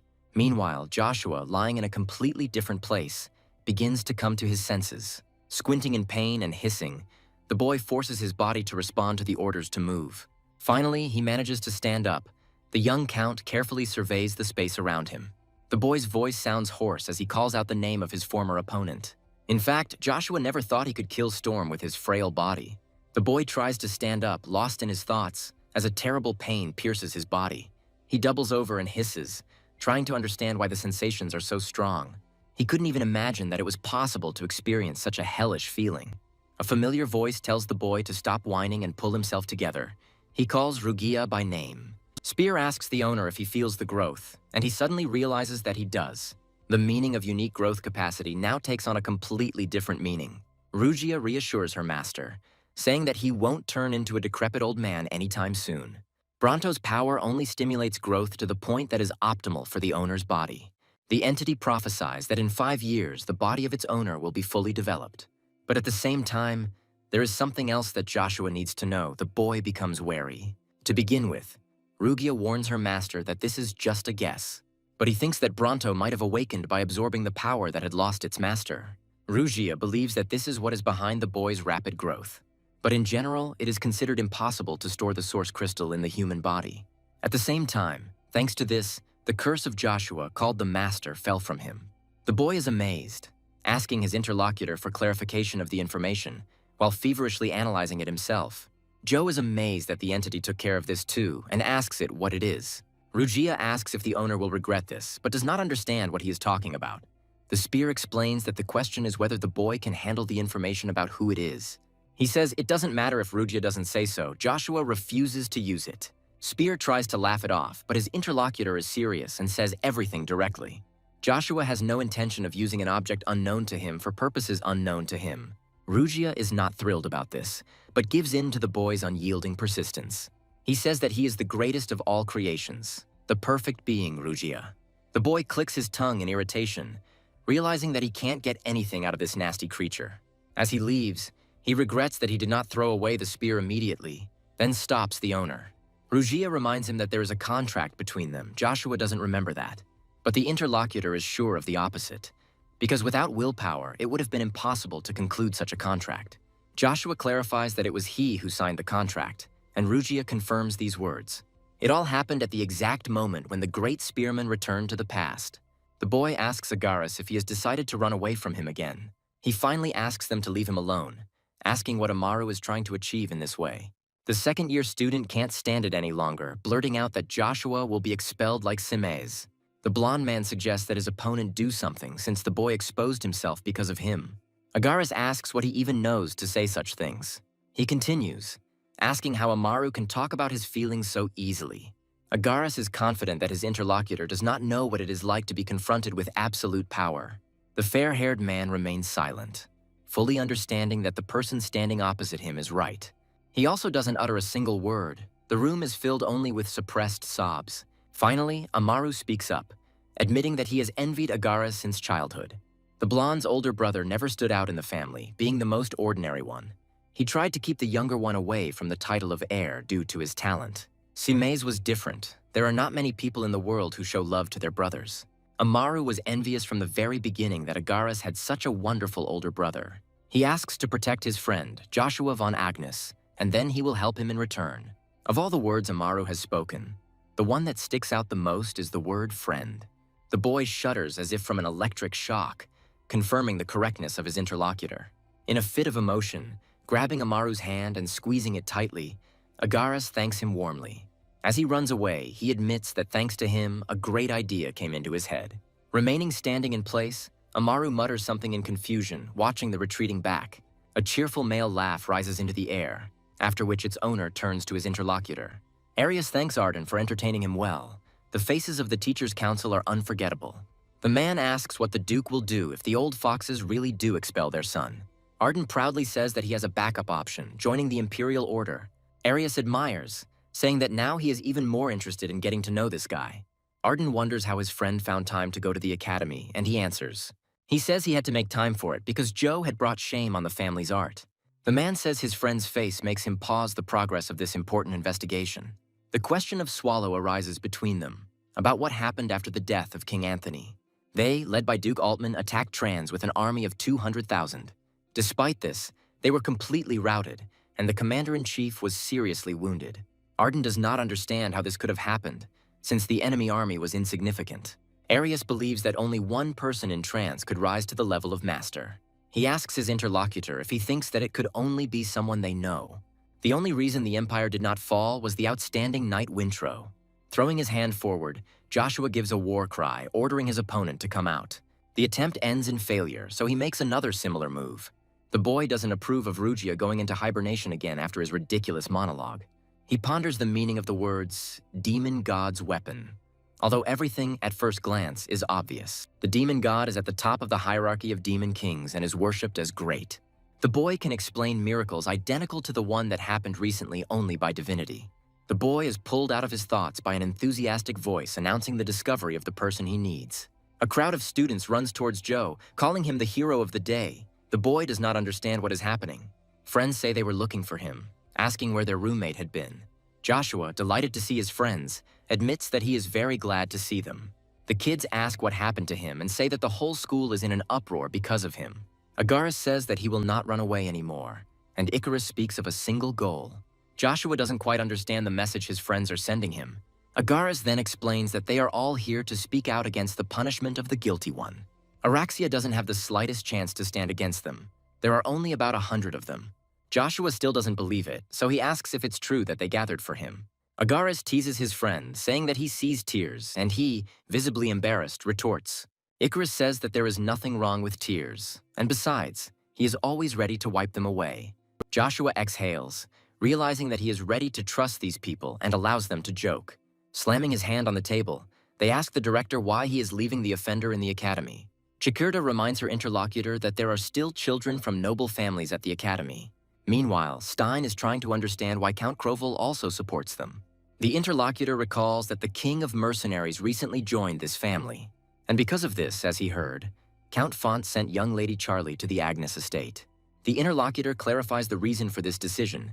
Chikirda confirms this assumption. The man chuckles thoughtfully while the ethics teacher continues to speak. He offers to leave everything to him in case of doubt, promising to take care of everything. Their conversation is interrupted by someone bursting into the director's office without knocking and shouting an appeal to him.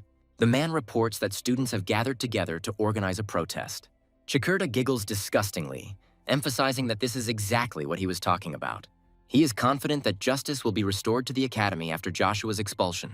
The puzzled speaker carefully corrects the man, saying that it is the other way around. The students are protesting not for Joshua's punishment, but for the punishment of the Araxia student group. Chanting words of protest, the students call on the commissioners to disband the Araxia Circle. Natasha says that she would destroy everyone if only she knew how to use magic. Gevorg asks the teachers what they are going to do with all this mess. Chikirda's words that he will sort everything out are countered by the remark that it is already too late. Teacher Kane is confident that his colleague will not be able to escape responsibility for this matter. The opponent is furious, asking since when does someone like him have the authority to dissolve Araxia? Kane reminds us that one of the students lost any future because of this circle. Chikirda says that his colleague has no evidence to support such statements. Kane reminds that he himself is a witness to what happened to Simaze. He also knows about all the leaders of the circle, which was the reason for his deprivation. Chikirda suggests that he not act like a saint after so many years of inaction. Joe asks the sycophant if he really thinks his position is better. According to his wishes, the boy is ready to take responsibility for special access. Gevorg believes that after expulsion, the illegitimate child will be treated like trash. He has no doubt that Duke Agnes will not tolerate his bastard's irresponsibility. He suggests that Joe stop tarnishing his family's honor if he truly cares about it. The boy grins and remarks that this matter has nothing to do with the Agnes family. Joshua says that despite his last name, he will hold everyone involved accountable. Slowly, as if savoring it, he approaches and calls out the full names of Natasha, Gevorg, and Veron. And he says that it will seem to all of them that every action has a reaction. The enemy is silent, but mentally has a conversation with himself, noticing his trembling hands. This is incredibly infuriating, and Gevorg asks if Joe really thinks he will go unpunished. Chikirda approaches the director, urging him to action through manipulation. This time, the man does not fall for the provocation, saying that he agrees with Teacher Kane.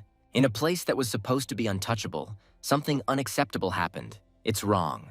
The interlocutor notes that in this way, the director could lose his job. He believes that it is much more important to do what is necessary here and now. The ethics teacher is at a loss when he hears these words, because he was confident that they would take his side. Gevorg intervenes in the conversation, saying that Stein is wrong, and the most important thing is the position. As an example, the boy cites Joe, who supposedly will never become the heir to the family. The words that the question of succession could change hit him like a blow. Those present cannot believe that Duke Agnes and Arius themselves are standing before them. Arden, meanwhile, says that the one who has strength can reach the top in their family. The man reminds him of his words about how he himself considers Joe stronger than Babylon. The boy doesn't answer, but he mentally wonders what the Duke is doing within the walls of the academy. Arden recalls the academy's rule that children solve problems on their own, but he asks if they might have decided to make an enemy out of this in the Agnes family. Gevorg remains silent, but mentally curses with annoyance because the Duke heard everything. Arius says he had no intention of supporting Arden, but asks to be allowed to give advice. He expresses confidence that insightful people like Gevorg will understand everything. The boy speaks up, even though he is trembling with fear, saying that they understand everything. The man expresses satisfaction, but at the same time tells them to stay away from his son. Arden remarks that it's time to get down to business and asks Joshua to follow him. The boy's lips stretch into a smile as he agrees with the man, calling him father. The ruler clarifies what he heard, asking about the severity of Duke Altman's injury.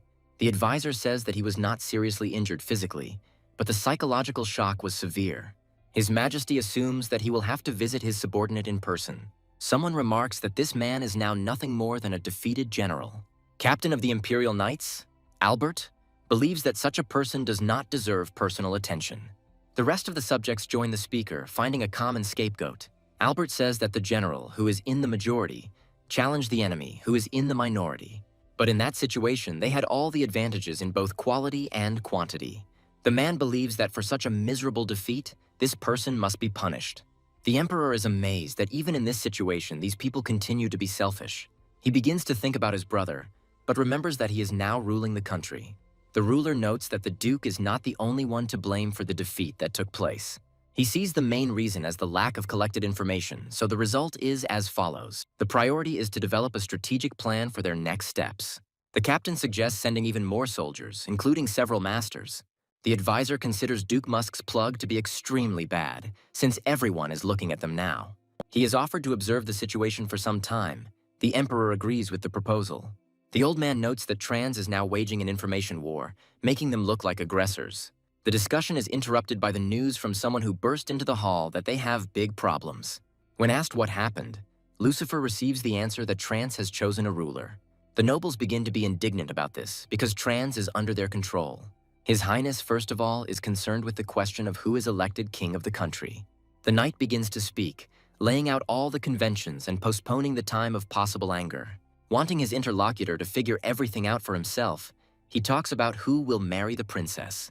And this man is an outstanding knight, and his name is Wintro.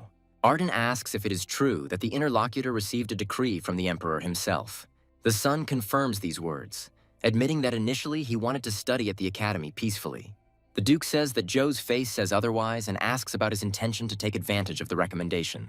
The boy says that in reality, he is just an ordinary helpless citizen. Smiling, Arden asks his son to take care of himself, who asks about such a quick farewell. The man says that all he wanted to know was intentions. Arius is perplexed and asks what kind of dismal dialogue he just saw. The man asks if they can now, in that case, move on to his pressing matters. Expressing joy at the meeting, Arius asks Joe if he knows who he is. The boy says he knows the man as a proud knight of Avalon named Steen. Arius is internally shocked, but outwardly remains calm, noting Joshua's calm. The boy sees no point in running away from someone he must meet anyway. Arius says that then he will have to take responsibility for what he said about the rapiers. Joshua bears the pressure in silence, looking unwaveringly into eyes above his own. Before answering, he takes a deep breath and exhales. And then he says that he doesn't think so at all, which surprises his interlocutor. Yet Joshua does not believe that there is any weapon that can surpass the spear. Arden, who had almost left the room, froze cautiously, turning halfway around. Arius gives a wry smile before taking his next steps.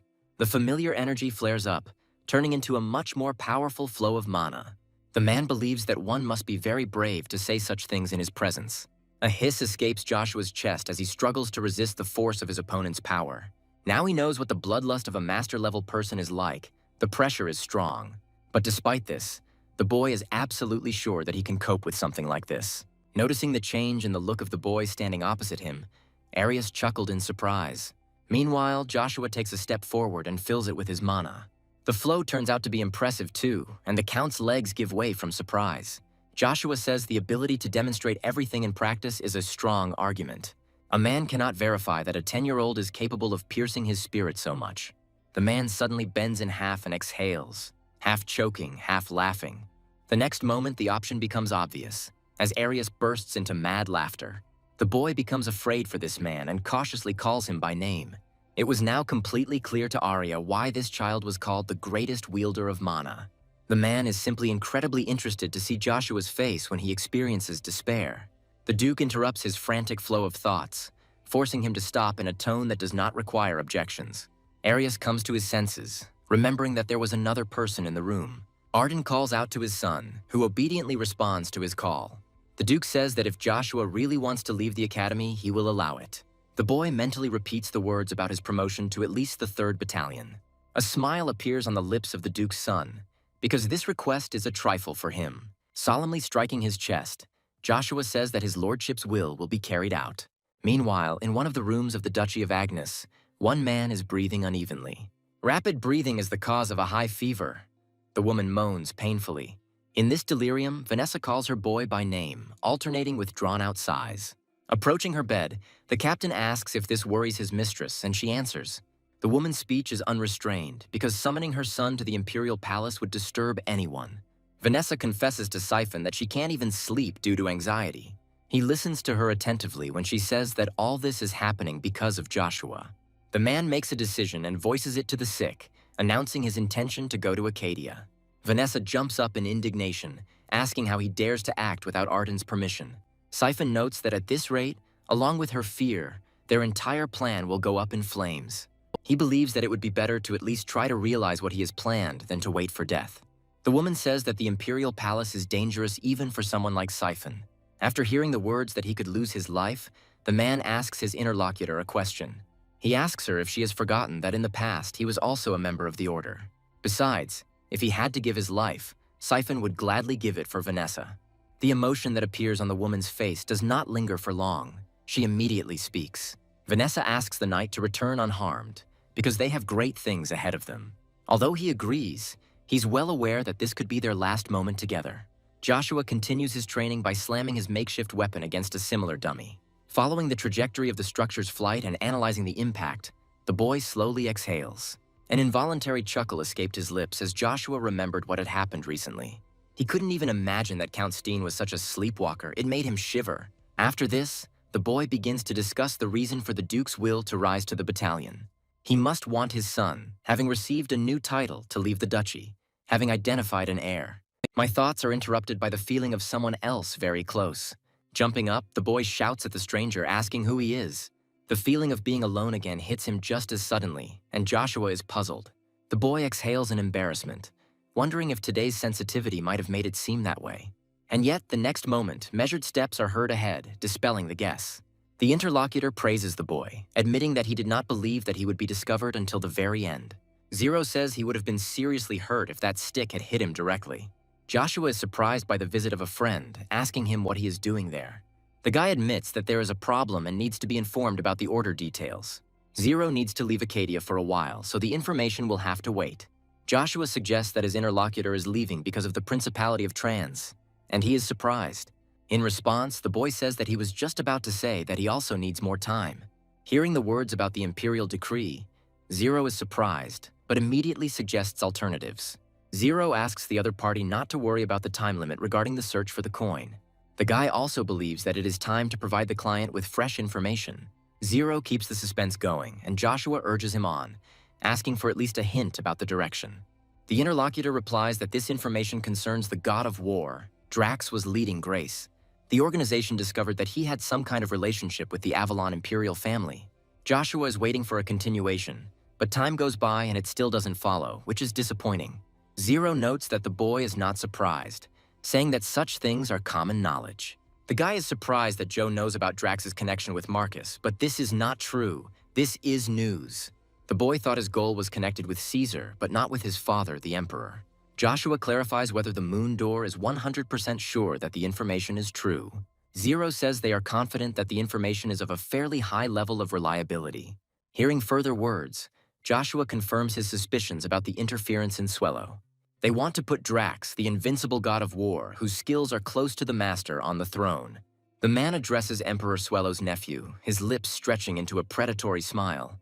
Arius wonders why he has to do something so annoying to the pathetic family. The advancing people tell the man to shut up, amazed at his impudence and obscenity. The Count remarks that some blood will have to be shed, but of course, not his. The knight who has rushed forward and is standing closest to the enemy forces himself to blink. Meanwhile, Arius is already eliminating the one standing behind him, rushing past like a whirlwind. While the warriors try to figure out where the enemy is, he eliminates them one after another. Realizing that things are bad, the commander orders the shields to be formed. And the very next moment, the knight's weapons fall into the ground one after another. The commander gives the order to activate a technique called the Mana Shield. The knights almost simultaneously pronounce the necessary words, putting up a magical barrier. Almost immediately, a wind rushes past, striking the force field protecting the structure. Amazingly, the attack achieves its goal, leaving a furrow on the hard surface. Moving away a little further, Arius admits that he finds this technique very interesting. But then he also wants to show something to his opponents. He politely asks them to take a look. The man is interrupted, reminded that there is no time to enjoy the process. Arius is surprised at first, but then expresses relief that his interlocutor has arrived. Literally a moment later, several attacks hit the knight's protective barrier. Watching Duke Tremblay's movements, Arius greets him in a friendly manner. The new character of this battle, meanwhile, strikes, proclaiming him a saint. As soon as it hits the already cracked common shield, a powerful explosion occurs. Covering himself up to breathe less of this dust, Arius expresses his dissatisfaction about this. But he admits that he was always impressed by the man's sharp movements. Gestalt asks Arius why he always takes everything so lightly. Even though they are now in the borderland, this does not change the fact that they are in enemy territory. The interlocutor does not understand the reason for the excitement, because they were not ordered to bring the Emperor's head. Gestalt ardently declares that knights must always give their all. Arius considers this old grumbler to be sullen and meticulous, despite his outstanding abilities. He has more fun with Arden, especially imagining Joe having experienced the taste of despair. Gestalt asks why there was a mention of Drax. The man is amazed at his friend's hearing. He says he did it because he doesn't like the situation they are in. Besides, Arius doesn't think that something like that could deceive people like them. Gestalt believes that they must follow orders strictly. The rest does not matter. Arius makes fun of him, hinting that they are now dancing to the tune of an ordinary brat. With a heavy sigh, Geshalt says that he finally began to understand the man's words, regarding the fact that you can't take your eyes off Arius because this man has a mind of his own. Meanwhile, at Avalon Academy, Joshua can barely contain his emotions. Thinking that he wanted to leave quietly, the boy asks Icarus if he is serious. He asks to allow his former roommate to become his servant and always follow him. Joshua clarifies whether he really wants to become a servant, since he is currently a nobleman by status. Icarus is more confident than ever, saying that he will follow his master even to the Imperial palace. Joe reflects that he would actually be interested in watching the boy grow up. He asks Icarus to be honest, assuming that he does not really want to be his servant. The boy says he wants to prove his worth by being on the side of someone like Joshua. The latter becomes curious about the spoken words and repeats them thoughtfully. Icarus asks if Joshua himself had asked him to become his subordinate earlier, and he confirms. The boy believes that his interlocutor will reach heights capable of surpassing the name of the Agneses. And when the time comes, Icarus wants the genius to use him like an artist's brush. Joshua believes that there is no more reliable person than the one who is now in front of him. So he begins to speak, to which he receives sincere gratitude from the lips of Icarus. But Joshua disarms the boy with a happy smile on his face, saying that he refuses. Icarus clarifies the reason, assuming that the interlocutor believes that he will be of no use. He notes that even if that is the case, Joe has nothing to lose, since he is not doing this for the reward. Icarus continues to try to defend his point of view, but his opponent interrupts him. Joshua says the person he's talking to is too special to waste his talent on. He suggests that if the desire is so great, he should try to change the academy and improve it. Joshua believes that it would be better for Icarus to remain in a place where vast knowledge is concentrated. Even if they are not the most reliable, it will still be the best thing for a friend. Joshua says that he also does not want his people to become his servants. Icarus is confused for just a moment, repeating to himself the words spoken by this guy. Immediately after this, a grateful smile touches his lips, and the boy speaks again. Covering the stranger's hand with his own, Icarus promises to prove his worth to the young lord at the academy. Beautiful flowers attract the girl's attention, and she can no longer pass by. The third princess, Erona led by Grace, asks her father to look at these beautifully blossomed flowers. Approaching her, Lucifer remarks that this is how it should be. Flowers are always beautiful. And yet the smile fades when the man involuntarily looks away, pausing. The change cannot be hidden from the girl, because she continues to look straight at her father. Approaching, Erona asks the man if he is thinking about his brother Demer again. Lucifer can't help but sigh wearily before he begins to speak. He wonders if he had given up the throne to his brother, the people of the Swellow Empire would have been happier. Something tells the man that in this case the relationship with Trans would also be better. Erona speaks sincerely, carefully starting with the fact that she doesn't understand everything in the world. And yet the girl believes that with the future her father mentioned, the people of the Empire would have suffered more. Erona says she will never forget people's smiles, and her own face lights up with happiness. The girl remembers very well the day when people looked at their future ruler with hope. Erona considers her father not only someone she is proud of, but also the son of their empire. She asks him not to blame himself, because she and the people do not want to see the ruler in such a state. The man is silent for a few moments, enjoying the warm feeling, and then thanks his daughter. However, he says that even if that is the case, at such moments he cannot help himself. Lucifer is completely confident that there has never been a more reliable person than his brother. Aaron reminds him that no one has seen him for a decade. He doesn't care about the Swallow Empire. Hearing the fluttering of wings in the sky, the man looks up, chuckling thoughtfully. Looking at the proximity of birds, he sees in them not only animals, but something deeper. Lucifer remembers how close the Swellow Empire and the Principality of Trans were once. The peaceful conversation is interrupted by the news of a message received from the border guards. The point is that the Principality of Trans attacked the Baker estate and slaughtered about 1,000 people. This truly shocking news horrifies not only the young lady, but the man too. Meanwhile, in the residence of the first magician of the Imperial Palace, the activation of the ball takes place. The man politely asks the owner of the magic tower whether he invited him. The interlocutor greets him, to which Evergrande expresses hope that no problems have arisen. The elder answers negatively, but teases his opponent with words about his departure, which caused the downtime. Asking for his forgiveness, Evergrande says that he has no excuses for this. The owner says that the reason for their connection is different, and asks about the Emperor's attitude towards the magician.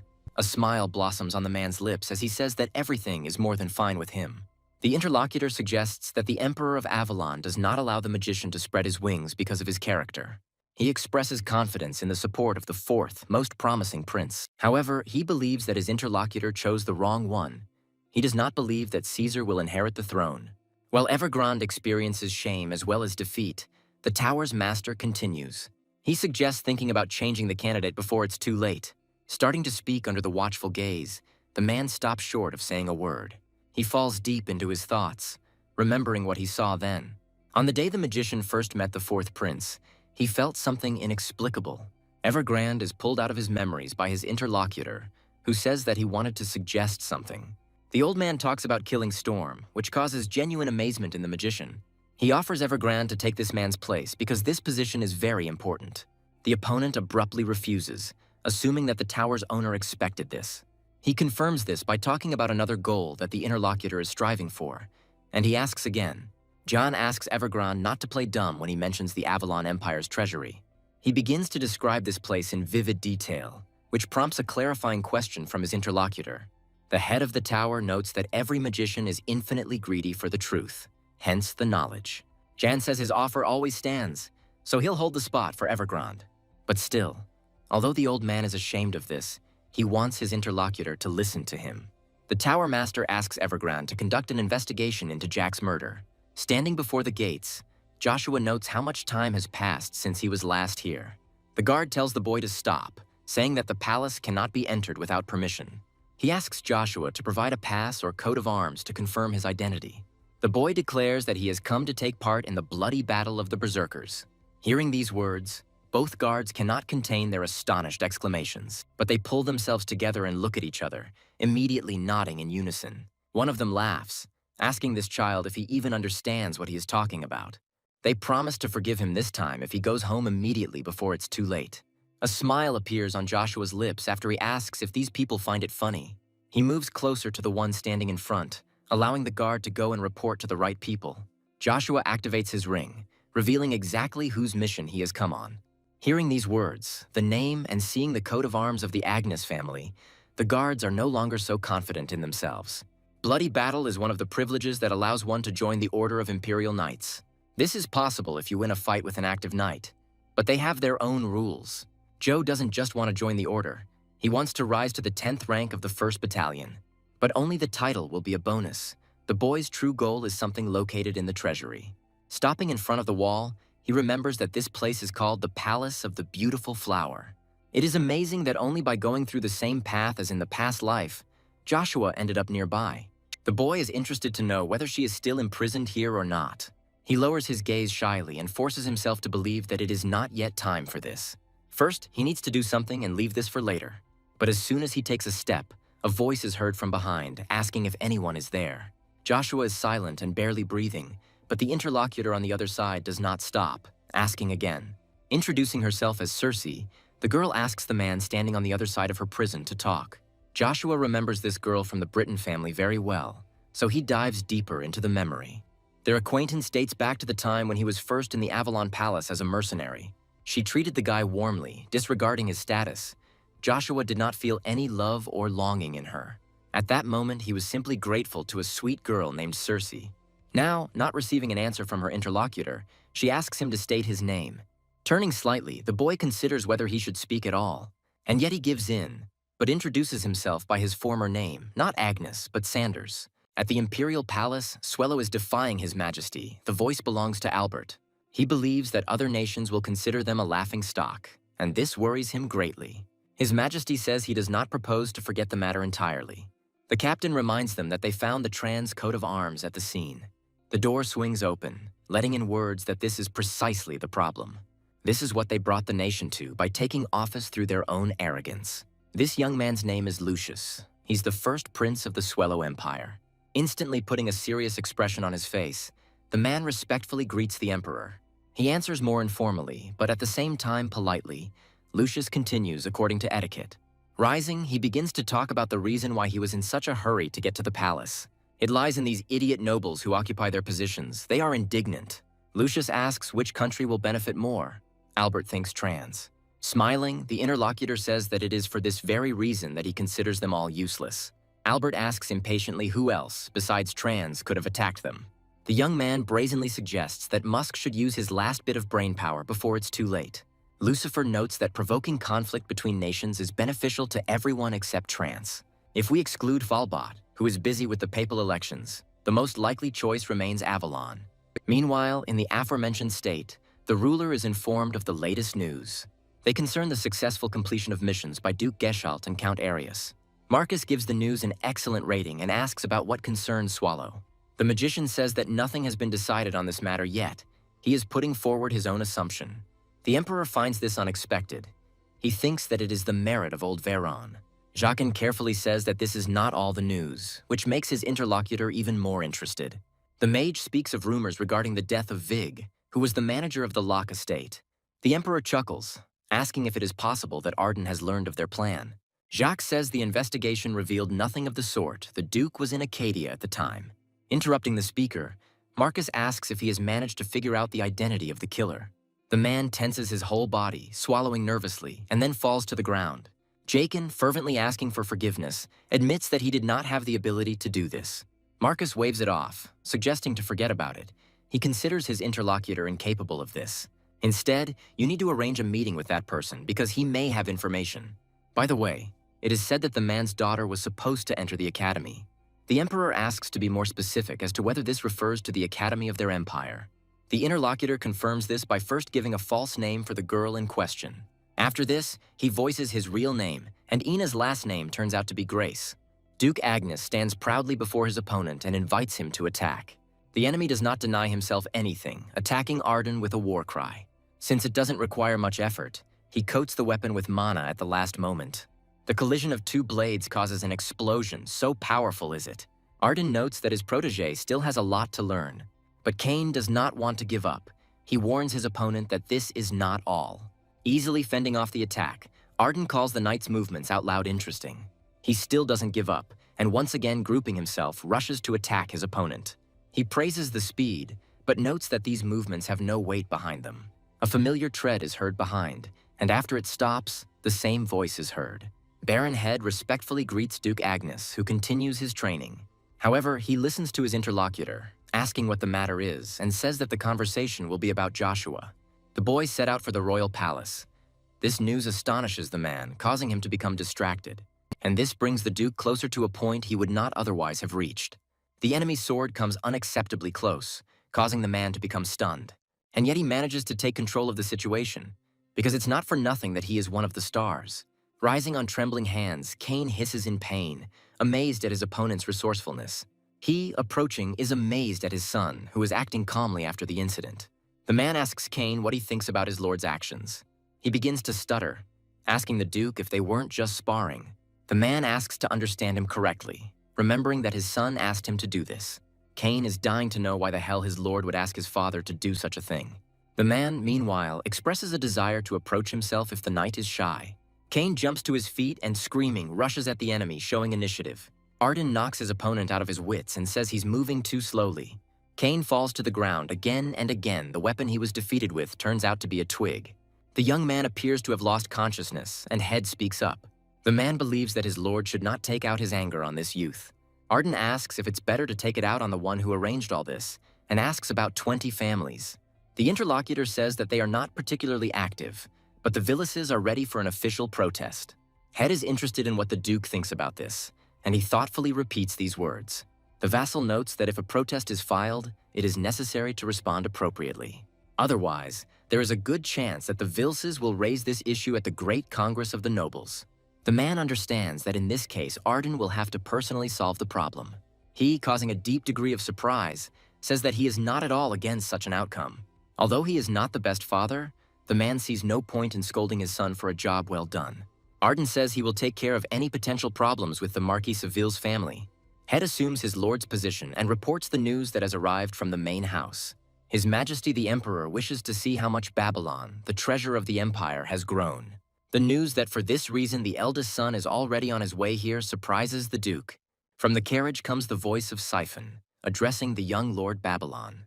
He reports that they are already on the territory of the Imperial family and will soon arrive at the palace. The boy admits that this is his first time here since graduating from the academy. The captain assures his master that he has no need to worry about anything. Hearing the words that the emperor wants to see the genius of the continent, Babylon becomes upset. Siphon understands what the young man is thinking, so he searches his head for the right words. Having finally found them, the the man calls out to Babylon, who perks up as if he had been expecting it.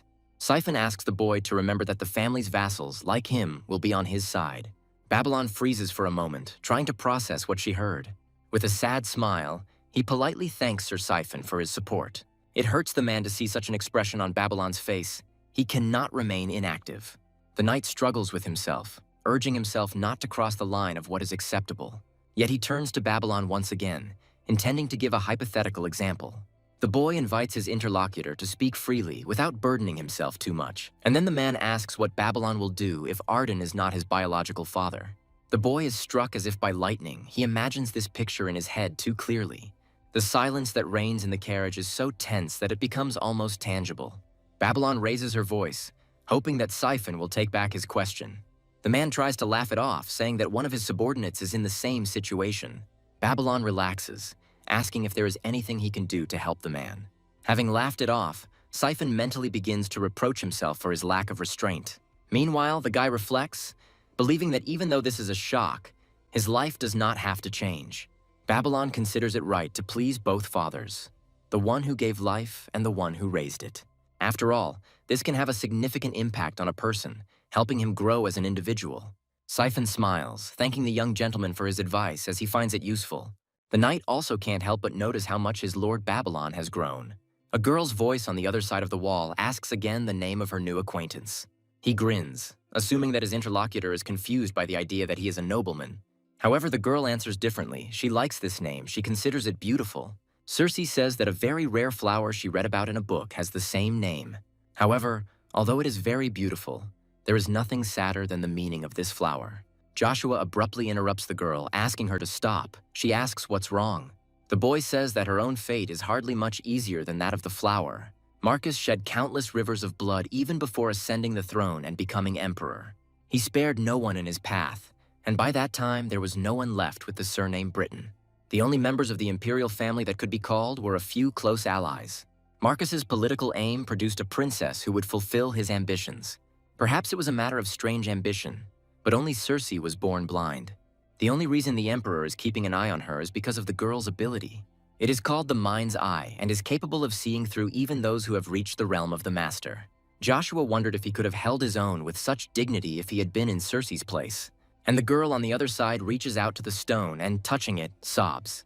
Asking why she is crying, Circe says that it is very sad. The girl politely asks the person on the other side to tell her something honestly. But she is interrupted by a girl who comes up from behind, asking why her highness is crying. Circe answers Ellen that everything is fine, and she says that it is time for the lady to get ready for the palace. The girl shudders when she hears footsteps moving away from the stone barrier. With a barely audible sigh, Joshua thinks that the time for their meeting has not yet come. A question addressed to the girl is heard from the villa of Emperor Marcus. He asks her if she is the daughter of the god of war. She answers in agreement and introduces herself. Marcus asks if her father appreciated his gift, and his daughter responds in a respectful manner. However, the man heard that everything was not going as he wanted. The girl clarifies. The emperor, with a malicious grin, begins to talk about a fresh topic of conversation. If Avalon has Duke Agnes, then Swello has First Prince Lucius. Believing that even the god of war would have problems with the latter, the man asks about the plan. The girl says that, to be honest, her father is not completely confident in him. Marcus's gaze changes as he repeats the words after his young interlocutor, asking again. The next moment, an arrogant smirk touches the man's lips, and a moment later, a powerful stream of energy bursts out from under his feet, splashing in all directions. It's already hard for the girl to stand on her feet under the powerful impact, and she's also being hit. Unable to bear the pain, she falls to her knees, beginning to moan muffledly. Marcus asks how dare she talk about failure when they've come so far. He showed mercy by trusting both of them, and they dared to spy on his empire. Through the pain, the girl asks for forgiveness, promising to do everything possible to prevent something like this from happening again. Smiling contentedly, Marcus offers his young interlocutor to change the terms. He offers the title of Duke instead of the previously promised title of Marquise. Trying to control herself, the girl respectfully addresses His Majesty.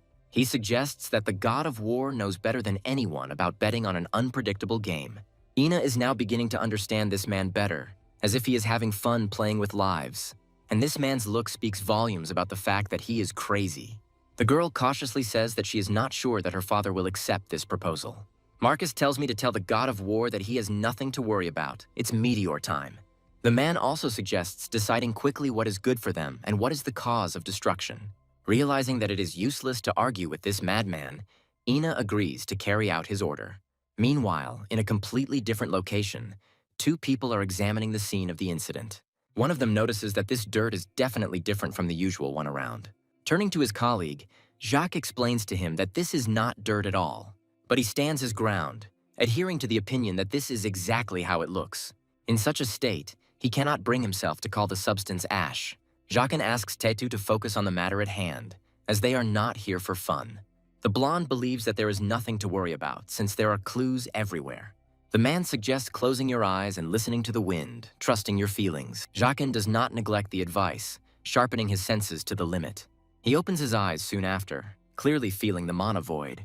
Theta reminds us that it can only arise under two circumstances, either naturally or when a 6th-level mage's heart takes enough damage. Jacques remembers this too, and begins to put everything together, leading to the obvious conclusion.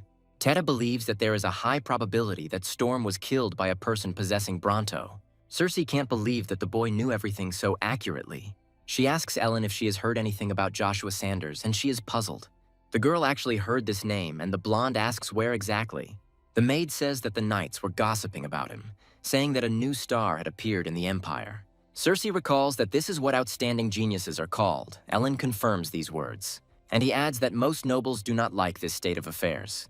The girl is puzzled, asking her interlocutor what exactly she means. Ellen explains about competition using words her mistress can understand. Cersei makes a guess and is surprised when she is told who Joshua is. On the training ground of the 11th and 12th battalions, taunts are shouted. Hearing all these harsh curses, Joshua notes that they are the same as before. Fans not only verbally cheer for their favorites, they place bets. Swinging his trusty sword, the knight taunts his opponent. He asks him if that's all, and it becomes clear to him why people say that. But the opponent is no slouch either. He, like his opponent, is sharp-tongued. Both mix verbal abuse and ridicule with physical attacks. They are talking about how His Majesty is dividing the troops into battalions. After all, the enemy who is now being hit is precisely one of the last. He hisses with the tension of trying to contain the force his opponent put into his attack. But he still can't stay on his feet, and the young knight stumbles along the ground of the training ground. His opponent asks with a grin if he now understands the difference between the battalions. And as a reward for defending the honor of the battalion, his own share flies into his hands. When he catches it, his friends thank the guy for the lucky win, and they remind him that the loser will challenge him again if he is left alive. The young man thanks his interlocutor for reminding him, because he himself had actually forgotten. The loser asks not to kill him, promising not to attack again, otherwise he will become a servant. Blue Eyes clearly enjoys the pleas addressed to herself, but everyone else starts to slander the one asking for pardon. A cheerful laugh is heard from behind the crowd, and the knights begin to search for its source. To their surprised looks, Joshua says that nothing has changed in this place. He says that he missed him very much and is happy to be here now. The one who approached him asked if the boy was lost, telling him to go where he was going. Joshua's lips stretch into a smile as he promises to finish quickly. The ring that is being activated leaves no one indifferent. The knights are amazed by it. And Joshua says that he came specifically here to take part in the bloody battle of the Berserkers. Having taken a good look at the coat of arms, those present are even more amazed. It is familiar. And the boy, introducing himself, invites anyone who wants to fight him to come forward. The name also does not leave the warriors indifferent. They have heard about the rising star. The young lord is asked if he understands what he is talking about. He nods.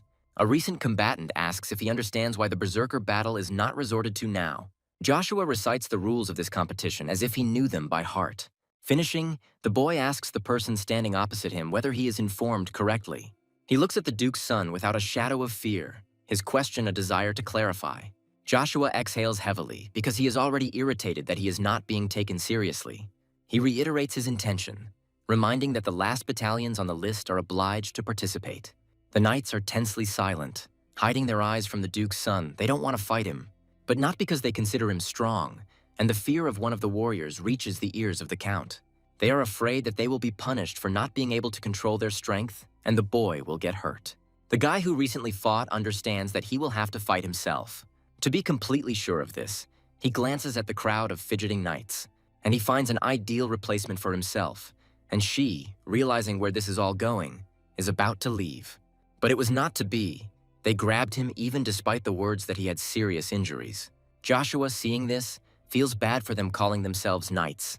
And then the boy decides to give these panties some magical acceleration. He begins to disgrace the lower battalions, directly saying that they are good for nothing. The boy calls these people cowards who only know how to bully weaklings. He gets heated up with mockery, denying himself nothing, and already hears an angry snort. Finally, the winner comes forward, calling Joe a brat and asking if he's finished. The knight doesn't like that someone who is just lucky dares to speak about them like that.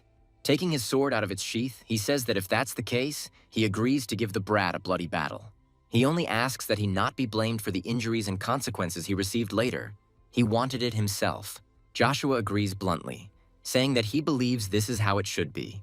The rest support the winner of the previous fight, asking him to kick the bully's ass. He turns to his opponent, repeating that he is not going to give him any leeway.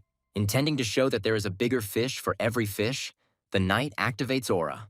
Someone is found who is seriously worried about the boy and suggests that he surrender. Joshua finds his words interesting, remembering that he had been told the same thing in the past. But they worried in vain, and now the time has come for the boy's enemies to worry. The waves of aura emanating from the latter make it clear that his rank is much higher than thought. The ring, the artifact, and such an outstanding aura make those present tense up considerably. Joshua's opponent says that he sees in him only an amateur, the arrogant son of a rich man. The boy grins, inviting him to experience the power of the amateur's fake aura. While he's getting heated up, Joshua calls him a pathetic coward, syllable by syllable. A pathetic coward, approaching his limit, barely restrains himself from rushing into the attack. And yet it doesn't last long. The next moment, the knight rushes at the boy, cursing. The knight's former opponent screams and, turning to him, asks him to stop immediately. But it's too late. With a wide but quick swing of his spear, Joshua attacks. The energy wave after a small explosion affects even those located at a distance. Realizing that this mana is unusual, the boy expresses hope that the boy's opponent is not dead. A sound catches his attention, and the knight raises his eyebrows in surprise. Stuttering slightly, he asks, staring at the approaching man, if he is okay. Joshua, however, turns to a completely different person, namely the vice captain who intervened in the battle. The one standing opposite and shielding his subordinate is called Viper Bison. Turning to the boy, he remarks that this young lord is very well informed. Joshua says he has also heard of Bloody Bison, one of the Imperial knights. The interlocutor asks whether the boy knows about the rule regarding the bloody battle of the berserkers. For it to be official, at least one captain or vice captain must be present. Joshua, in turn, clarifies that Bison is going to cancel the sparring that has begun. But he only wants to make adjustments by declaring himself the young count's opponent. Those present no longer know what to be more surprised about, so they simply gasp in amazement. A former adversary asks his superior to allow him to finish his battle, but he has a different opinion. He thinks that this guy should back down because he can't handle it. But the knight stands his ground, asking to be allowed to preserve the remnants of his warrior pride. The vice captain reminds us of what we can lose by losing the berserker's bloody battle. And then no one will be able to take care of his daughter. Bison asks him to think about his family. The man actually does it. But even from his face, it is clear how difficult it is to accept the inevitable. Clapping his hands, Joshua praises the altruism of the vice captain of the 12th Battalion. He notices that the boy is talking as if victory is already in his hands. Joshua, smiling provocatively, states the obviousness of what he has just said. He asks Sir Viper if he doesn't feel the difference in their strength and skills. This guy finds Joe's mana strange. He doesn't think the attack he showed earlier was showy. The knights have great respect for the vice captain, so they propose their candidacy in his place. He refuses because he has always considered them his brothers, not his subordinates. The man says that if he can't protect them, then all his words were empty words. Joshua approves of this intention, remembering their past life fighting side by side. Viper Bison was not only the most reliable man, but also an excellent commander. The man, meanwhile, reminds the young lord of the procedure in case of his win. Hearing the mention of reserves, Joe smirks, asking if he has really tarnished the pride of the knights.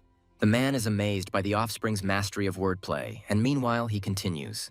Raising Rugia high above himself, the boy vows to achieve this in just 5 years. And he continues, saying that with his help, the last battalions will be considered the strongest. To prove his point, the boy demonstrates his current strength, promising more. Viper can't believe what he's seeing and that the boy is emitting Blade's aura.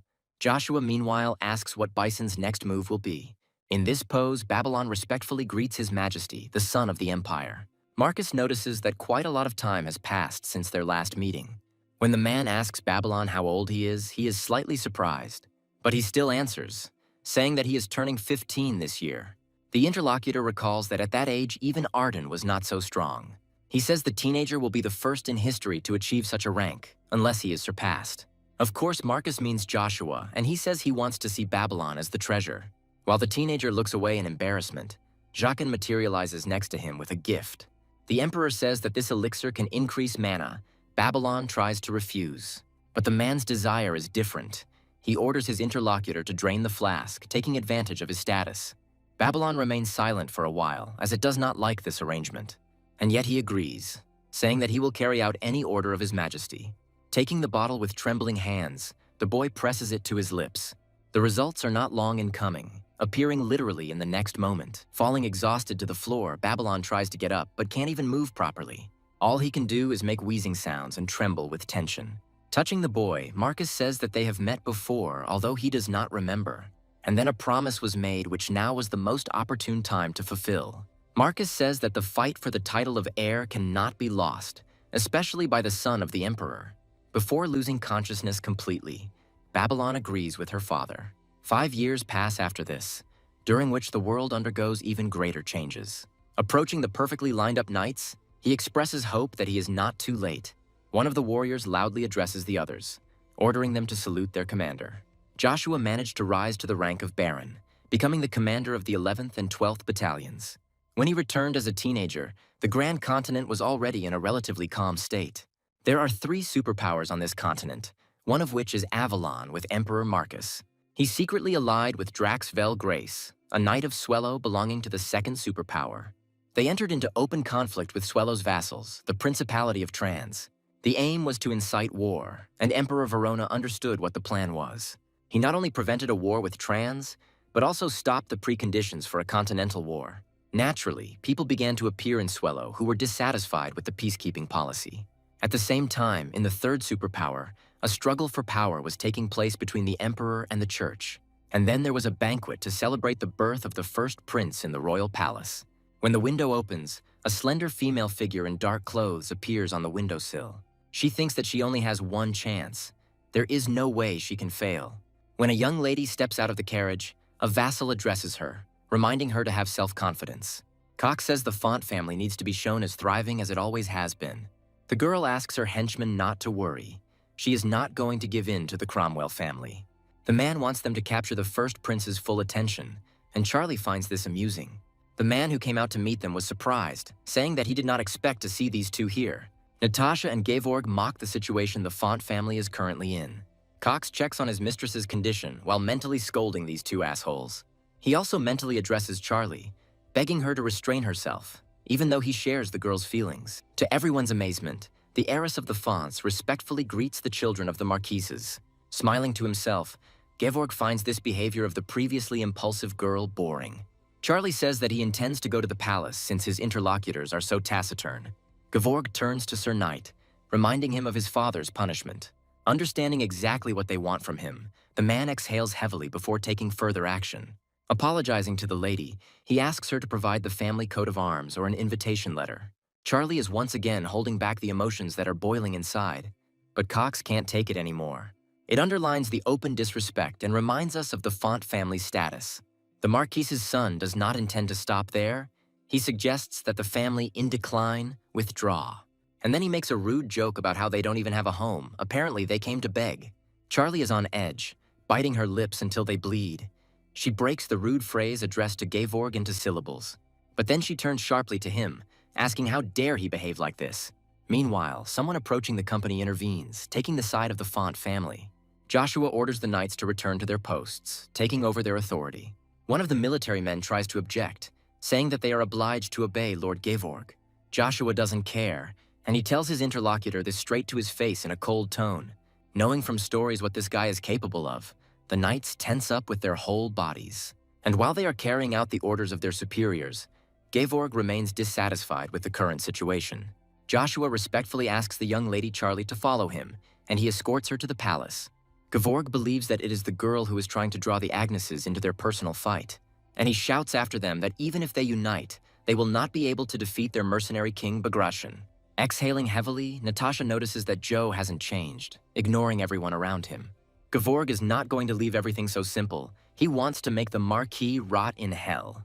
Charlie says she recognizes Joe, even though he has grown a lot, and she asks how tall he is. The guy notices that he has already walked her a long way, so now she will have to go on her own.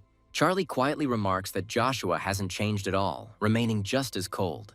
Looking at his retreating back, an idea arises in the girl's head and she calls out to the guy. Asking Joshua to stop, Charlie invites him to dance with her at the ball. He answers her, slowing down only slightly. The words that escape his lips are an apology. Joshua talks about the castle's security. Charlie doesn't think this is the reason. The guy has a different opinion. Turning around, he says that in addition, he now has nothing in common with the Agnes family. Now he belongs to another family, a baron named Sanders. The guy knows very well that without defeating Bagration, Duke Font will lose his property. He can't fight yet, so he just has to survive the day. Joshua asks why not go out now, since there is no one else with him. The answer is silence, and the guy assumes that he has mixed up the place. But this is not so. The huntress was deliberately silent in order to attack from an unexpected side now. Despite this, Joshua manages to block the nimble blow of the other's blade. The girl jumps back, realizing that the moment has passed. She slides due to inertia. She asks Joshua who he is, since he managed to detect the energy of true death. Calling his interlocutor Aisha Strufe, the guy asks her to stop trying to kill the prince. These words come as a complete surprise to the girl. She thought she was anonymous. Aisha believed that there was not a single person in the world who could know her name. And succumbing to her emotions, the girl releases a stream of mana from herself, directing it at the enemy. Joshua thinks to himself that he thought Aisha would be difficult to talk to. Passing through the boy's earring, the mana takes on a certain form, revealing its face. The girl standing opposite sees her almost immediately, involuntarily freezing in her tracks. She knows what it's called. This energy is called dragon fear. To escape the influence of the haze, the girl forces herself to overcome the numbness. But she does this not for what it might seem. Aisha puts the dagger to her chest. Apologizing to the great mana master, the girl introduces herself, admitting her mistake. She calls the man who wanted to punish her Lord Black Dragon, and he condescends to mercy, since the girl did not know his identity, but repeats himself. As he said earlier, Aisha will have to give up trying to kill the first prince. Fighting the incredible desire inside herself, the girl squeezes out words of consent. Joe advises her to leave Acadia, as Black Wind, upon learning of the failure, will begin to pursue. The girl asks her interlocutor not to worry, but he, shouting, reminds her of the consequences of disobedience. The dark elf knows this without being reminded, and yet she obediently agrees with her master.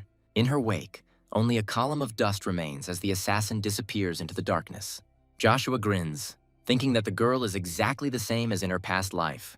The guy can't believe that the elf fell for the fact that he is the Black Dragon. This girl will soon become the queen of killers, and it is not without reason that she took on this mission. After she failed, the elf was left with a scar that would never heal. He knows the culprit, but he doesn't want to leave a stain on Aisha Joshua's extraordinary career. The guy asks the girl to run as fast as she can, because their paths will cross again in this life. Aisha can't believe she met him, and she's sure others don't know him either. And although the girl will be persecuted for some time, she now enjoys her freedom. The Baron is greeted with a compliment on his appearance and is offered a dance.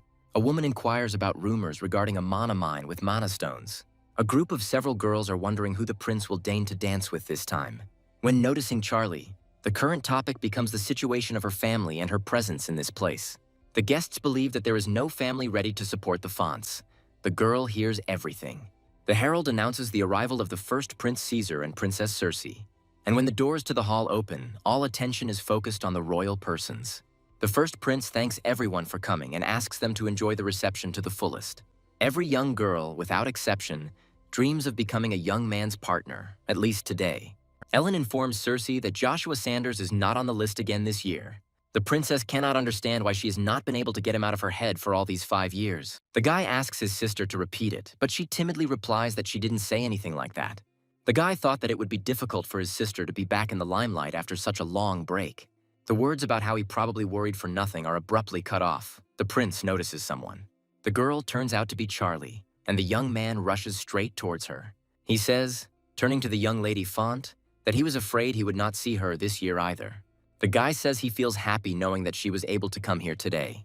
The girl formally introduces herself and greets the little son, but he becomes embarrassed. And he admits that he has been following the font's affairs since the day he met Charlie in the past. The girl cannot believe what she heard, and while apologizing, she tries to clarify these words. And Kaiser admits that he had wanted to see this lady for a long time. To everyone's amazement, the prince asks permission to invite the girl to dance. A look of confusion spread through the room. Everyone expected the partner to be a successful lady. Charlie also doesn't understand the prince, wondering if his words are true. But the girl doesn't want to make new enemies because her family already has a lot of problems. While Charlie expresses her sincere regret, she questions the rationale behind the dance. Now the guy doesn't understand. He's trying to figure out the reason for such a refusal. The interlocutor begins to hesitate, starting to speak, but pauses, choosing softer words. Joshua, approaching, says that the thing is that she already has a partner. The prince asks his new interlocutor whether he belongs to the Imperial Knights. He, saying that he was pleased to meet you, introduces himself to someone screaming nearby. Cersei asks again the name of the man who introduced himself, and a wave of excitement rolls through the hall. Those present cannot believe that they are seeing a man who has taken the young titles. At the same time, they assume that the reason why Fonty is here is because of the Duke's son.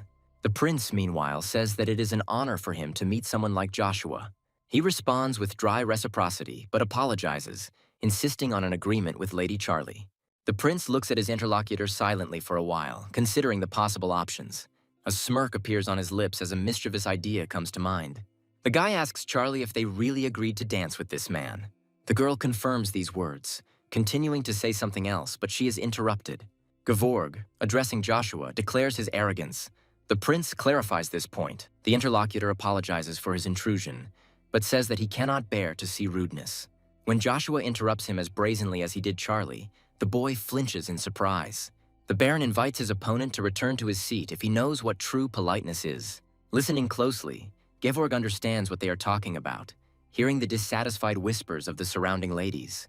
Joshua confirms this, advising him to leave again if he truly cares about the prince. The Baron also reminds his old acquaintance of his past shame, and he gets angry. The prince reassures everyone, saying that everything is fine. He wants everyone to enjoy the ball. Joshua puts on an act, apologizing again and saying he wasn't aware. The prince believes that he is the one who should apologize to the already established couple of dancers. However, he asks Lady Charlie for a chance to dance with her at the next ball. The girl agrees, saying that it would be the greatest honor for her. As he leaves, the prince expresses his hope that everyone present will be able to enjoy this ball. Joe offers Charlie his hand, and the girl assumes that she will be forever in his debt. She asks why he helped, because he could also get into trouble for this act. Joshua says this can be considered a fulfillment of a promise made 5 years ago. Charlie says she thought he had already forgotten about it, but she is mentally upset. She doesn't understand whether this guy doesn't know what it means to give someone your coat of arms. She tries to hold back, but the words come out through clenched teeth. Joe preempts her by saying that he can't help her now since he's still an Imperial Knight. The girl pretends not to understand him, saying that she just wanted to satisfy his curiosity. Repeating the words about height, Charlie asks the guy not to accidentally step on her toes. The man indignantly curses the Lord. He is offended by the blow dealt. And this after everything he went through to survive next to this demon for 5 years. The man is angry that at this time this scoundrel is enjoying a banquet in the Imperial Palace. The guard asks the tramp to stop and leave, because there is no place for people like him here. By pointing to his coat of arms, Kane emphasizes whose specific vassal he is. When the dance ends, those around no longer remember that the Font family is in decline.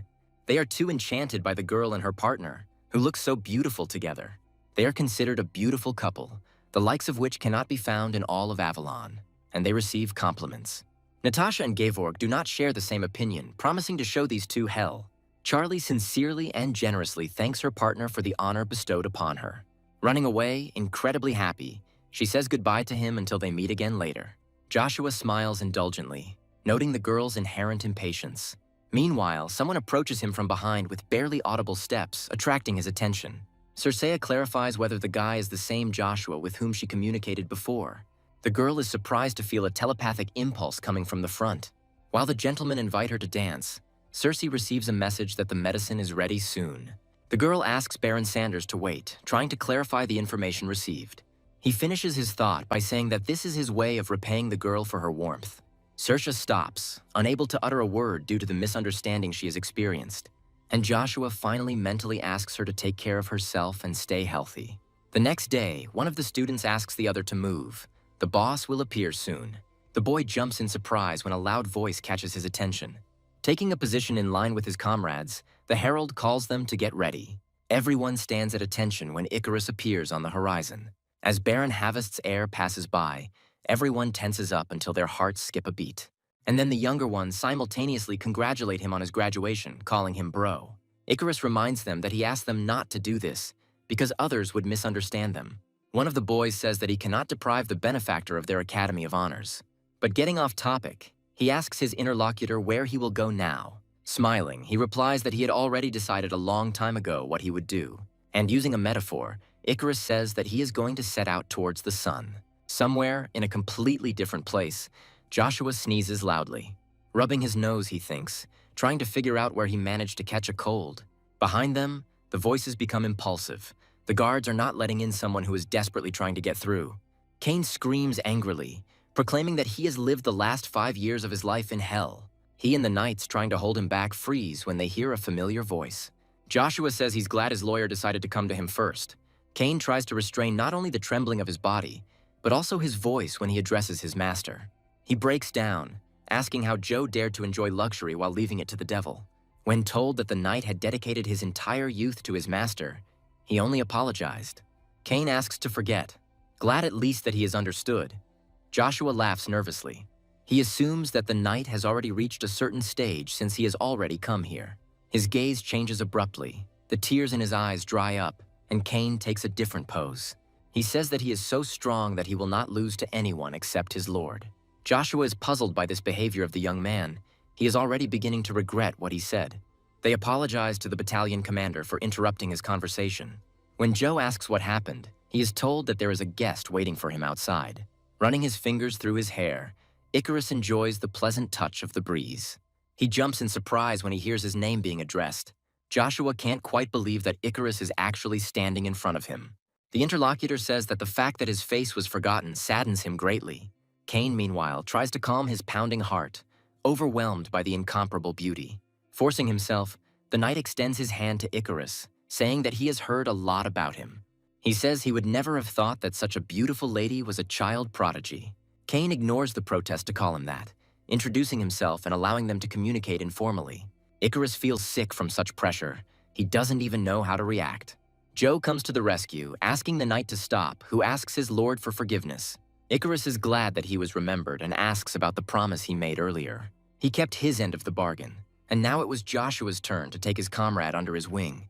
Baron Sanders chuckles, asking rhetorically how he could forget such a thing. He says that the position of strategist cannot be empty, and Icarus is the one and only. He notices that Joe, as before, continues to say such embarrassing words carelessly.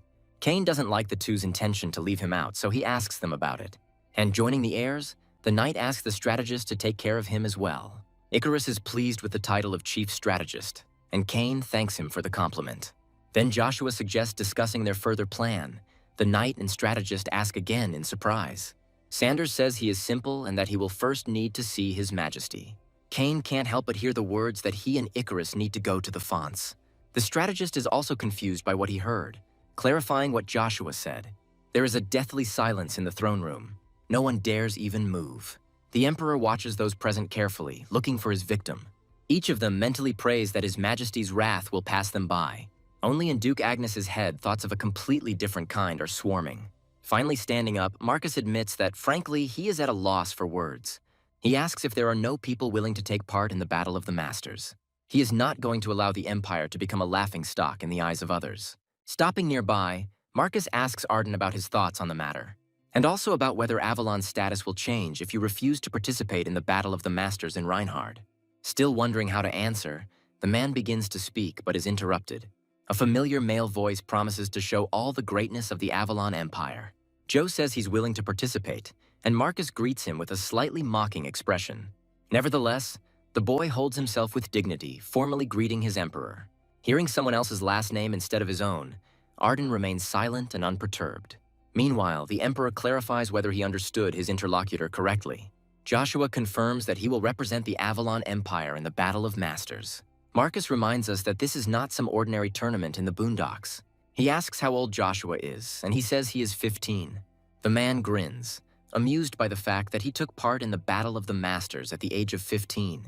He offers to demonstrate to those present that Joe has the necessary qualifications to participate. Arya wants to personally check what level this boy's growth has reached.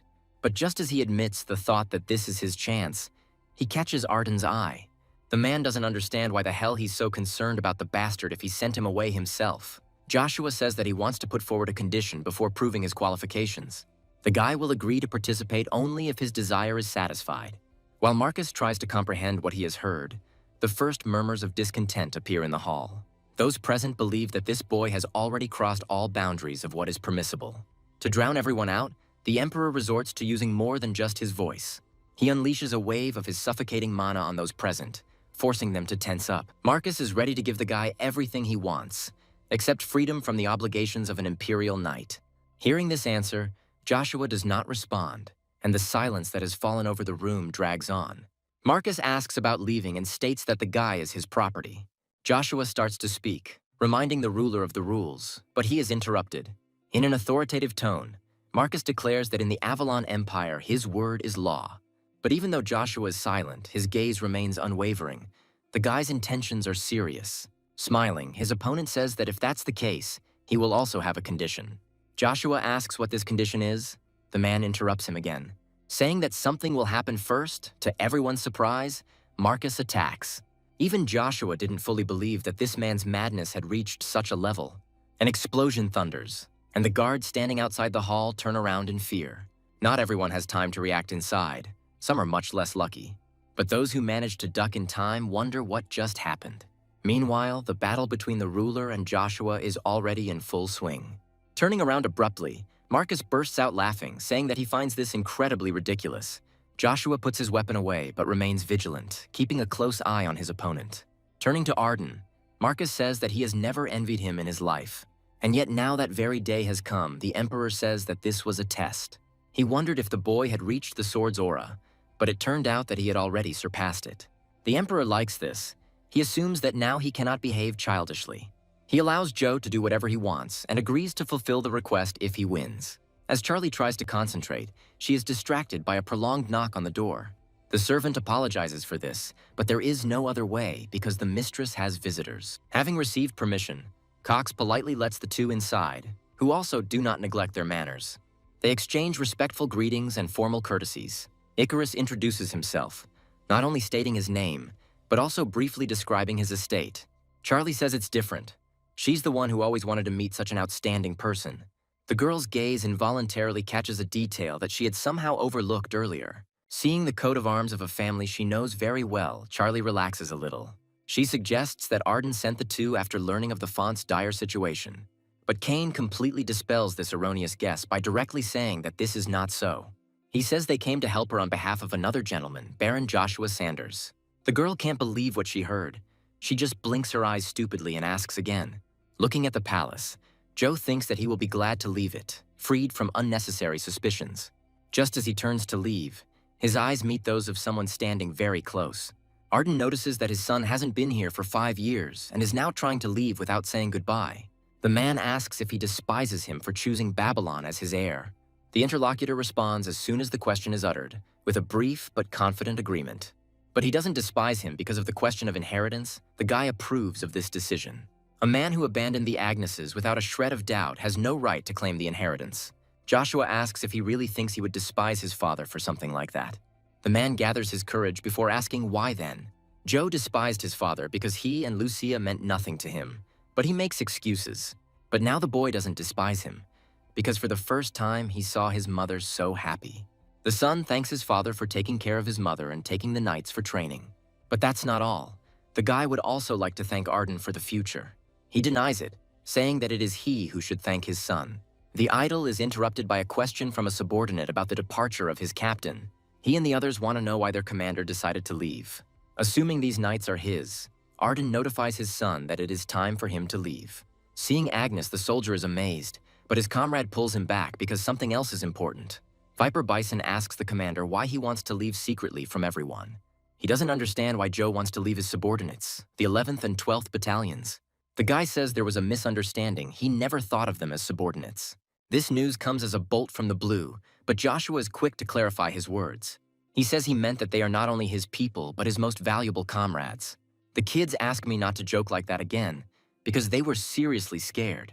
Joshua says he is leaving on personal business. He promises to return for them soon.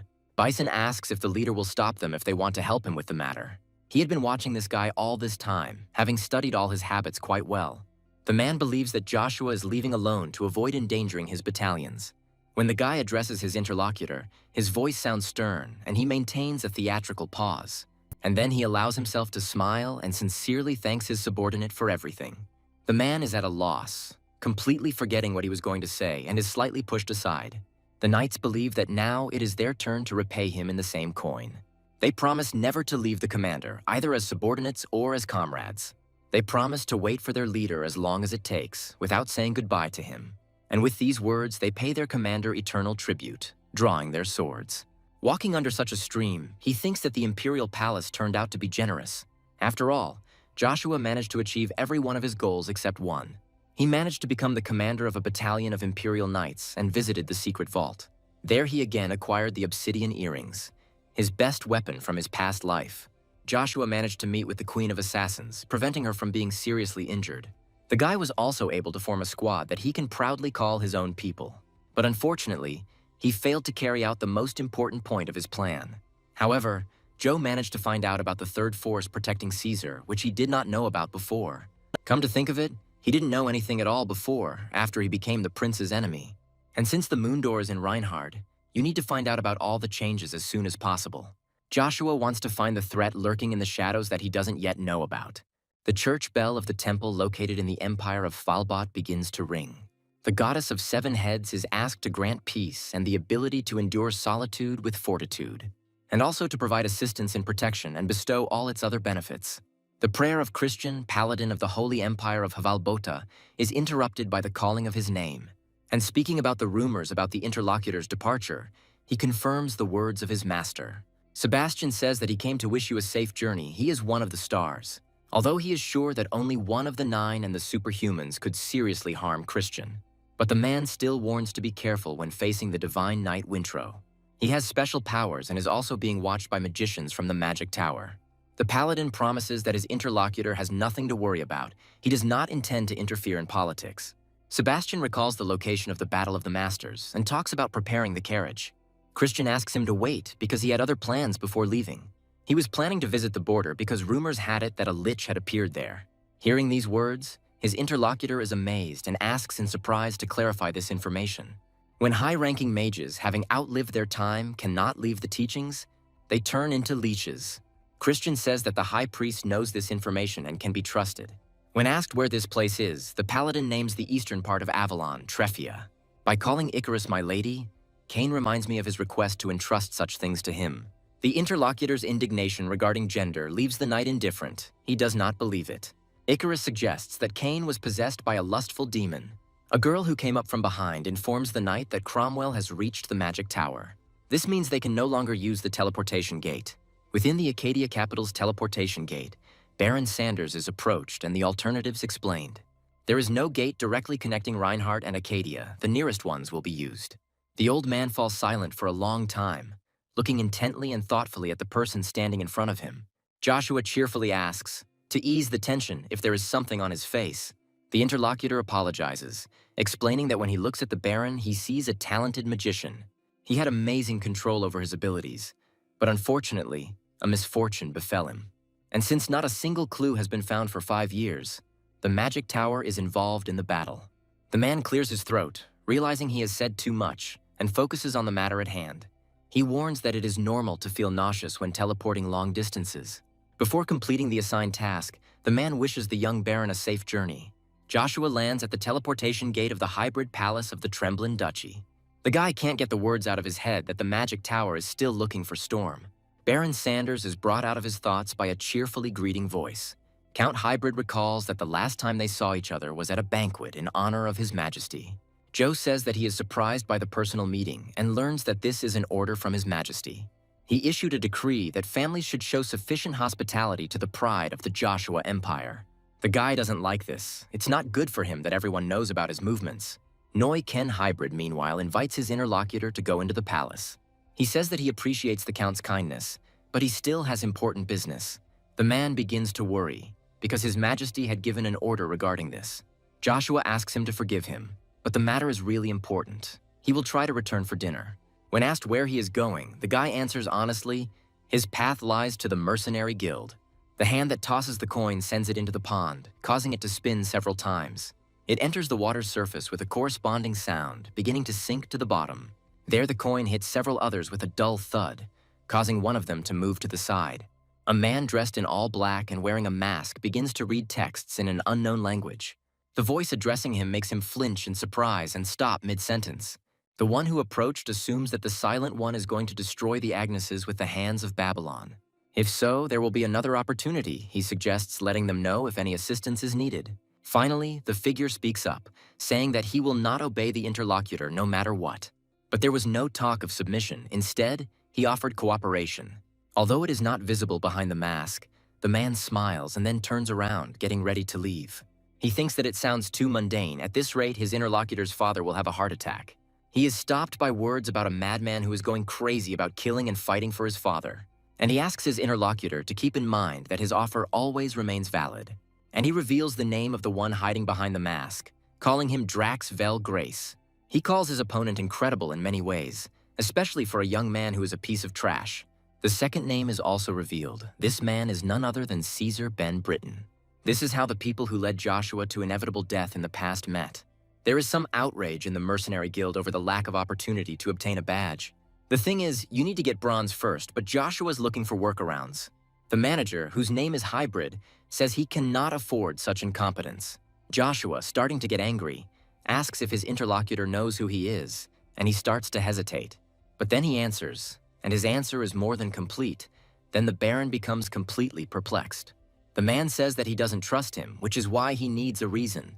Joe reminds his interlocutor that mercenaries are paid to provide their skills. Hybrid is perplexed and asks why the Baron suddenly started talking about such things. The guy continues, saying that they can have nothing but a business relationship. Joshua just wants to offer his services to those who need them. And he doesn't understand what even more compelling reason is required of him to receive the token. In the end, Hybrid gives in, promising to give the Baron a task to obtain a silver badge. Joshua promises to complete it under any circumstances, regardless of the nature of the task. Pulling out one of the drawers, the man thoughtfully begins to announce the difficulty of the applicant's mission. He ends by saying that this task has been awarded 5 stars. Joshua clarifies, because he knows that missions of this level are comparable to scouting a dragon's lair. Hybrid says it's just a request for supplies and surveillance. Noticing that he has no choice, Joshua asks when it will be time to move out. We need to head south now to the Treffia region, which was previously occupied by the county of Rebrick. The man politely asks Baron Joshua Sanders to take care of it, who corrects him. He says that from now on he is no longer an aristocrat from Avalon, but an ordinary mercenary, Ash. Hearing the name his interlocutor gave him, the man says that it suits him perfectly. Joshua pauses, admitting that he had almost forgotten the most important thing. He asks if they sent him on this mission without asking about his abilities. The man asks, puzzled, if the boy wants any specific reward. He replies that he hopes to receive a reward commensurate with the difficulty of the mission given. Squatting down, the man grabs the soil, passing the excess through his fingers. By rubbing the earth in this way, he forces the particles to renew their properties. There is a rustling sound from behind a nearby tree, and soon a partner appears from the bushes. To avoid drawing unnecessary attention to his voice, he silently shakes his head. The man thinks, starting to run through various options in his head. But his attention is drawn to a bird flying past, which is an unambiguous indicator. When the postal bird reaches the addressee, he carefully removes the parchment from the corresponding tube. Cox asks his mistress, noticing the changes in her facial expressions, if something is wrong. After a short pause, Charlie reports that her father has lost consciousness. The man feels as if he has been doused with a bucket of ice water, and he asks incredulously about his Duke. Icarus suggests ending the campaign, as he needs to take the Duke's place as soon as possible. Kane turns it all into a joke and says that at least this way the body won't rust. Cox believes that the lady is too tired. She needs rest. Besides, the estate is not far away. A hand gently landing on the man's shoulder makes him shut up, and the girl speaks up. She thanks Cox, but says she is not tired, and he tries to gently object to his mistress.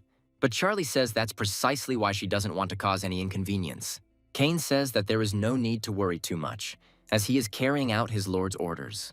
By suggesting that they leave the bird here, Icarus reminds them that they have little time left.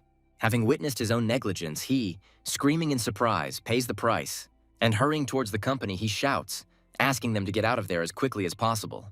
But it's too late. Strong ropes are already entangling the faithful knight Joshua, causing him to be surprised. Watching Sir Kane soar upward, Charlie shouts out a message to him. The stranger in dark clothes standing behind her is amazed by the girl's frivolity. Attacking from behind, he asks the young lady to behave quietly and be obedient. He notices the stone flying at him at the very last moment and does not have time to do anything. Icarus grabs Charlie's hand tightly and drags her as far as he can, telling her to run without looking back. The mercenary takes responsibility for taking the lady, but orders the rest to be disposed of. The shadow people, who appeared out of nowhere, obediently confirm their master's order. A voice coming from above mockingly asks who is going to be taken away, and Kane, under the puzzled looks of the mercenaries, scatters their friends in his path. They are wondering, trying to understand how he managed to escape from the trap. The knight's gaze is full of unhealthy anticipation as his blade hovers over his first victim. The force of the impact causes an explosion, and the shockwave spreads over long distances. The master belatedly realizes that this knight is strong, but he does not lose faith in himself. Hearing the words about the thoughtless use of mana, Kane asks dismissively. He notes that the explosion that occurred should be heard by all people in the area. The master of the mercenary group becomes increasingly convinced that this man is dangerous. He gives the order to change priorities, ordering that the knight be dealt with first. The man calls out to the culprit, reminding him that he ordered it to be moved to another place. Someone else from the company inquires about the location of the loot box. Joe is asked to move, amazed that someone like him could even be a mercenary. He says he's trying, but he's secretly regretting taking on the silver-level task. The bear is pulled back, frightened by the fact that the newcomer might turn out to be a mana user. He is skeptical about this, but tells Joshua, without his friends, to stay close to him. Hearing the words that this is a 2-star task instead of the stated 5, the guy becomes wary. And literally a moment later, a voice alerts the camp, telling them to prepare for battle. Hybrid asks mana users to step forward and deal with the enemies as quickly as possible. Many are trying to understand what a pack of undead is doing in a place like this. They are told not to be a crybaby because they are easy to kill, just cut off their heads. The question of what to do becomes relevant again when a headless man appears on the horizon. Even Hybrid is confused, realizing that everything is much more serious than expected. This high-ranking monster is a Dullahan. Its armor is not easy to penetrate. A smile appears on Joshua's lips, because everything is exactly as he expected. The bear reminds the newcomer to stay close to him, otherwise he could die. Joshua slows down, but not because of the man's words. He saw someone.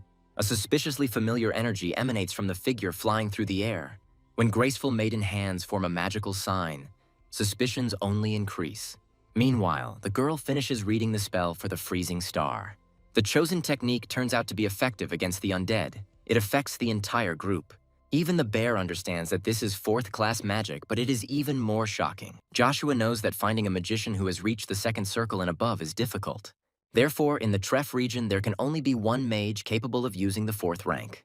And his name is Iselin Jin Rebrick, who is an archmage of the ice element. And right now, this girl has demonstrated in all her glory the strength she is capable of. But unfortunately, the ice shackles were unable to neutralize everyone. Dullahan is slowly moving. Iselin can't believe her eyes, because she thought her magic was quite powerful.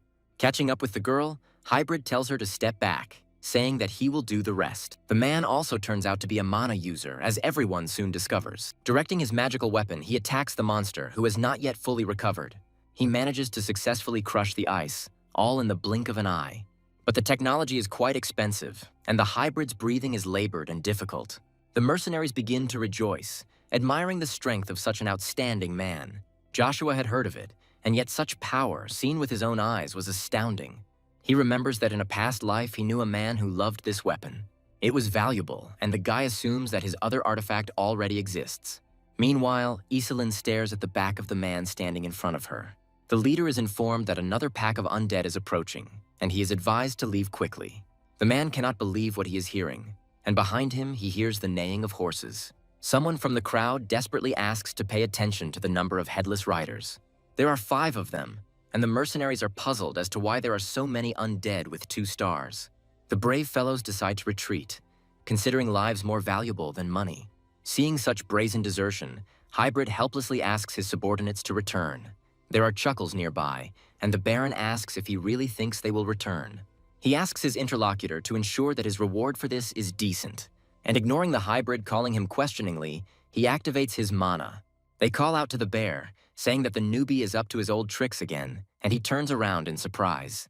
He again expresses concern about Joshua, and his friend is concerned about his own skin. Meanwhile, the trusty spear is already flashing brightly in Baron Sanders' hands. One of the Dullahans raises his sword invitingly, directing the army to attack, and then he immediately takes off from his place, as if he was just waiting for this command. Joshua slowly takes Rugia back, filling him with his magical energy. The boy speaks words that allow him to activate the 4th stage of spear mastery, and he suddenly thrusts his weapon in front of himself, illuminating the horde of enemies with a light full of mana. The technique he uses this time is annihilation.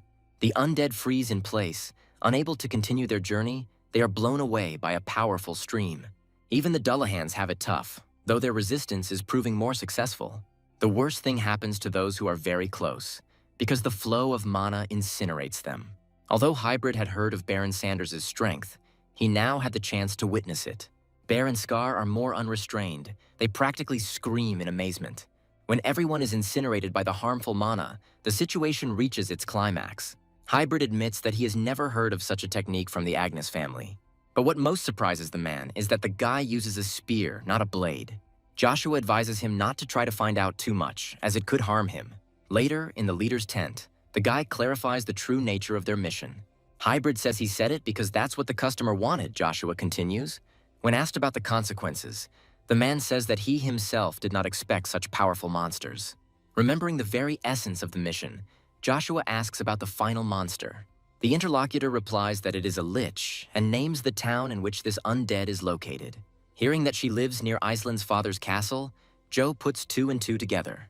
He thinks, running through the options in his head, and Hybrid tries to figure out the plan. Joshua becomes cheerful at the thought that after the task he will get what he wants. He says that it's time for them to move out. This camp is completely out of place. The man says that it will take some time to obtain entry permission. There is also a territorial war going on in the county, with the Imperials regulating entry by identification. These words are news to Joshua, who asks for more information about the territorial war.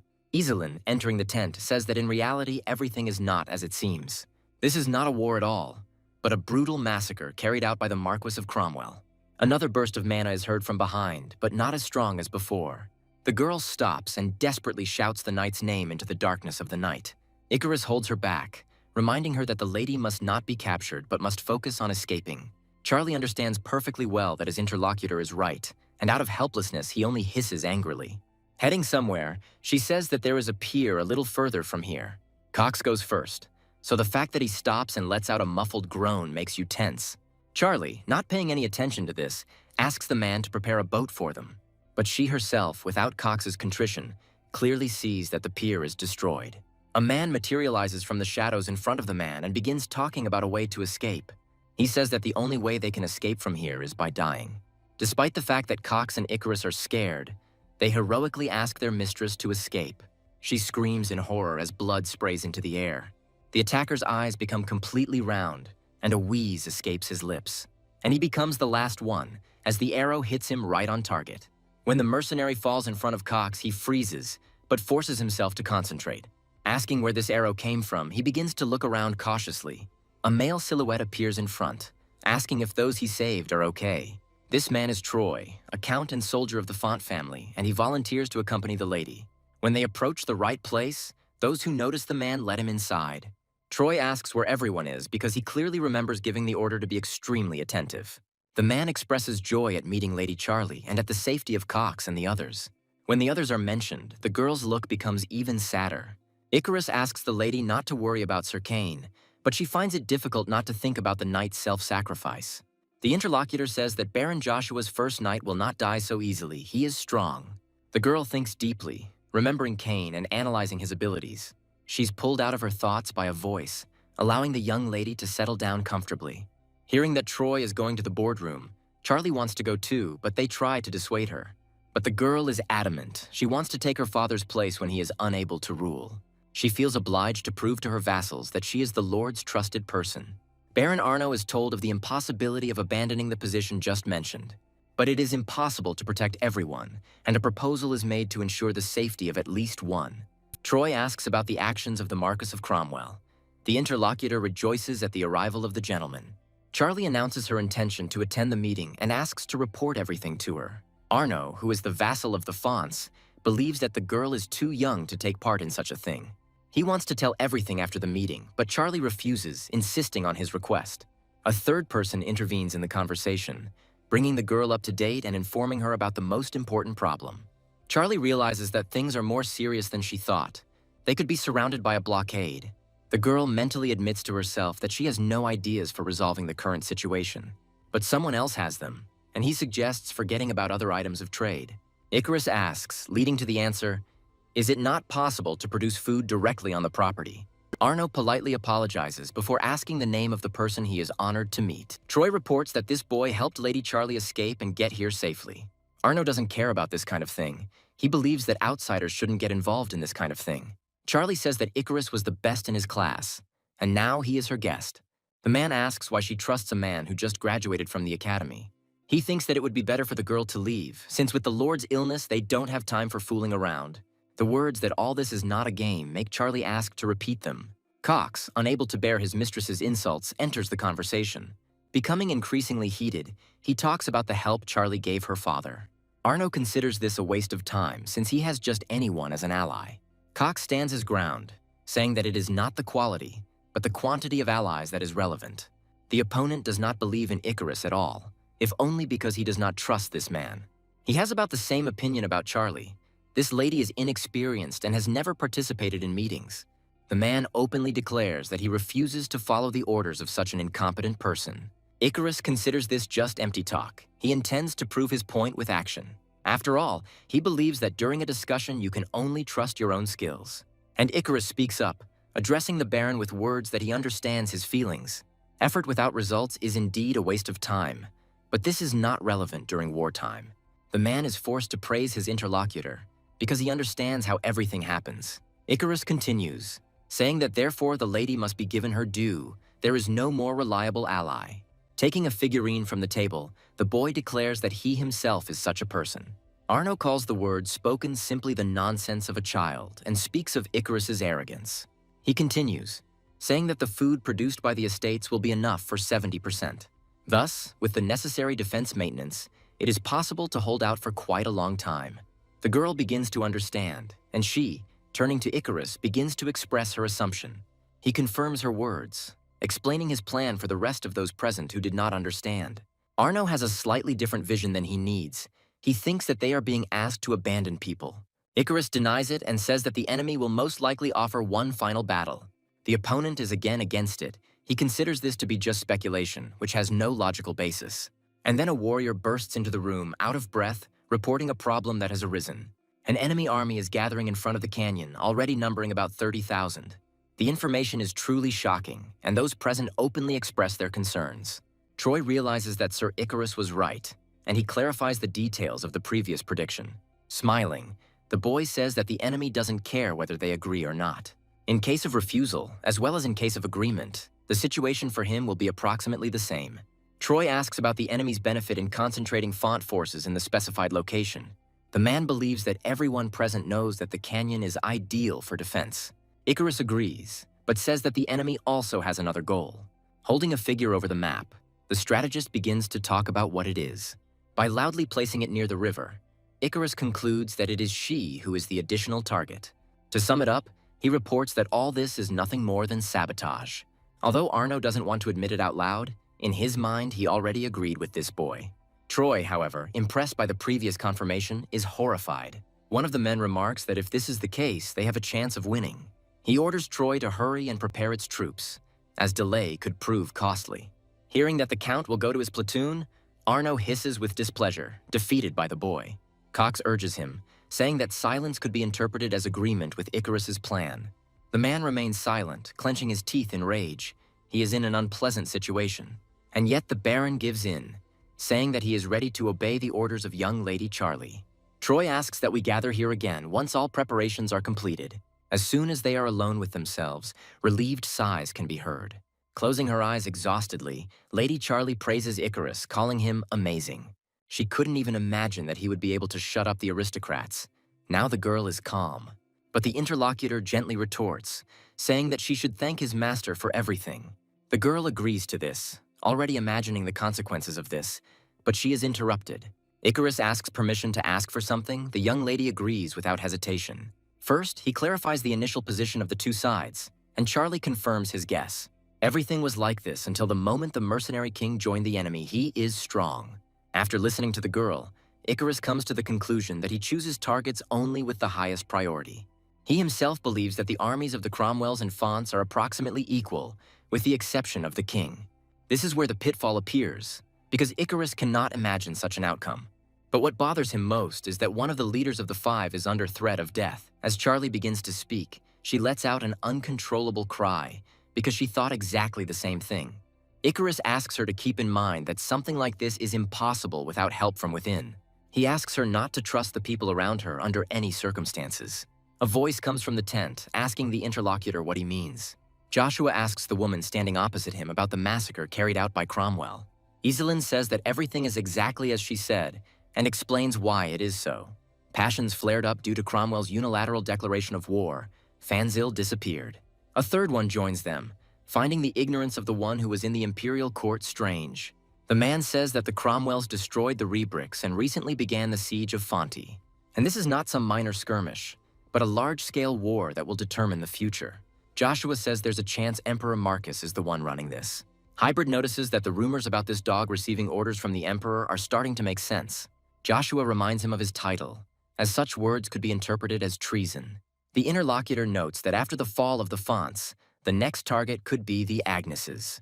He also wants to ask Baron Joshua for some personal favor. The boy is intrigued by this and asks about its specific content. The man responds without a hint of embarrassment, asking him to take care of Lady Iselin. Somewhere very close, a wolf's drawn-out howl at the moon is heard, and a tree nearby cracks. But a trained horse carries its rider, fearlessly walking over the bumps. Approaching the right place, Christian says that he could not even imagine such ruins. He is asked to stop, and the direction of travel is inquired about, since the territory is limited. The paladin says he was sent to investigate the peculiar remains by the Valbot Empire. The interlocutor asks you to refrain from making excuses and leave the territory under Avalon's control. Christian isn't going to try to prove anything to the impenetrable people, so he remains silent. He comes up with another plan, and the man leaves his mare away from that place. A grinding sound is heard from behind one of the bricks at the very bottom, after which it moves away. A scuffle is heard from the darkness, followed by the paladin's quiet curses. He wonders what this empire is thinking. He didn't even think that the ruins were being monitored like that. What's really suspicious is that the royal mages are working with the mages of the Magic Tower. Christian is curious about the connection between the Lich that appeared here and the Avalon Empire. Standing in front of Reba's castle, he tries to understand what Emperor Marcus wants to achieve with this. The door opens easily, but with a piercing, otherworldly creak. Christian carefully enters inside and carefully looks around for enemies. Listening to the outside noises, you can only hear the rustling of the swaying chandelier. Well, and besides this, the sound of the cautious but confident steps of the paladin himself. As he moves further, the man begins to think about the reliability of the old building structure, and in the pitch silence, a rustling, wheezing sound reaches the strained ear. At first, the slow source of motion begins to pick up speed. Christian places his hand on the hilt of his weapon, preparing for the upcoming skirmish. The creature appears from a completely different direction, its approach distorted by the acoustics of the hall. Assuming it is a form of ghoul, the paladin notes its impressive speed. Although he himself is no slouch, dodging the attack, the man faces another unpleasant outcome. Under the influence of the weight of both and the applied force, the floor sags and collapses. Christian doesn't have time to group himself properly, hitting his back painfully. The undead suffer the same fate, but seem unfazed, rising with a wheezing sound. And jumping sharply to his feet, he rushes at his victim, who manages to strike. It takes more effort than it should, and Christian has to fight shortness of breath. Something catches the man's eye, and he curses in annoyance at his own carelessness. Dozens of pairs of eyes are waiting for the right moment to stare at their victim and tear them to pieces. And when they finally break away, the paladin thinks that his end has come. But he is not going to give up so easily, letting out a battle cry. And the next moment, the paladin rushes forward, starting to dance among the dead. Their punches are powerful and their speed is impressive, so Christian has a hard time. He decides to take a long-range approach, using the lightning spear. The creatures are not only pushed back, but also dealt decent damage. And yet, what he sees next leaves Christian confused, refusing to believe his eyes. An anomaly occurs with the creature, suspiciously similar to healing. And then, with an unpleasant wheezing and gnashing of teeth, the undead rushes towards the enemy again. She moves in from behind, surrounding Christian from all sides and leaving no escape route. The paladin then turns to his holy sword, asking it to answer the call. The undead first wheeze questioningly, and then, hissing, begin to back away. Christian says that he is obliged to punish each of them in the name of the god Hermes. Solemnly plunging the weapon in front of him, the man calls upon the holy cross for help. The undead surrounding him, starting with the closest ones, begin to scream shrilly. Living dead are thrown in different directions, along with massive damage. Christian tries to understand how powerful the lich is, since ghouls are so drawn to holy energy. The paladin had hoped to come and sort everything out quickly and quietly, but that was no longer possible. Sharply pulling the sword aside, the man throws off the remnants of filth from it. He understands that although a scandal cannot be avoided, everything needs to be sorted out quickly. Turning to Hermes, Christian asks him to awaken the saints and find the source of evil. Breaking away from the man's hand, the created source of light begins its journey. He moves further and further, going deeper into the corridors, until he finds what was asked for. One of the figures turns halfway, and an eye sparkles from the impenetrable darkness. Christian is overcome with emotion as he tries to figure out what he's doing there. Meanwhile, a portal silently opens behind him, which the man does not notice. Tentacles burst out of it, rushing towards the target with lightning speed and causing it to scream. Christian tries to wriggle around, looking for the source from which the shoots originate, and a single curse escapes his lips as he appears before his eyes. The paladin asks in a raised voice if they really want to start a continental war. After all, this is no ordinary undead standing before him. Those like him are called Death Knights. Taking the parchment with a familiar seal from the hands of the person standing opposite, they unfold it. Having delved into what was written, the sorceress gives a silent signal to her subordinate, who reacts. Approaching the required place, he begins to cast a spell, reciting an ancient spell. And soon, in the place where there had just been emptiness, a portal appears leading to the city. Hybrid says that he will return to the castle for a short time and then go here again. He is being asked to do whatever is necessary before things get complicated, which will happen soon. He says that he will try to do everything in his power, expressing confidence in assistance. They wish the man good luck on his journey. He thanks them and gives the order to set off. Iselin notices that Joshua has not said a word, and he says that he has nothing to say. The girl has a different opinion. She asks what is the value of an artifact that is only being developed. Turning to his interlocutor, he remains silent, because she has not yet said everything. Recalling the seriousness of the situation, she does not understand why Joshua asks for so little. He says he decided that a man like Captain Aiden Hybrid could be useful. The girl is puzzled when she hears these words. She involuntarily repeats them after her interlocutor. And then she suddenly bursts out laughing, saying that she thinks Joshua is funny. Iselin promises to personally provide him with what he wants a little later, as soon as everything is over. Joshua looks away, hiding his true thoughts behind a polite smile. He asks cautiously, warning in advance how Count Rebrick disappeared.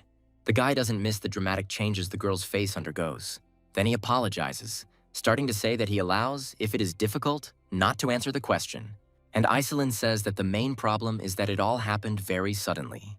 Their family estate was set on fire, and everyone, including knights and servants, could have been killed. A memory from 5 years ago involuntarily appears before the girl's eyes. Her father then asked those in charge not to allow the enemies to pass, and for the rest to run away. Iselin didn't want to leave her father then, saying that they couldn't do it.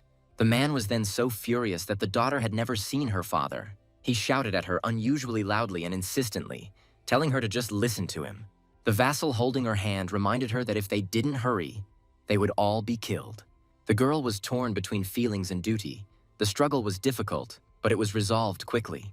Before finally putting an end to it, Iselin burst into tears, unable to hold back a sob.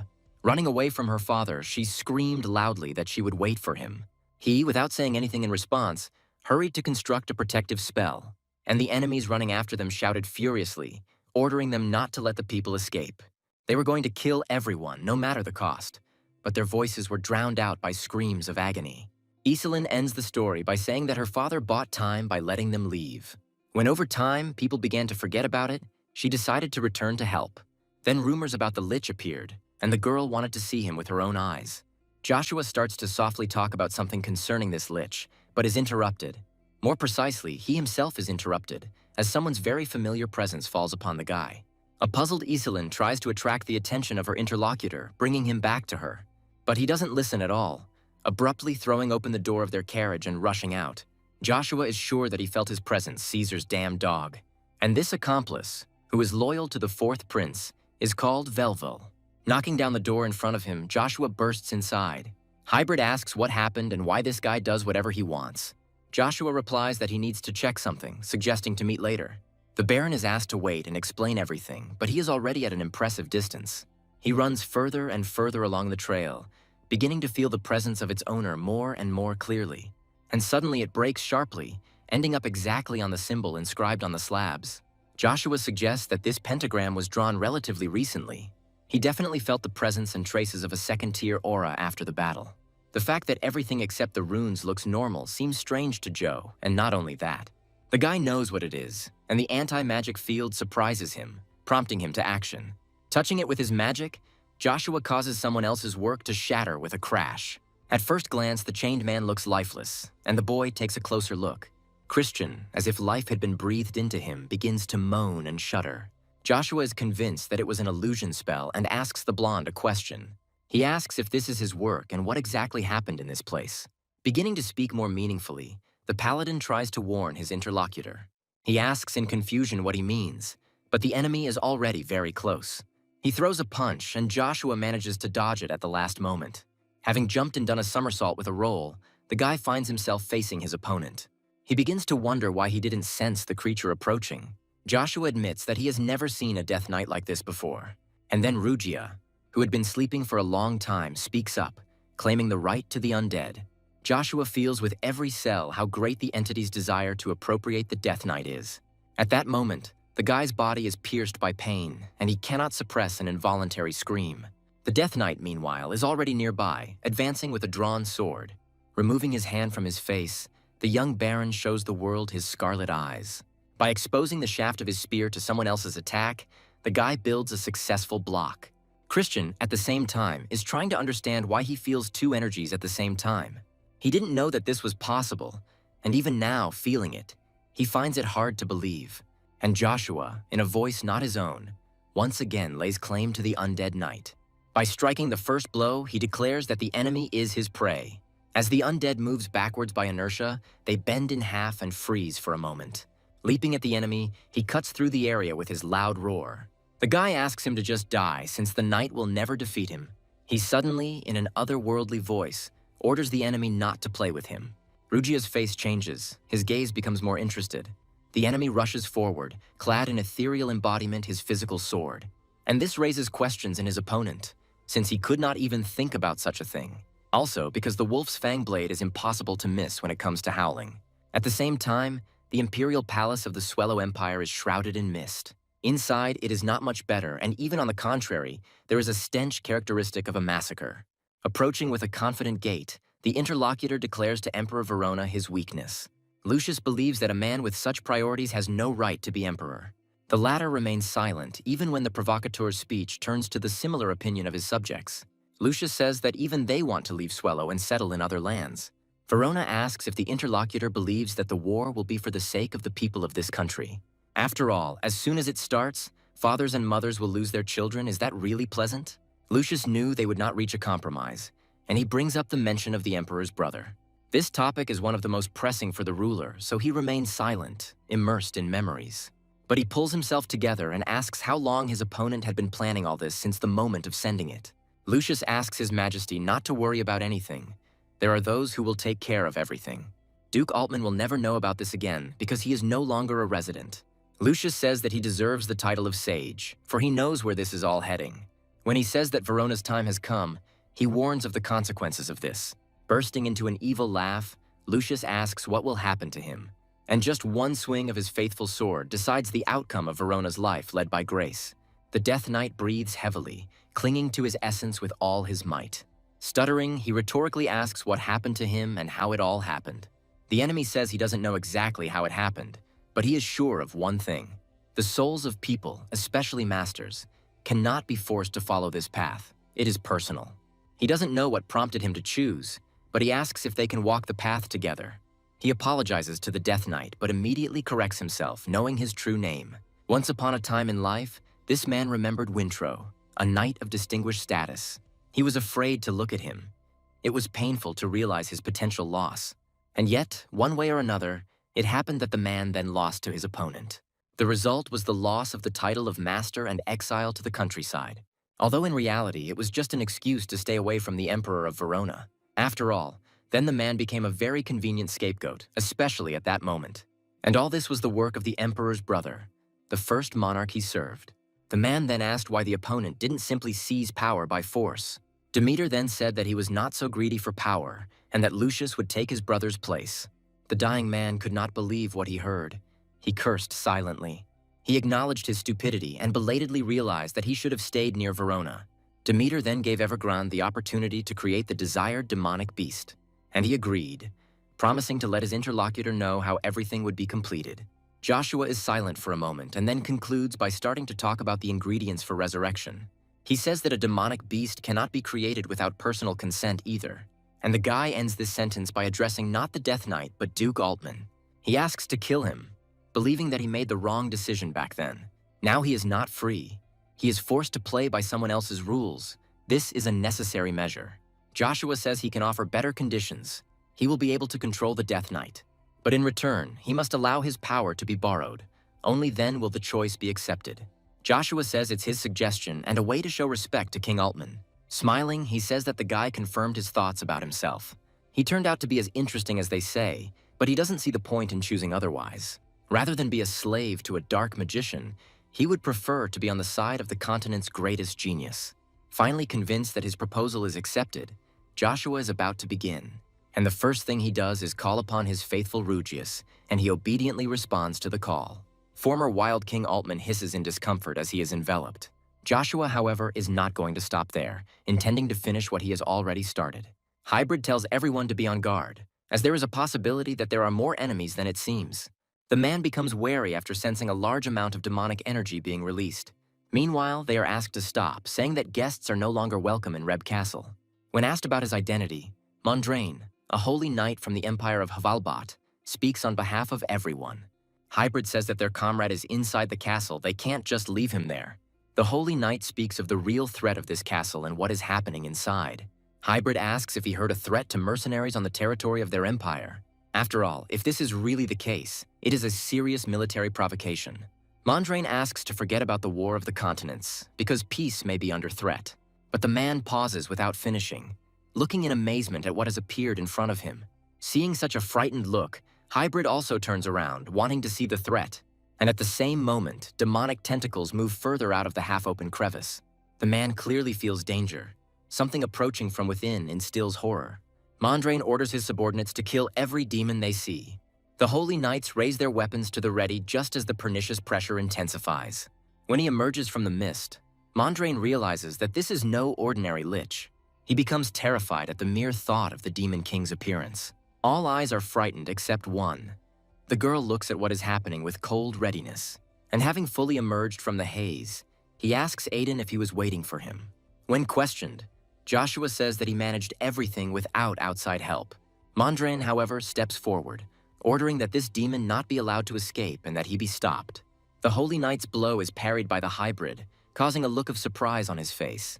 The man orders him to put down his sword, as this man is a nobleman of the Avalon Empire. The opponent talks about demonic energy emanating from him. He is clearly not human. Joe mentally addresses Ruggy, recalling his words about the measure, who retorts. Stepping forward, the saint asks them if they think something is wrong here. Seiran says that the amount of this energy would be enough to kill them all. Mondrain remarks that they don't know what this demon will do if they let him go. Then the girl offers him a compromise, to leave the choice to God. The girl offers to test this man's essence using the tear of God. She turns to Joshua himself, asking about his attitude towards such a proposal. He thinks deeply, mentally weighing the pros and cons, calculating potential options. Her voice breaks into thoughts, causing surprise and saying that deception will not be difficult. Joshua addresses his interlocutor in the same mental way, asking about her expectations for this help. The girl replies that the Baron is just her type, as handsome as they say. Rugia notes that he has never seen such an impious saint before and is eager to act. The guy refuses his interlocutor's help out loud, and her look becomes perplexed. When Joshua releases the Holy Knight, the others, seeing his face, shout out his name. They are harsh in their expressions, asking what the bastard did to Sir Christian. And Joshua, noticing movement from the Holy Knights, orders them to stand in their places. As the others shield themselves from the bright light, Seiran is shocked by the energy reversal. While she tries to understand who Joshua is, strange things begin to happen to the holy artifact. The girl tries in vain to hold him back because Tyr still manages to escape, and Joshua, who caught the artifact, says that greedy people do not deserve to use it.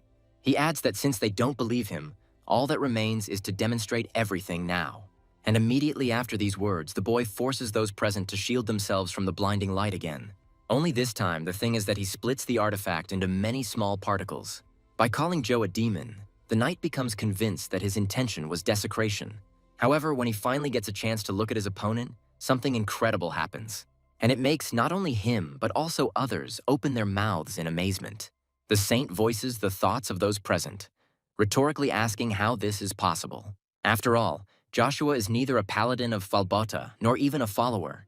The girl can't understand why the wings of Archangel Michael appeared on this guy, and Joe replies that he is neither a beast nor a demon, as the holy knights consider him to be.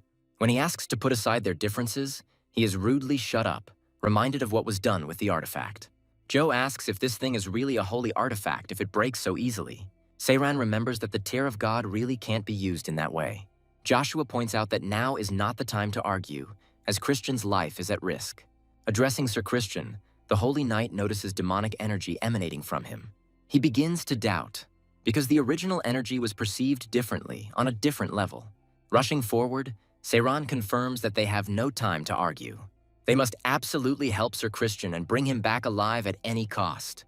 Otherwise, they won't be able to look Sir Sebastian and Priest Harold in the eyes. They immediately rush to the girl's aid, also giving advice, instantly rethinking what was happening. The saint thinks that Sir Mondrain should go with the others, but he has doubts. In response to cautious objections, the girl reminds her interlocutor about Mikhail's wings she saw. The Holy Knight quietly confirms that he saw them with his own eyes. Seiran tries to convince him that by disobeying he will go against the will of their lord. These words have a sobering effect on the knight, instantly changing his point of view. Saying that he understands everything, Mondrain agrees to maintain a strategic retreat for now. Joshua smiles secretly, quietly rejoicing that his plan has succeeded. The girl again addresses him telepathically, starting to talk about his trick. She believes that fate will bring them together again, causing their paths to cross again. Rugia, meanwhile, is indignant about the abundance of holy energy that she had to absorb. Joshua thinks about how he learned about his ability to control demonic energy. The hybrid who approached him interrupted his thoughts with a question about what just happened. Joshua promises to explain everything, but only when they return. They still need to get the money. At the Magic Tower, they ask why their mages were sent to the Avalon Empire.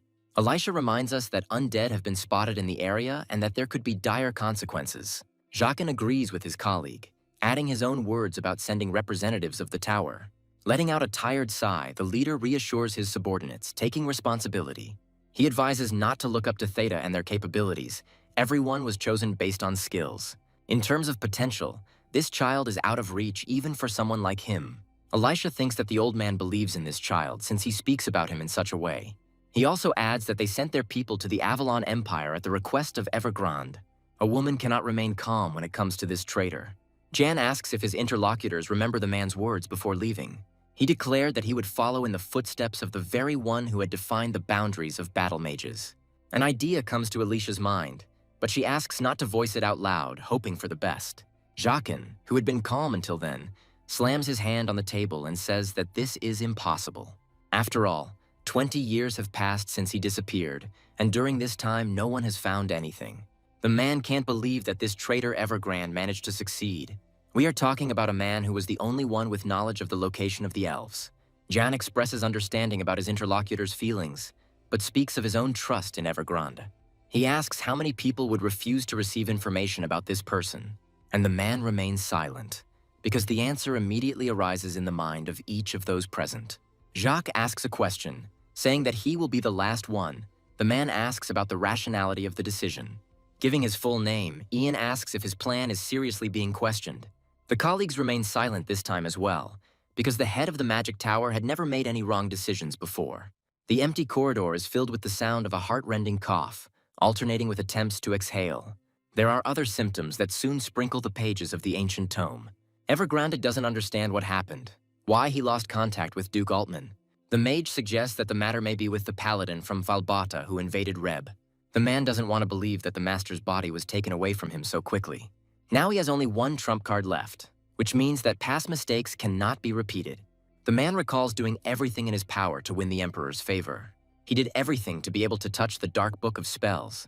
Evergrande is not going to tolerate any more fiascos like what happened this time. As he lifts the lid, he tells his interlocutor that he will allow him to return to this world.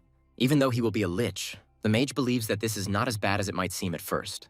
The man Evergrande is addressing is none other than Zeev Dik Orbis. But the magician doesn't like the old name.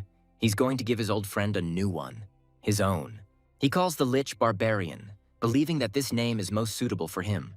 By giving the seal, Hybrid says that they managed to find out the truth about the lich and defeat the demon. And all this is thanks to Joshua, he thanks, but considers the award presented to be rather strange. He also finds it no less strange that Iselin is loading her things onto his horse. The girl reminds the Baron of his request, saying that she does not have all the necessary components. When she says that Joe should protect her from the Cromwells, the guy laughs nervously, remembering. Hybrid suggests going to Reinhardt immediately, and the Baron is surprised by this too. When asked the corresponding question, the man says that he also has something to prove. The interlocutor is surprised by this formulation and inertially asks again. By calling on Levon, the man creates ambiguous thoughts in Joshua's head. The guy remembers that one of his abilities is changing his appearance, and now he can see the true form of Captain Aiden, which was hidden by Levon. The man asks Joe if he thinks he is now worthy of taking part in the battle. In the Cromwell Assembly Hall, a man asks if they shouldn't have won. Gever, the head of the family, indignantly asks how the enemy can withstand their onslaught. They tell him that they are sure that the head of Font needs urgent medical attention. But for some unknown reason, the genius Icarus helps the enemy, and this may be the reason. This is especially true of the sabotage plan, which was uncovered, depriving the army of its advantage. Attempts to smooth over the situation with a proposal are cut short by a stern order to remain silent. The head of the family orders that new plans be developed immediately. Losing to a child would be simply ridiculous. He is offered to turn to the king of mercenaries because the situation is getting worse. Gever believes that the Fonts no longer have a leader, which makes the request for help pathetic. Plus, Emperor Marcus will try to recruit the mercenary king as his servant. This means that another way to reach the coveted canyon is needed. A warrior bursts into the hall, announcing an urgent message to those present. The soldiers who intercepted the Font's supply lines were killed, and Gevger is stunned by the news. He can't imagine that those soldiers could lose to ordinary workers. Meanwhile, the cloaked figure involved in this is watching the result of the plan's implementation. People are told to keep in line, not to be afraid, and to protect all supplies at the cost of their own lives. And the enemy commander gives the order to deal with all the trash from Fonti. And his subordinates, having heard the cherished words, deal with their opponents without mercy. The Font people are worried about the leakage of information, but at the same time, they desperately want to live. One of the men's eyes widen as he sees a new figure in front of him, and the magician, throwing forward the magic staff, constructs a spell for the fireball. They decide to run in all directions, because if they remain standing like this, they will burn alive. Meanwhile, a mysterious figure in a cloak flashes before my eyes, starting to move with lightning speed. While protecting one side from the enemy, she selflessly protects the other. The Font people are amazed that their defender was able to repel the fire without using mana. The stranger says that he is here to protect them, and they ask him about the reason for his help. And the guy, getting rid of the veil of his anonymity, introduces himself. Additionally, the Canyon Reaper says that he is only following the orders of his master, Joshua. Watching the last drop fall from the neck of the vessel, Icarus exhales tiredly. He believes that the implementation of the plan is being delayed, which is starting to make the guy nervous. The interlocutor believes that they are starting to catch up, causing the opponent to ask a clarifying question. Arno is confident that the enemy learned of their supply routes and began to block them. Icarus reminds them that only they know about this, and that exposure can mean only one thing. The man asks to clarify, meaning that his interlocutor dares to call him an enemy spy. Arno says that although the peasant may not understand, the nobles are very concerned about their honor. They all confirm their loyalty to the Font family. No one would dare to betray them. The man says he also has questions, for example, about getting closer to Lady Charlie. The words about Icarus wanting to use her to become the Duke of Font are irritating. The man looks at the guy, ready to say those very words, but doesn't have time. They report the arrival of supplies and tell them to open the gates, but also to be on guard. Arno finally advises his interlocutor to be more mindful of what he is doing, and also warns that many people here will not let an unwanted guest out of their sight. Charlie gives orders to transfer the wounded and distribute supplies to those in need. The lady asks to let her help because she is tired. The girl thanks the volunteer. Icarus asks what happened and why there are so many wounded. Charlie recounts the news. The guy becomes increasingly convinced that the enemy was aware of the enemy's trajectory. And then a voice is heard from behind, announcing that it was he who helped the warriors survive. Kane does not hesitate to express his own praise, listing his achievements. His friends are happy to see him despite this, but the guy continues to maintain the image he created for himself. But what he sees makes him feel embarrassed and raises characteristic questions in his head. Charlie expresses deep joy, admitting that they tried to contact but were unable to. Arno cautiously inquires about the knight's identity, asking if he can be trusted. Charlie says that this is the one she was talking about, and the man dryly expresses joy. Kane asks why he is so nervous, and Icarus restrainedly offers to greet the commander. The sounds of a trumpet and the approaching clatter of hooves attract everyone's attention. Even before dismounting, the messenger reports the news that the river has been frozen. This makes it easier for the enemy to move, having already begun moving towards Fonts. The man throws the weapon over his shoulder and bursts into barking laughter. He jubilantly places his foot on the frozen water, marking the beginning of the journey. The mercenary king orders his dogs to rob Fonts completely. Those who were just waiting for a signal from their leader rush towards the castle with a war cry. In Reinhard, at the Temple of Hermes, they inquire about Sir Christian's condition.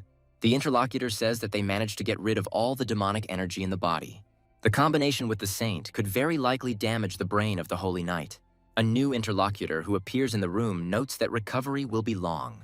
High Priest Harold expresses hope that Chris will be able to get back on his feet. One of the interlocutors suggests that the group stage of the battle will have to be abandoned. Harold says the priority is Sir Christian's recovery, then the tournament. And he changes the subject, talking about the saint's story about seeing Michael's wings. Mondrain confirms this, also mentioning the name of the one from whom the holy energy emanated. But the man still doesn't believe it, because Joshua was also emitting demonic energy. Harold says that these energies are incompatible in one body, and Christian is an example of this. However, if the Baron did find a loophole, his power would be beyond the comprehension of ordinary people. Mondrain can't believe his ears, assuming that the boy has reached the level of a godlike being. The priest denies this, believing that he was not the source of the demonic energy. Although he doesn't know what kind of energy it was, Michael's wings are a great opportunity for the Order. After all, of the 7 archangels, Michael, called the God of War, is considered the most powerful. Because right now the main problem is not the battle of the masters, but the threat. After some time of walking in silence, Hybrid finally breaks it. He asks his companion if she finds the festival amazing, and she answers hesitantly. The man asks if the girl is upset that Joshua went on urgent business. And then Iselin breaks down. She is indignant about the fact that the guy is so frivolous. Meanwhile, people notice the mighty Asker, the second greatest mercenary. Iselin considers his companion to be quite famous, and he apologizes for the inconvenience. A cry reaches the man's ears, announcing Wintrow's appearance. The townspeople begin to chant the title of their prince, giving him praise, and the guard orders that the distinguished knight be greeted with all due honors. Iselin says that he is also famous, and his interlocutor smirks, reminding him of his title. The man considers Wintrow to be the complete opposite of the girl, but she's not a knight either. And the prince, to their amazement, turns to the hybrid, calling him an even greater monster. When the man calls him the second mercenary, his voice is filled with hostility. The opponent doesn't intend to put on a show here, so he simply remains silent. But Wintrow doesn't like this, but he chuckles thoughtfully and moves forward. And moving in a royal manner, he asks the hybrid to let him pass further. The man belatedly comes to his senses and, in a hurry to correct himself, speaks up. He asks Prince Wintrow to forgive them and says that it is an honor for them to meet him. The man says that this meeting made him realize that he had the wrong opinion about him. Wintrow even slows down, allowing him to reward his opponent with a condescending grin. And he says that he eagerly awaits the day when they will cross their blades. Meanwhile, more and more people are gathering for the Battle of the Masters draw in Reinhard. There is talk that there has never been a battle on a larger scale than the current one. According to the rules of small talk, this is the most relevant topic for discussion. But there are those in the room who do not intend to be guided by dry etiquette alone. Politely coughing, the man announces that the drawing of lots will begin in 30 minutes. He asks that a replacement representative be prepared as soon as possible if there are no candidates. Sonia Moon Terra, princess and representative of Terra, expresses joy at the anticipation of the beginning. Lord Luck suggests that this is the girl's first time at such an event. A mercenary representative says he is one of the few representatives with experience. Sonia asks him about his opinion about the winner. He agrees with the girl about the favorite. The interlocutor considers him to be on a completely different level than all the other masters. The two unanimously say that they can't listen to this anymore, and the girl is surprised by this. Representatives of the Swello Empire, Jesur and Asur Logan, do not approve of the princess's favorite, and she says that she doesn't want to hear anything from them, because they lost to Prince Wintro. The girl tells them to stop and apologize immediately, but the guys don't consider themselves wrong. They intervene in the verbal altercation, offering to end it as quickly as possible. The princess is not happy with this outcome. She moans stubbornly and childishly. Geminis are of approximately the same opinion, but behave more reservedly. The mercenary representative awkwardly changes the subject, suggesting that the warring parties look at their watches. But Avalon's representative has not yet shown up, which could mean that the application for participation will be rejected. Lax suggests that the Empire decided to send the Baron's older brother Babylon instead. But the guy suddenly stops with a start when he hears rhythmic steps coming towards him. At the sight of the look of the one I just dared to mention, everything inside me turns cold, and Babylon rudely asks who dared to say that they are brothers. The mercenary representative stutters and apologizes for the misunderstanding, and the blonde man scares him. At the same moment, the doors open and the herald announces the names of those who have arrived and their statuses. Seeing Asker, those present cannot contain their admiration, but Wintro is also loved. The twins don't like this, and the person standing next to them advises them not to speak ill of the mighty Asker.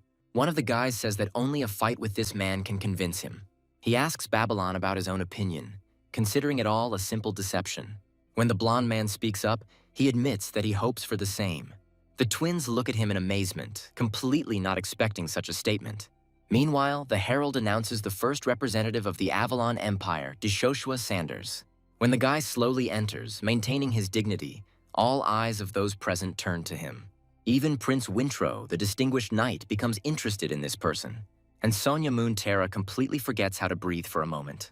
Geminis cannot bring themselves to connect the name of this person with his appearance. Sonia believes that even though Joshua is young, he is definitely not inferior to Wintro and Asker. The Baron himself slows down at the sight of the one with whom he had just crossed eyes. Babylon's gaze is fixed squarely on his brother. He stops noticing those gathered around. Inside him, in his head, there is a primordial storm that can hardly be calmed. Joshua understands his brother's feelings, practically reading them on his face, and exhales heavily. And the guy walks past, just like the blonde guy, without saying a word to his opponent. Somehow, Babylon manages to contain the storm within itself. Hybrid makes fun of his friend, who good-naturedly returns the teasing. Meanwhile, the presenter addresses all representatives and members of the families, asking for their attention. Before the draw, he plans to explain the format of the upcoming event. The box contains balls with the numbers of the Battle of Masters participants written on them. The position of each will depend on the number on the drawn ball. So the couples will compete with each other, but due to odd numbers, the last participant is eliminated. The most important thing is that the master title will not be given according to each battle.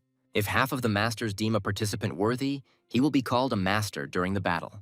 To ensure fair judging, 3 masters from the Empire and 3 independent masters were invited. As soon as the presenter asks questions, a man's hand rises into the air. Hybrid asks about the rewards for the winner. He is told that they will be as before. The winner of the event will have the right to challenge the superhumans or one of the stars. For Babylon, this information is new, and he is mentally amazed by it. And the presenter adds that the winner of this battle will receive the Hammer of Naga as a reward. These same words become news to the rest of those present. Wintro is one of them too, because it changes everything, and it's even better this way. But this also means that the winner of this Battle of Masters will become the owner of Reinhard. This neutral city does not belong to any country, but is incredibly profitable. Wintro believes that if he becomes the winner, Swallow will no longer be a hindrance to him. The presenter suggests getting down to business and finally starting to draw your lot. Sonia, like a true lady, is let to the front of the line, full of enthusiasm as she pulls out the ball. Hybrid follows her, and although the man is outwardly calm, he's a little worried on the inside. Wintro, on the other hand, is filled with cold confidence when he plunges his hand into the dark box. Babylon, as usual, finds it difficult to contain his feelings, but he manages to cope. Lord Joshua ends up being the one who is sorting into groups. He is extremely calm. A little later, the host presents the final tournament bracket to the participants. Spectators are rooting for their favorites. already imagining how intense the battle will be. As if it were a setup, Wintra will be fought against the mighty Asker. Although the pairing will be difficult, Sonia is comforted by the thought that the battle will be between magicians. And yet, the girl considers it wrong to confront the 7th mage of the Magic Tower. And Teta says that he wanted Code Zero because magic duels irritate him. Gemini expresses confidence that there will be something to see today. One of them considers it a shame to lose to a commoner of unknown origin. The princess asks if the brothers are tired of talking about such topics all day. They don't think so at all, unlike the fact that apples don't ripen that easily. Another person joins the conversation, finding the analogy of these wits amusing, and they flare up. And Lilia notes that these are just social constructs and the perception of dishonest people. Geminis don't find it funny, asking if it's wrong to call a spade a spade. Then the paladin says that apples can be of different colors. That's what she means. Lily believes that these two are not capable of defeating any person here. Not now, not ever. The boys flare up, saying that they will not tolerate such a thing even for the inhabitants of the Empire. The presenter, drawing attention to himself, asks everyone to be ready for the matches in 2 days. In addition, he asks that the results of the draw be communicated to his trusted persons. Participants who are late will be disqualified immediately. As they leave, the twins suggest that they soon find out which of them is right. Sonia mentally admires Lilia, understanding why she received such a nickname. Switching his friend's attention to another source, Hybrid asks him to evaluate it. Before Joe could even open his mouth, he had allies and beauties at that.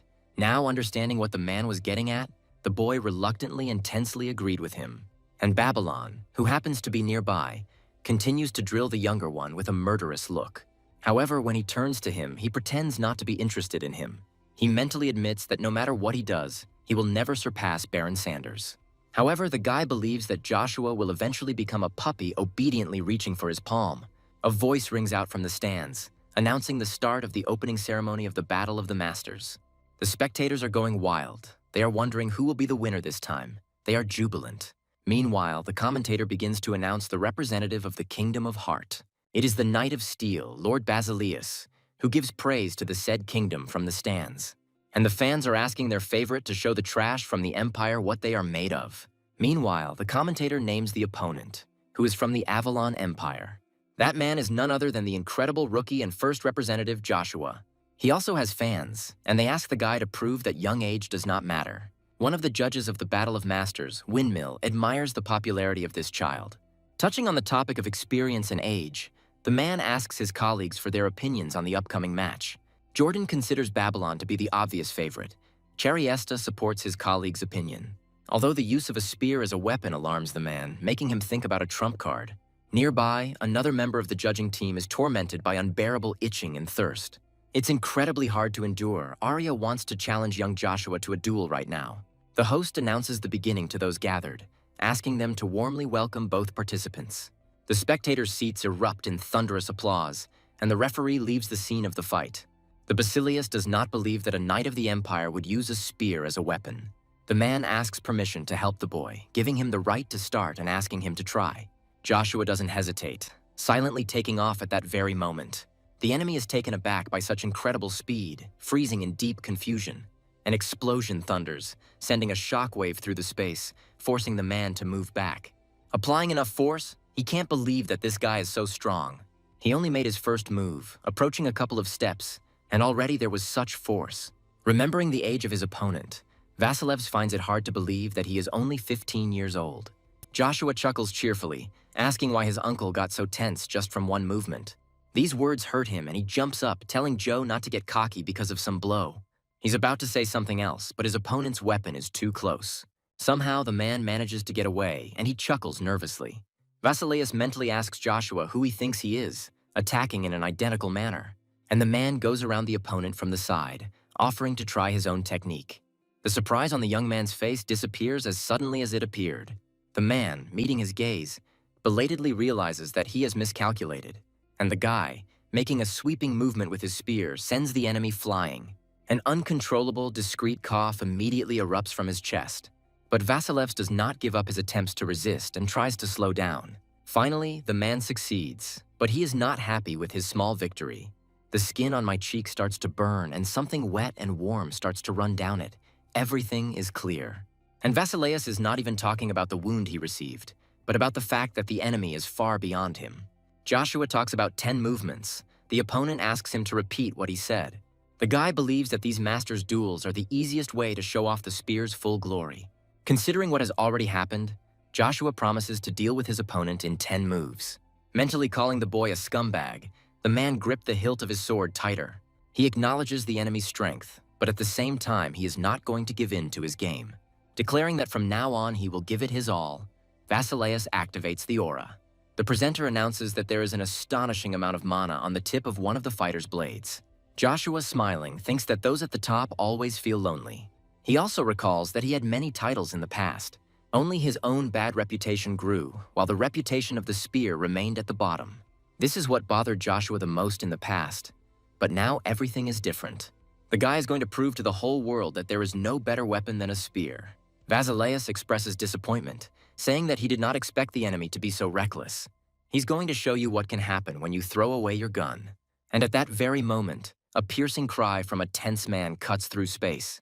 The announcer announces that Lord Basileus has managed to deflect Lord Joshua's spear, and then Lord Vasilevs immediately rushed towards Lord Joshua. Since Lord Joshua currently has no weapons, the current situation is extremely dangerous. The speaker wonders if the young man's path will really end right now at the hands of Lord Basileus. Finding himself very close, the aforementioned one shouts to the enemy that it's all over. But the incredible happens. Joshua catches the spear with a loud thud as it fits comfortably in his hand. With a satisfied grin, the guy says that not everything is as simple as it seems at first glance. But Vasilevs does not give up, which he informs his opponent. He is no fool either. While saying that he will surpass his opponent, the man strikes the ladder. Another explosion, no less powerful than the previous one, envelops space. If it weren't for the protective barrier, the spectators in the stands would have had a hard time. Arya's stomach turns from the realization of this. He groans at the top of his voice, causing confusion among his colleagues. The referee notes that the entire arena was covered by an incredible explosion, and he is concerned about one question. Who remained the winner among these ruins and smoke? The one who managed to strike, or the one who anticipated it? The man adds that everyone will be able to find out as soon as the smoke clears. Hidden from the view of his spectators, Joshua asks if his opponent wants to continue. He groans vaguely in response, but finds the strength to voice what's on his mind. At the mercy of the spear and its owner, Basileus admits his defeat. And when the smoke clears, the crowd starts to cheer as Joshua's win is announced. The guy's fans continuously chant their hero's name, making him smile. And the host asks the judges if they have anything to say about this, asking for a verdict. Windmill believes that Vasilev's defeat is obvious to everyone. He couldn't do anything. And the man votes to grant Lord Joshua Sanders the title of Battlemaster. The decision is made unanimously by the judges, despite Arius's excited antics. He thinks about how he's been waiting all these 5 years for Joshua to reach his peak. The man can no longer restrain himself from allowing a fleeting thought about Agnes and Marcus. And despite his condition, Arius says that he agrees to give Joshua the title of Master. As the guy walks past the fans, they encourage him with words of support. Rugia laughs, satisfied that everyone is happy, supposedly over a mere trifle. Joshua's words about the joy that is expected at the festival irritate the entity because of the injustice. Having noticed the spear, people begin to admire it, expressing a desire to have one for themselves. Rugia basks in the rays of her own greatness, feeling at home in them like a fish in water. Lord Joshua is approached, causing him to turn around to congratulate him on his first victory. The girl finds this side of the guy quite surprising, considering his mood to be good. Joe asks his interlocutor not to address him as Lord, since he is no longer part of the Agnes. Iceland suggests calling him Baron Sanders, but the boy asks to be called by his first name. The girl is embarrassed and tries to object, but Joshua gently interrupts her with a touch on the shoulder. He says that he considers them friends, so this kind of treatment is more than normal. The girl is seduced by these words, since she did not even dare to hope for them. Joshua changes the subject by asking why Iceland is alone, and she can't help but feel flustered. Speaking about Hybrid, the girl says that he is worried about the upcoming battle with Wintro. Joshua recalls that before his reincarnation, the latter became one of the superhumans and the Nine. Although Hybrid is unaware of such an outcome, he is still nervous, sensing Wintro's aura. Bronto's power reacts to this man's magma, and Joshua himself feels something like this for the first time. Iselin brings the guy out of his thoughts by asking permission to ask him a question. The girl asks what Joshua knows about the relationship between Axler and Bagration. The conversation is interrupted by a man who teases the boy and asks about their potential confrontation. In response to the man's confidence, Joshua asks him if he himself is too self-confident. Hybrid believes that if you truly believe, no obstacles will become an obstacle. And he asks what the two were talking about. Was it really about the artifact? Joe is surprised, asking about its readiness. The hybrid chuckles nastily, saying that the boy needs to be measured to complete the process. Iselin is confused by the words and phrases the man used to convey the information. Joshua allows you to come into his room tonight to do this deed. And his interlocutors, absent-mindedly saying goodbye to the guy, are amazed by the openness of this man. A male voice comes from inside, its owner admiring the 15-year-old's talents. He is confident that in just 5 years, no one in the world will be able to stop Joshua Sanders. The man's interlocutor assumes that this guy is from Avalon, despite the previous results. The presence of such a powerful warrior in the Empire changes everything, and the balance will soon be destroyed. A third person enters the conversation, agreeing with the words of the previous one, because many people want this. And what scares him most are those who will not be content with dreams alone. The question arises whether it would be better to get rid of the Baron if everything started because of him. Carefully closing the door behind her, Iselin turns slowly to look around. Joshua allows her to hang up her coat and make herself at home, and the girl agrees. She finds amazing what she once thought impossible when she was alone with a guy. Joshua ignores this, offering to continue where they left off last time. The girl asks if he means their conversation about Axler and the mercenary king Bagration. The guy confirms these words, not understanding why Iselin should stay near the mercenary. Joe finds the mercenary hierarchy enviable, despite the prejudices against it. Their own system is divided into silver and gold ranks depending on skills. The boy relates Bagration to the title of king of the country, noting that Hybrid spoke out against it. This is expressed in the fact that the man helps the last of the Rebrick family, ignoring the king. Iselin agrees that Axler despises him, believing that Bagration is destroying the mercenaries. The girl talks about rumors that the mercenary king and the emperor have some connection. She believes that covering this up with a request is too suspicious. Joe believes that the actions of mercenaries should be neutral, but the king does otherwise. The guy suddenly agrees to help, assuming that Iselin called him for this. To the surprised exclamation, he again repeats the words that they are friends. The girl is amazed, almost as much as the first time, and mentally feels great gratitude. After her lips stretch into a smile, Iselin begins to speak. She reports that Axler is going to win the battle in order to challenge Bagration to a duel. Joshua clarifies if she wants him to win and then challenge the mercenary king. Actively denying this, Iselin says that on the contrary, she wants Joshua to avoid Bagration. Tears well up in her eyes when she says that she no longer wants to lose loved ones. She talks about wanting to forget everything and move on as Joshua hugs her. He assumes she was very scared and promises to keep that in mind. The girl cries out loud, hearing the words that she will never lose anyone again. They stand like this for a very long time, silently, until Iselin stops shaking. Then Joshua asks her if she can now loosen her grip and let him go. The girl jumps back, talking about the promise, and the guy suggests waiting until the end of the battle. Iselin is surprised by this guy's straightforwardness, asking again about getting down to business. And then she screams out, asking why Joshua started to undress. He reminds his interlocutor that she wanted to take measurements for Levon. It's more convenient that way. Iselin says that he doesn't need to do anything. She can take care of everything herself. Then Joshua says that in this case, he completely entrusts himself into her hands. The announcer announces that the arena is hosting its first mage versus mage battle. On the 4th day of the Battle of Masters, the same thing will happen as in the Continental Magic battles. And while the spectators are in a frenzy, wanting to see the spectacle as soon as possible, they come out. Yawning with boredom, one of the opponents openly declares his laziness to fight. Instead of fighting, Teta suggests deciding everything with rock, paper, scissors. But his opponent suggests something else, so that his opponent would give up before being disgraced. Teta is amazed that this guy can use all types of magic at once. Joshua addresses the Soul Giver to Darkness, the wielder of the Wolf's Fang Blade. The summoner asks the King of Men to show himself to this world, and he obeys. The knight asks what's going on, and Joe says he needs something from him. The interlocutor asks to continue, since he had already sworn allegiance to Baron Sanders. Speaking of allies at the Fawn's estate, Joshua asks to go there and help. Meanwhile, Teta, kneeling on the ground, is about to erect a stone wall. At first, it seems that his plan is successful, but expectations turn out to be different from reality. The dense stone cracks almost immediately under the impact of a powerful shockwave. Theta reminds us that this is just a competition, not a fight to the death. Stell says he's seen enough people who aren't vigilant enough. He says he's not going to lose like all those who came home with nothing. and the man produces a fire flash, forcing the opponent to tense up even more. But he quickly pulls himself together, asking if Stell really thinks participation is voluntary. The boy mentally adds that all this is happening because of the damn Code Zero, and his opponent remains relentless, dousing his opponent with a new batch of heat. The commentator notes the amazing actions of the power mage of the Kingdom of Terra. The audience excitedly cheers on both Stella and the Magic Tower participant.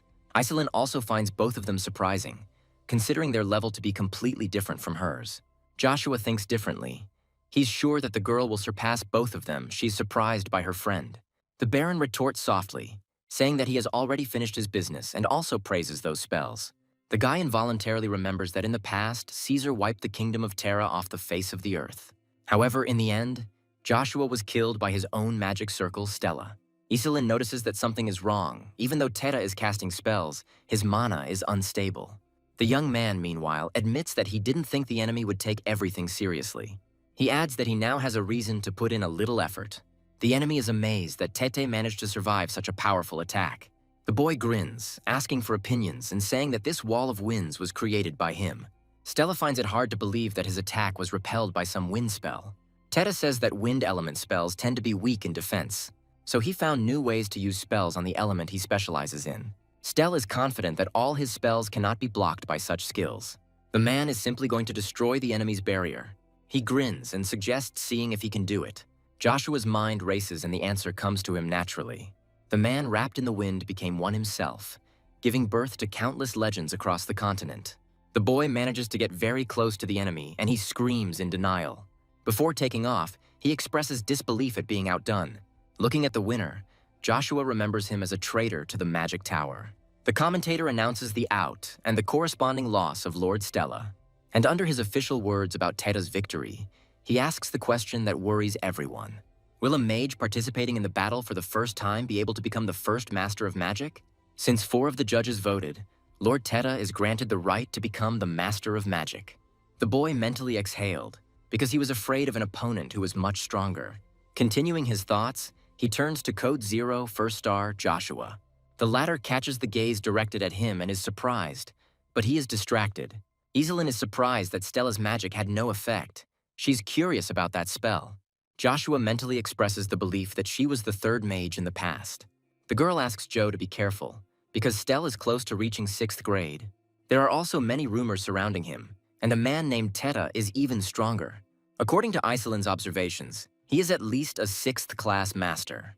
Joe says that in moments like these, he truly feels like a martial artist.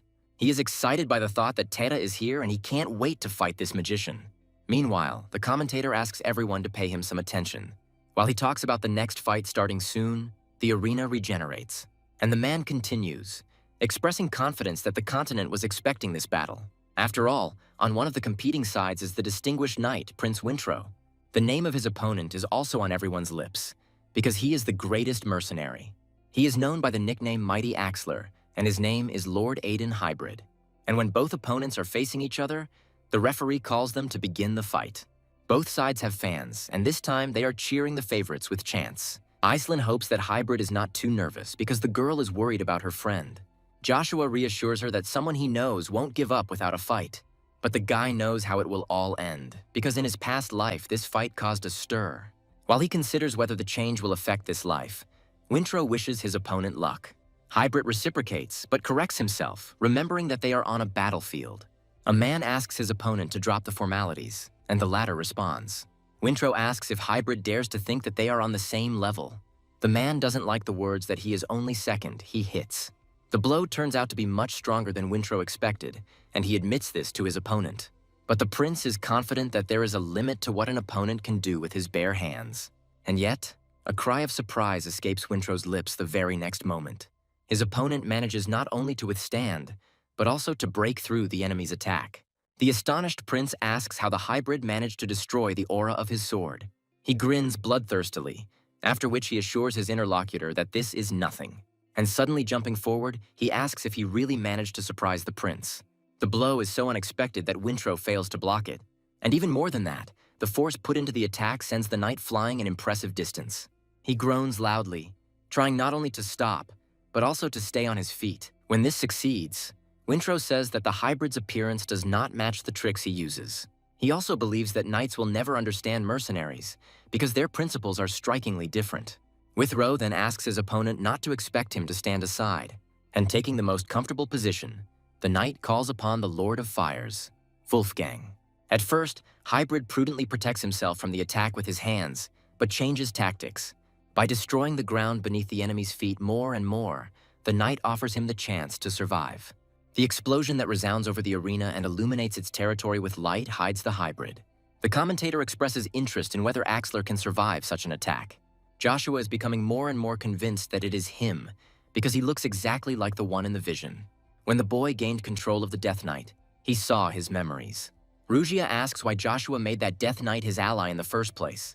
After all, the further he moves away from his owner, the more he begins to weaken. Unable to bear the entity's ridicule, the boy reacts, causing Iselin's bewilderment with his behavior. The girl thinks that this is because she began to suppress the heat from the arena with her cold.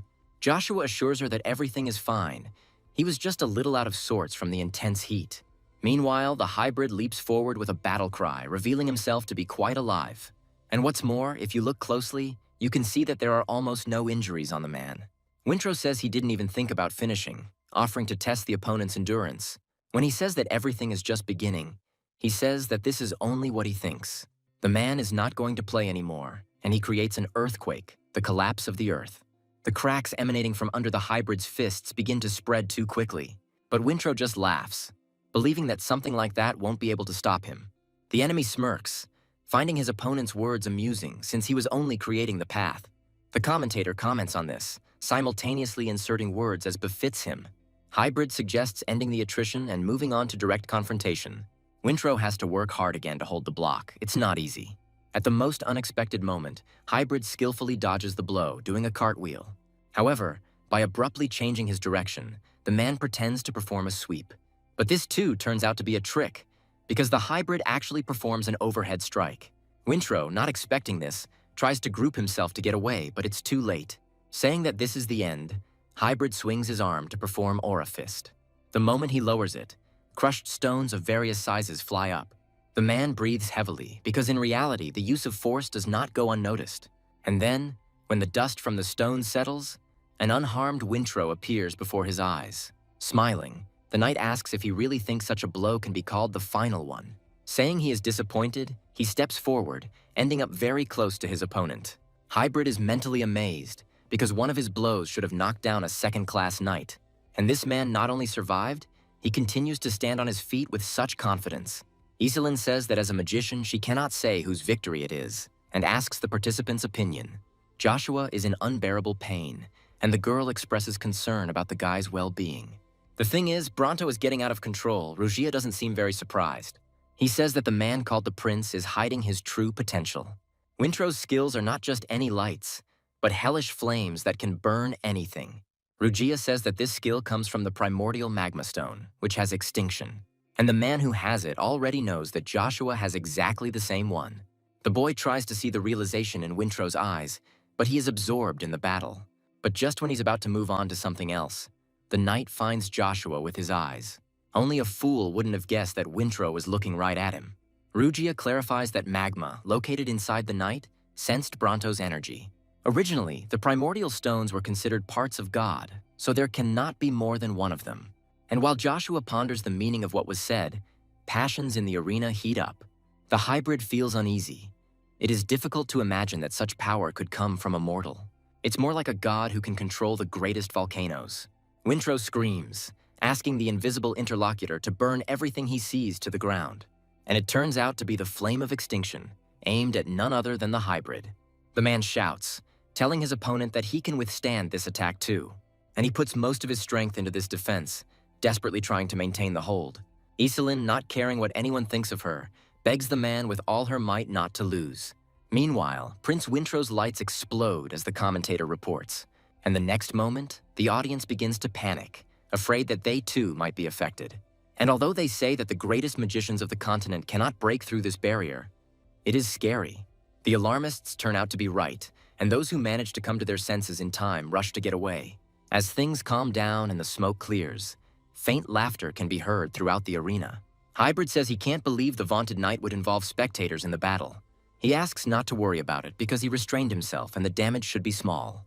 The Hybrid is surprised by this, wondering how strong his former opponent is. He answers this question by saying that he himself does not know this yet. The prince is eager to gain the title of master of this battle by winning for the sake of the newborn trance. As he starts to talk about something else, he pauses, mentally turning to Joshua Sanders. Wintro ends up thinking that he has his eye on this guy. As the healers perform restoration, healing the man's wounds, he desperately holds back. But the wounds are so serious that they are not healing. They are ordering reinforcements to be called. Iselin is indignant that they are not being allowed in, even though the battle is already over. They apologize to her, but say that interactions between the participants are temporarily suspended. Joshua says that this girl is his companion and tries to push her status. The man bends a little but does not give in completely, gently insisting on his own. Lord Rain asks for these people to enter, which leaves Joshua puzzled. The man, reminding him of his status as a baron, says that there is no need to worry about him. Without waiting for the gatekeepers to answer him, Iselin rushes inside, addressing the Hybrid. The girl asks how the man feels and whether he recognizes her. He apologizes for screwing up so badly, but Iselin says the fight was great. Seeing that the treatment is not working, Joshua wants to try using holy magic. Because holy magic grows stronger along with its user, with his current powers. Joshua is confident that he can, and to everyone's amazement, he pronounces the words of restoration. Slowly but surely, the Hybrid's wounds begin to heal, starting with the smaller ones. Iselin is surprised, even the priest is surprised, because he was unable to move from the spot. Seconds later, the Hybrid is amazed at the complete restoration of his body. Iselin asks Joe how he was able to use holy magic, and he answers with a half-truth. And he adds that this was his first time. The guy is sincerely glad that he was successful. Meanwhile, the knights unanimously congratulate their lord on his victory. They encourage him, saying that there is only a little time left to get the final prize. A man expresses annoyance that one of his opponents has given up, but he is satisfied with today's fight, and in his mind he understands that he shouldn't underestimate the rumors. However, if they are true, Wintro will meet Baron Joshua in the finale. Rising from his seat, the knight informs those present of his short absence. The knights consider solo walks dangerous and ask to be allowed to accompany them. But Wintro asks them not to worry, assuring them that he will be completely fine. Later, he says that he would never have thought that his interlocutor would end up on streets like these. He replies, naming the prince's identity, that this only shows how outstanding they are. Zero asks to understand their situation, as the location has changed due to the absence of the door leader. Wintro says the organization has the information he needs, the interlocutor clarifies. The prince asks to expose everything the door knows about Joshua, ready to pay any amount. The interlocutor, with a false smile, warns that he is sorry to say the following words. And he speaks superficially about why the organization does not want to harm this person. Wintro reminds him of the amount, and Zero begins listing his reasons for refusing to cooperate. The prince thinks it's only a matter of price and asks what they can agree on. Zero replies that information about Joshua is now worth 100 million gold. As Wintro leaves, he realizes that the Moon Door member didn't want to tell him anything in the first place. He also suggests that this means that information about Joshua must be invaluable. And while the next option is maturing in his head, Zero's head is also filled with curious thoughts. He is asked if the man is interested in knowing why the impossible price was asked. Zero evades the answer, and his interlocutor assures him that in his place he would think similarly. The man mentally regrets that they had to give up 1 million gold pieces. In recent years, an exorbitant amount of money has been spent on cutting off rotten parts. Meanwhile, the interlocutor asks if he knows about the special assassin who killed the elders. Rumor has it that he is trying to unite all the assassin organizations across the continent. Zero is amazed by what he hears, because it's difficult to even imagine something like this being implemented. The interlocutor says that he agrees, but the assassin was able to win the trust of many colleagues. No one knows exactly who this man is, but many call him the King of Assassins. The most important thing is that this king was seen uttering the name Joshua Sanders. Zero puts the facts together and deduces that the assassin wants to kill the Baron in this way. The interlocutor is not sure, but the fact that the king is looking for Joshua could have a negative impact. This is precisely the reason why information about the Baron cannot be allowed to leak out. The man sharply pulls his fist back and punches the air with a loud cry. A satisfied smirk appears on his lips as he addresses his interlocutor. The hybrid found it incredible that Joshua had managed to completely cure him. And while he's going on, Iselin thinks that she's seen this somewhere before. The man suggests that the girl misses Baron Sanders. She complains about being scared, and Hybrid insists that Iselin is dejected. The girl says it's not because of Joe, but because of the man she saw in the temple. Iselin explains that he looked like a lion, and the organizers called him Rain. Hybrid has a guess and names the person who comes to mind. The girl expresses joy that she actually heard the title of the Lion King. Hybrid thinks that Rain believes that if Joe wins, he will challenge him for Reinhard. Iselin asks why the man thinks he will be the one being challenged. Hybrid explains that traditionally, the winner of the Battle of the Masters becomes King of Reinhard. If he defeats the current King Reinhard, perhaps people will recognize his strength. Hearing that this is not all, the girl is surprised, asking about it openly. Hybrid says that Rain is the easiest opponent on the path to becoming a superhuman. Ted can't believe that his opponent dares to make such statements and throw around such meaningless words. He denies it, turning to Joshua Sanders and calling him a killer. The guy says he's only here to warn his interlocutor, and he directly states that Evergrande will soon kill the current head of the Magic Tower, Jan. Tedda tells Joshua to be quiet, believing that he wanted to distract him while the competition was going on. Before the attack, the guy stands incredibly calm even when she almost touches him. Tetu is struck by such composure and stops, thinking about the seriousness of what was said. First, the boy asks Joshua why he thinks he would believe something like that, and the interlocutor begins to talk about trying to find traces of Bronto and the Lightning Master. Tedda doesn't understand and asks directly what this has to do with the previous part of the conversation. Joshua says he's been gathering information about Evergrande for 5 years, and he wants to take over the tower. The interlocutor becomes interested in where he got such a grandiose story and information. The boy leaves, not wanting to listen to any more fairy tales, and asks to forget about the Magic Tower. Joshua lets Tedda make his own choice, but offers something if he tells the truth. In exchange for capturing Evergrande, he wants the interlocutor's support in becoming emperor. A loud announcement of breaking news sounds at Prince Wintrow's headquarters. The knight asks if his interlocutor has obtained information about Baron Joshua, and he confirms. But at the same time, he reports that Tedda, one of the 7 magicians, refused to participate in the semifinals. Ian yells at the aforementioned man, calling him an idiot and accusing him of refusing to compete in the semifinals against Code Zero. The boy expresses understanding about the anger, but asks to be heard first. He tells the true story of where Bronto is now and what caused the unification. The boy ends by saying that it was just ordinary self-defense. Tedda washes his hands of it, saying it's true, although he doesn't believe it himself since Joshua was just a little kid. He recalls that he was warned about the traitor, so now it is important to clarify the information. Ultimately, Jan agrees to turn a blind eye, knowing firsthand the identity of his subordinate. The leader asks him to do himself a favor and return to the tower, as there will be a gathering soon. He says this is necessary in order to appoint a new assistant to the head. When Tedda hears Evergrande's name, everything inside the boy goes cold, because he remembers the warning. Joshua is congratulated on the fact that he only has one final battle left to survive. The head of the Moon Door respectfully apologizes for meeting him so late. He's going to get straight to the point and answer all the questions Joshua has asked him. The guy says he is impressed by all the information that was prepared in advance. The interlocutor says that it would be great to receive payment for their services first. Joshua is confident that revealing the location of the promised item will not change anything for the door.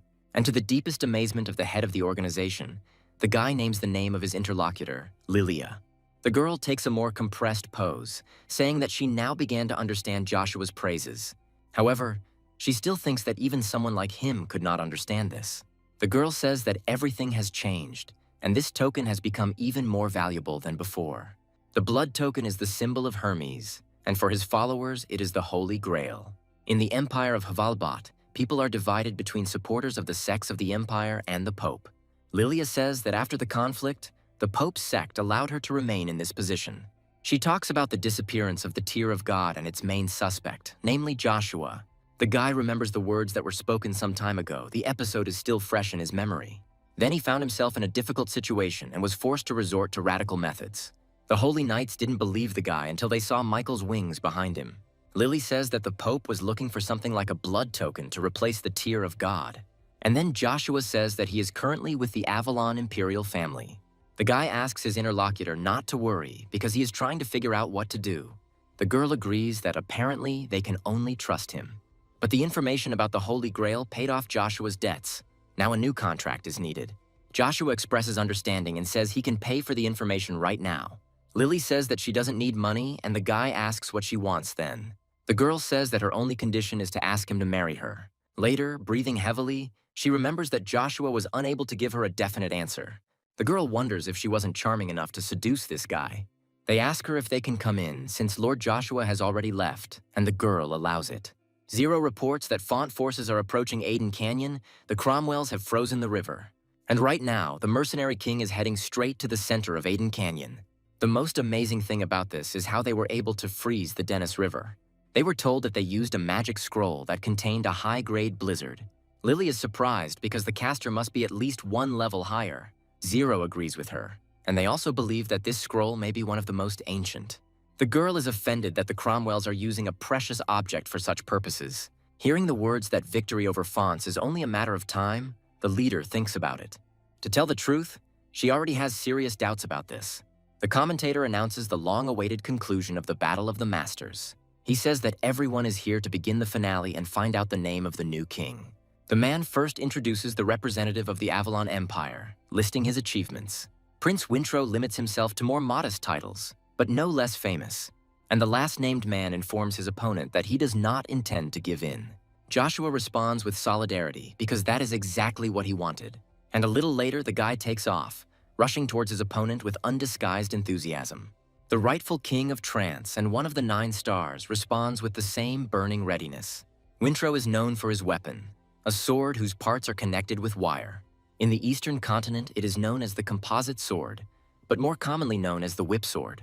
This weapon, also called the snake sword, allows one to control the power of the magma stone. Joshua has been training for this fight, but something like this manages to discourage him. Wintro is unusually confident, saying that he has the entire arena at his command. Joshua is upset that the knight has a weapon he didn't know about. Too deeply immersed in these thoughts, he does not have time to dodge the next blow. Another lunge is less successful, but still comes too close. Joshua is well aware that Wintro uses the sword to strike to disorient his target. Moreover, his skills are not inferior to those of a swordmaster, so it will be difficult to deal with him. Although Hybrid says he is confident of Baron Joshua's victory, he is mentally worried about the boy. The man is even ready to bet everything on the fact that he will win. He confesses to Iselin about the bets. The odds on the prince were 2-1, and on Baron Joshua they were a whopping 12-1. Iselin can't believe her ears. She curses uncontrollably when addressing her interlocutor. When the latter asks where she is going, the sorceress says that everyone here is brainwashed. The girl is also going to place a bet, and of course all in on Joshua. He also thinks that although Wintro is weaker than he was in the past, it is difficult to fight. Meanwhile, the prince asks his opponent if this is all he can do. He asks to entertain him at least a little, so as not to become completely disappointed in this battle. Leaning forward, Wintro says that this is the end and commands the flame of extinction to consume. The flame of extinction has the ability to melt everything it touches, even artifacts. Wintro is sure that the same fate awaits the enemy's spear, but he is not going to give up like that. The knight is amazed that Joshua managed to reflect the fires that melt even mana, and the guess that the primordial stone is sitting inside this boy is becoming stronger and stronger. But the man interpreted this feeling as the possibility of a new enemy appearing. Wintro says that Joshua is the same as him, because magma reacts to the primordial stone. The prince admits that he has never fought with such people, and he is not going to miss the chance. He says he has always been curious to see the extreme limits of magma. The man had long wanted to go beyond the boundaries and awaken his magma. The commentator notices Wintro's excitement and impatience, which are more evident than usual. He says that, engulfed in flames, the prince is just like the god of the fires of hell. The contender for the title of winner does not disappoint him. His body begins to undergo changes. The same thing happens with the serpent sword, which is engulfed in flames, becoming part of it. And before the eyes of all appears the true god of hellfire and the embodiment of hell. Joshua grins at his opponent's warning, believing that he needs to match it. The guy clarifies whether it is true that Wintro believes that he does not know about this power of God. And then he asks the prince to look carefully, because he is not the only one in this favor. Joe suggests that Wintro should also be careful, since he himself cannot control himself. He adds that this happens especially in cases where he is so excited. Wintro acknowledges his opponent's speed, but believes that this alone won't allow him to win. Joshua ducks a punch when the man says he will be the winner in the end. The guy thinks that his opponent's pride is excessive and tells him so openly. Joshua says the games are over and now he will show who is stronger. Wintro doesn't have time to react, and an involuntary curse escapes his mouth. Getting his feet back on the ground, He calls upon the Fire Lord Wolfgang, creating a wall of fire. Wintro is confident that enemy attacks will not be able to overcome this fiery barrier. Meanwhile, Joshua takes advantage of the advantage and goes around his opponent from the other side. Wintro doesn't intend to let himself get hurt by attacking, but his opponent's speed is great. The commentator calls this battle a battle between gods beyond human capabilities. Wintro says that the magma inside him is desperately wanting to devour his brother Bronto. Joshua says that the primordial stone within him demands the same. He offers to make a bet. Its essence is that the loser gives up the stone and becomes the winner's follower. The enemy agrees to this condition without thinking for a second. Wintro is confident that official recognition of trans will then only be a matter of time. The man expresses hope that Joshua Sanders will keep his promise. And the guy realizes that this is Wintro's first stance, called the breath of the Lord of Fire. Joshua recalls that this man was always compared to the sun. Enemies cannot approach him. But the boy's spear was able to pierce him thanks to the technique that made him the greatest spearman. Joshua is full of anticipation as he enters the fourth stance of the fifth stage of spear handling, and he produces the final version of the first stance's lightning strike, Speed Clarity. And the guy finishes everything with the technique of the transcendent power of the true lightning strike. A strangled cough escapes Wintro's chest, and the man freezes for a few moments. He mentally notes that he saw nothing, only the echo of some shadow, an atmosphere always full of blood and death, and a swift sword like that of Archduke Lucius himself. In his last minutes, he thinks about how, according to rumors, the sound from the blade comes after the impact. And after that, flying an impressive distance away from the opponent, it crashes into the wall with a roar. Even though the boys wanted Joe to win, this outcome makes them cry out. The commentator asks directly into the microphone what just happened, and he answers his own question, naming the winner of this year's Battle of the Masters. Joshua lifts his chin proudly, enjoying his moment of glory. Wintro tries to figure out where he is and why he is here and not on the battlefield. It comes to him that he has lost consciousness and, apparently, lost. The man admits that the guy's latest attack was beyond his comprehension. And when Wintro admits his loss, a voice is heard expressing its disappointment. Trying to determine its source, the man becomes confused by the activation of magma. She did this without her owner's knowledge, and he is unable to stop this process. He feels as if all his strength has disappeared somewhere, irrevocably dissolved. Looking at this huge fireball, Wintro tries to understand what it is. Magma speaks to him, saying that they, the primordial stones, do not accept defeat. And as soon as the owner does this, he loses the right to possess it. Wintro can't believe his ears. And then a completely different voice, laughing evilly, says that he will take magma for himself. As the entity's jaws snap shut, the man jumps up with a terrified cry. Trying to bring his breathing back to normal, he tries to understand whether this was an ordinary dream. Wintro feels like it was too real, and now he can't feel magma. The man is distracted from his sad thoughts by an envelope on the nightstand, attracting his attention. It contains a message from Joe, who limits himself to absorbing magma. The man chuckles maliciously as he reads the polite lines about hope for a successful treatment. Then the laughter becomes more sincere when the prince realizes that he has really been beaten. As Joshua approaches Reinhardt's throne, all eyes are on him. After congratulating the boy in advance, he's informed about the beginning of the traditional coronation ceremony. Joshua apologizes before saying he's in a hurry and asks to get straight to the point. Kanagat, the king's assistant and observer, as well as the head of finance, stutters. Rain approves of the adjustments, admitting that he, too, is getting bored. He proposes to encourage the king's initiative, ignoring Kanagata's objections. He notes that they are under pressure, as no one considers Reinhardt's kings to be real. The Lion King asks why the man is saying this while staring straight at him. Joshua says he is disappointed, prompting Kanagata to ask for clarification. The guy asks since when Reinhardt has been influenced by other people. He argues that here anyone with decent skills can become a king. Joshua says he will refuse a reward that results in hatred and anxiety. They ask him to wait, clarifying whether the guy really intends to give up the title of king. Kanagat asks Joshua to return, saying that he has pledged his honor to the will of Naga. The man asks Joe for forgiveness and also suggests that he think about his decision again. The guy doesn't understand why he shouldn't do it if he's going to worry about what others think. He suggests choosing the first person they come across if the kingdom just needs a ruler for show. Seeing such a look, the man believes that this guy really wants to change Reinhardt for the better. He falls to his knees with sincere words of forgiveness, acknowledging Joshua as his king. Others follow his example, asking him to help them change Reinhardt for the better. Joshua advises these people not to attach too much importance to traditions. Kanagat agrees to this, promising that he will try to ignore any people's views. Joshua expresses hope that the man will fulfill his promise as he did his. And the guy announces that he, Joshua Sanders, will be the new king of Reinhard. The people are not only rejoicing over the appointment of a new king, they are also happy about Joshua's candidacy. Rain is mentally amazed that this guy managed to influence these stubborn sheep. But the man wants to skip the formalities and finally get to the most important thing. Rain asks Joshua for permission to ask him a question. It's a battle of the masters tradition. The guy says that although he doesn't know its essence, he's not sure he can give a satisfactory answer. The interlocutor finds this quite normal and gets down to business. He wants the new king to take advantage of his privilege and choose an opponent from among the great ones. Joshua expresses his utter conviction of Rain's self-interest and politely apologizes to him. The guy is going to fight one of the 12 superhumans, the leader of 1,000,000 mercenaries. Upon hearing Bagratian's name, both Iselin and Hybrid felt deep confusion. And somewhere in another part of this world, a potential enemy expresses surprise. He couldn't even imagine that such an ordinary person would have such skills. The king of mercenaries asks his interlocutor with anticipation to tell him his name.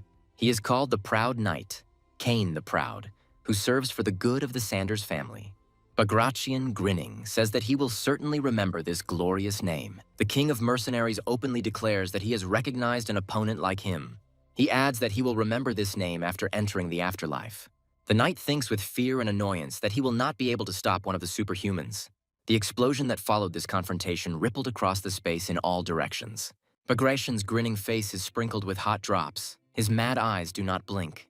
Cain's face distorts with horror, because he could not have expected such an outcome. It turns out that the blood does not belong to either of the opponents, and they are both surprised. Only Bagration does not show his emotions, only asking what he is. Lich replies that he is going to take this child behind him with him, and the interlocutor is perplexed. And the Death Knight, leaving the question unanswered, creates a wall of darkness between them. The king says that he never even thought that he could meet two amazing people on the same day. He talks about hiding such talents, but stops short, as there are no opponents ahead. But the man is not very upset, believing that Fontaine will soon meet its end anyway. Hearing the sound of the horn of retreat, Bagration becomes irritated, since he did not give such an order.